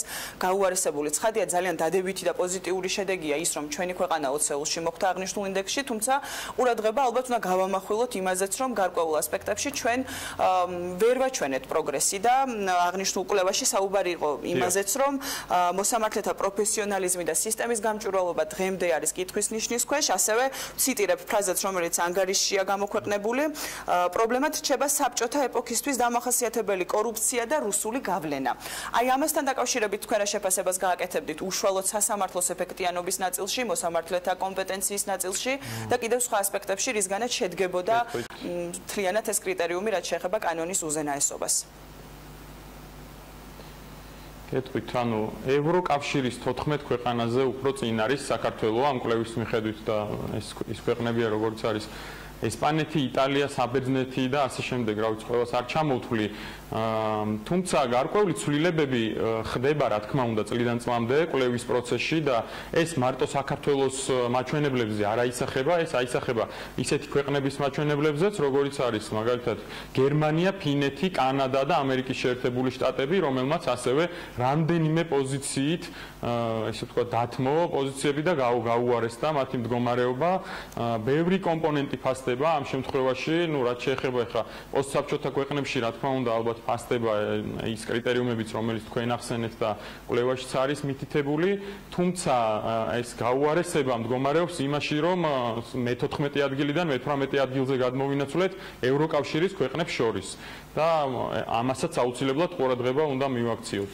რაც შეეხება ზოგადად მდგომარეობას სასამართლო სისტემაში, რა შეიძლება უკავშირდებოდეს ის, რომ პროგრესი ვერ ვანახეთ ამ წელს, უშუალოდ 2017 წელს ამ ძალიან ბევრი კომპონენტი ნაჩვენები გვაქვს ჩვენ გაუმჯობესება, თუმცა პოზიციების, ანუ ცვალებადობა სხვადასხვა პოზიციებზე გადასვლა დამოკიდებულია ასევე იმაზე, რომ სხვა ქვეყნებმა შესაძლოა უფრო უკეთესი მაჩვენებლებით გააუმჯობესეს თავიანთი მდგომარეობა და შეძლეს რომ ჩვენზე უფრო მოცინავე პოზიციაზე აღმოჩნდარიყვნენ, თორე გარკვეული ინდექსებით და ბევრი კომპონენტით ძალიან საქართველოს სასამართლო სისტემასაც აქვს გაუმჯობესება და ეს ფაქტია და ამას კვლევა ასახავს დეტალურად. კი ბატონო, ჩვენ ვიცით, როდესაც კვლევებზე ვსაუბრობთ და საერთაშორისო კვლევებზეა საუბარი, ვიცით, ანუ პირდაპირ კავშირში თუ არა, ირიბი კავშირი ამას ცხადი აქვს ინვესტიციებთან და ამიტომ არის სწორედ ეს სასამართლო სისტემის ეფექტიანობა ძალიან სენსიტიური თემა, იმიტომ რომ ეს არ არის ჩემი სიტყვები, ამაზე საუბრობენ ინვესტორები, ამაზე საუბრობენ არაერთი იურისტი,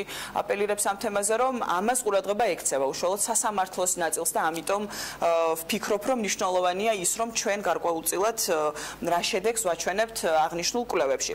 თუმცა, მოდით ვისაუბროთ უშუალოდ იმ პროგრესზე, რაც თქვენი აზრით, და თქვენ როგორც ამბობთ, იყო გარკვეული ცვლილებები წელსაც სასამართლო სისტემაში, ის რეფორმა, რომელიც ტარდება აგერ უკვე რამდენიმე წელია და ჩვენ ამის მომსწრეები ვართ საქართველოში.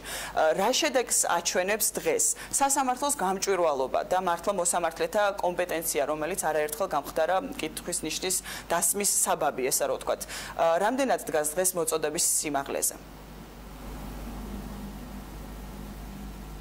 დიახ, მოგახსენებთ, რა თქმა უნდა, იუსტიციის უმაღლესი საბჭო და ზოგადად სასამართლო სისტემა, თითოეული მოსამართლე ძალიან კარგად აცნობიერებს თუ რამხელა როლი აქვს სასამართლოს ქვეყნის ეკონომიკურ განვითარებაში და თუნდაც ინვესტიციების მოზიდვაში და სტაბილური გარემოს შექმნაში, სამართლებრივი გარემოს შექმნაში, როდესაც ინვესტორი დარწმუნებული იქნება, რომ დავის წარმოშობის შემთხვევაში ექნება სასამართლოს მეშვეობით, ესე ვთქვათ, საშუალება, რომ ძალიან ეფექტურად დაიცვას თავისუფლებები.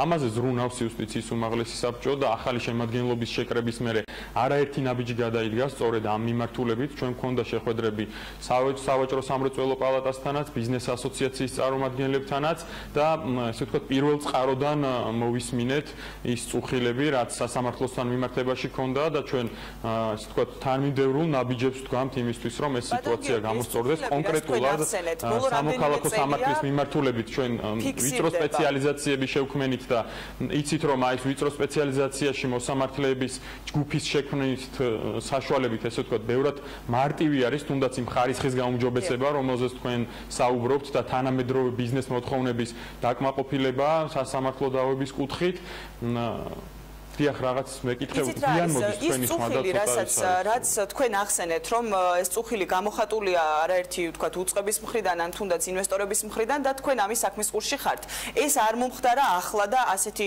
შეფასებები არ ფიქსირდება უახლოეს წარსულში არამედ ეს არის რაღაც განგრძობადი პროცესი რომელიც მიმდინარეობს უკვე ბოლო რამდენიმე წელია უშუალოდ რა ქმედითი ნაბიჯები გადაიდგმება ან რა დაიგეგმა აი კონკრეტიკას რომ მოვუხმოთ იმიტომ რომ ხშირად გვესმის რომ ცვლილებები იგეგმება მაგრამ აი რა იგეგმება დამატებითი შენობა იქნება თქვა სასამართლოს ტერიტორიაზე თუ მოსამართლეები და აი სწორედ ამაზე საუბრობდი და თუ მექნება საშუალება დიახ გისმენთ ძალიან მოკლედ აგიხწერთ იმას რაც გავაკეთეთ იმის შემდეგ რაც ეს ვიწრო სპეციალიზაციები დავამატეთ და ამ კუთხით ვცადეთ რომ მსხვილი ბიზნეს დავები ესე ვთქვათ პირველ რიგში ყოფილიყო უზრუნველყოფილი სწრაფი და ეფექტური მარწაჯულებით გვაქვს ძალიან კარგი შედეგი დღეს თითო მოსამართლეს ასეთი საქმეების ნაშთი აქვს დაახლოებით 35 საქმე ეს იმ პირობებში, როდესაც ქონდათ 500 და 600 საქმე და დამეთანხმებით რომ ძალიან კარგი შედეგი არის. საშუალოდ სამოქალაქო საქმეთა კოლეგიაში მოსამართლეებს აი რამდენიმე წლის წინ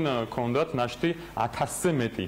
თითო მოსამართლეს წარმოებაში ქონდა 1200, 1300 საქმე. ანუ აღნიშნულმა ვიწრო სპეციალიზაციამ გაამართლა. დროთა განმავლობაში გაუმჯობესდა ბოლო პერიოდში, აი 1 წლის წინ მაგალითად ნაშთები იყო დაახლოებით 500-600. თითო მოსამართლის წარმოებაში არსებული საქმეები. გასაგებია, ბატონო გიორგი, ჩვენ არ გვაქვს ძალიან ბევრი დრო, ამიტომ 250-ის ფარგლებში არის და შესაბამისად გაუმჯობესებული არის ამ კუთხით ვადები საქმის განხილვის, ასევე ინფრასტრუქტურის მიმართულებით იცით რომ თბილისის საქალაქო სასამართლოში, რომელიც ფაქტობრივად ქვეყნის მასშტაბით შემოსული დავების ნახევარს იხილავს. ჩვენ ვამატებთ ახალ შენობას, რომელიც როდის გაიხსნება ბატონო გიორგი აღნიშნული შენობა და როდის შევა საქმეთა კოლეგიის მოსამართლეების მოთხოვნილებას ექსპლუატაციაში ჩვენ ვარაუდობთ რომ წლის ბოლოსთვის შევა ეს შენობა 2019 წლის დასაწყისიდან მოსამართლეებს უკვე ექნებათ საშუალება რომ პროცესები ჩანიშნონ არა მხოლოდ კვირაში დღენახევრის განმავლობაში როგორც ეს დღეს ხდება არამედ მათი სურვილისამებრ და ყოველ დღეს შეეძლოს რომ ჩაატაროს მოსამართლეს სასამართლოს ხდომები. ზუსტად აი ეს ნაბიჯები არის რომელიც გვაძლევს კონკრეტულ შედეგებს. დღეს ნაშთები 3-ჯერ შემცირებულია კიდევ ამბობ და ეს აუცილებლად აისახება საქმის განხილვის ვადებზე და ვადებით შემცირებული არის საგრძნობლად და წლის ბოლომდე აი ეს მოგცემს ზუსტად იმ კარგ შედეგებს რომელზეც სამწუხაროდ ჩვენი დრო იწურება და აუცილებლად არ მინდა ისე დავასრულო რომ არ კითხოთ სასამართლო რეფორმის მეოთხე ტალღაზე ძალიან მოკლედ რომ გითხრათ თქვენ ამ პროცესებში როგორც ვიცით ჩართული ხართ საკანონმდებლო უწყებას უკვე შემუშავებული აქვს გარკვეული პაკეტი აქ საუბარი იყო მოხელის ინსტიტუტზე აქ საუბარი იყო სააპელაციო სასამართლოში ვიწრო სპეციალიზაციის დამატებაზე თუმცა ჯერჯერობით ჩვენთვის უცნობია ეს ისევ ბიზნეს დავებს შეეხება როგორც პირველ ინსტანციაში თუ გარკვეული სხვა მიმართულებით იმუშავებს რას გაითვალისწინებს აი დღევანდელი მდგომარეობით რა შედეგები გვაქვს მეოთხე ტალღის საკანონმდებლო პაკეტი როგორ შემუშავდა და რა ცვლილებებს ითვალისწინებს ძალიან მოკლედ რომ აუცილებლად უთხრათ ესეც მაყურებელს დიახ, მეოთხე ტალღის პირველი ეტაპი, ასე ვთქვათ, მიეძღვნა ზუსტად სასამართლოს გადატვირთულობას და ყველაზე სწრაფი ცვლილებები, რაც საქართველოს პარლამენტთან და საქართველოს იუსტიციის სამინისტროსთან ერთად ჩვენი შეხვედრებზე დავგეგმეთ საკანონმდებლო ინიციატივების სახით.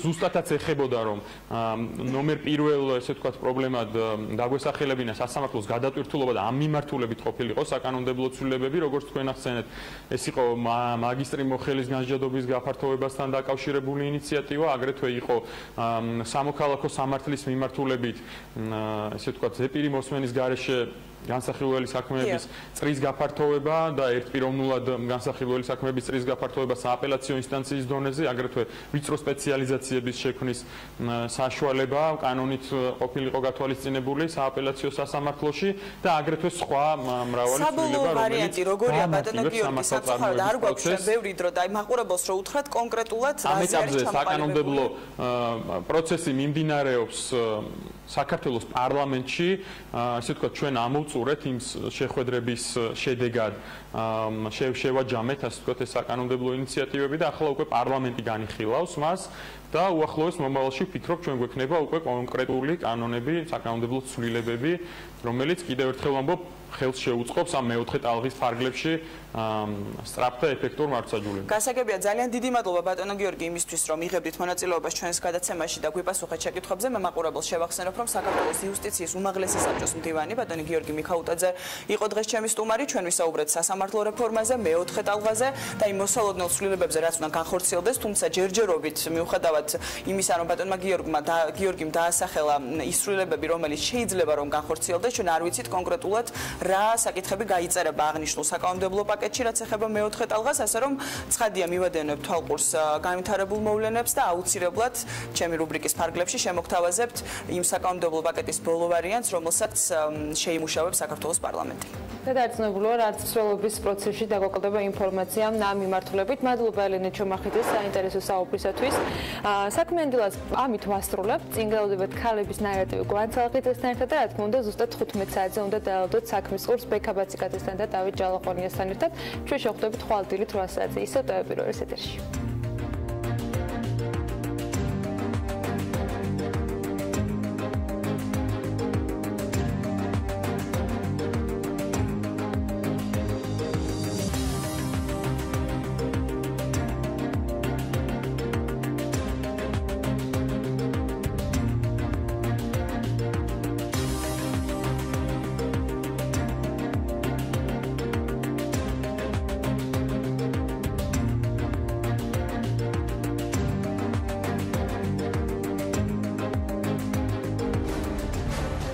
გადაცემის სპონსორია მრავალფუნქციური პროექტი Axis Towers-ი, თანამედროვეობის ახალი სტანდარტი. Axis Towers.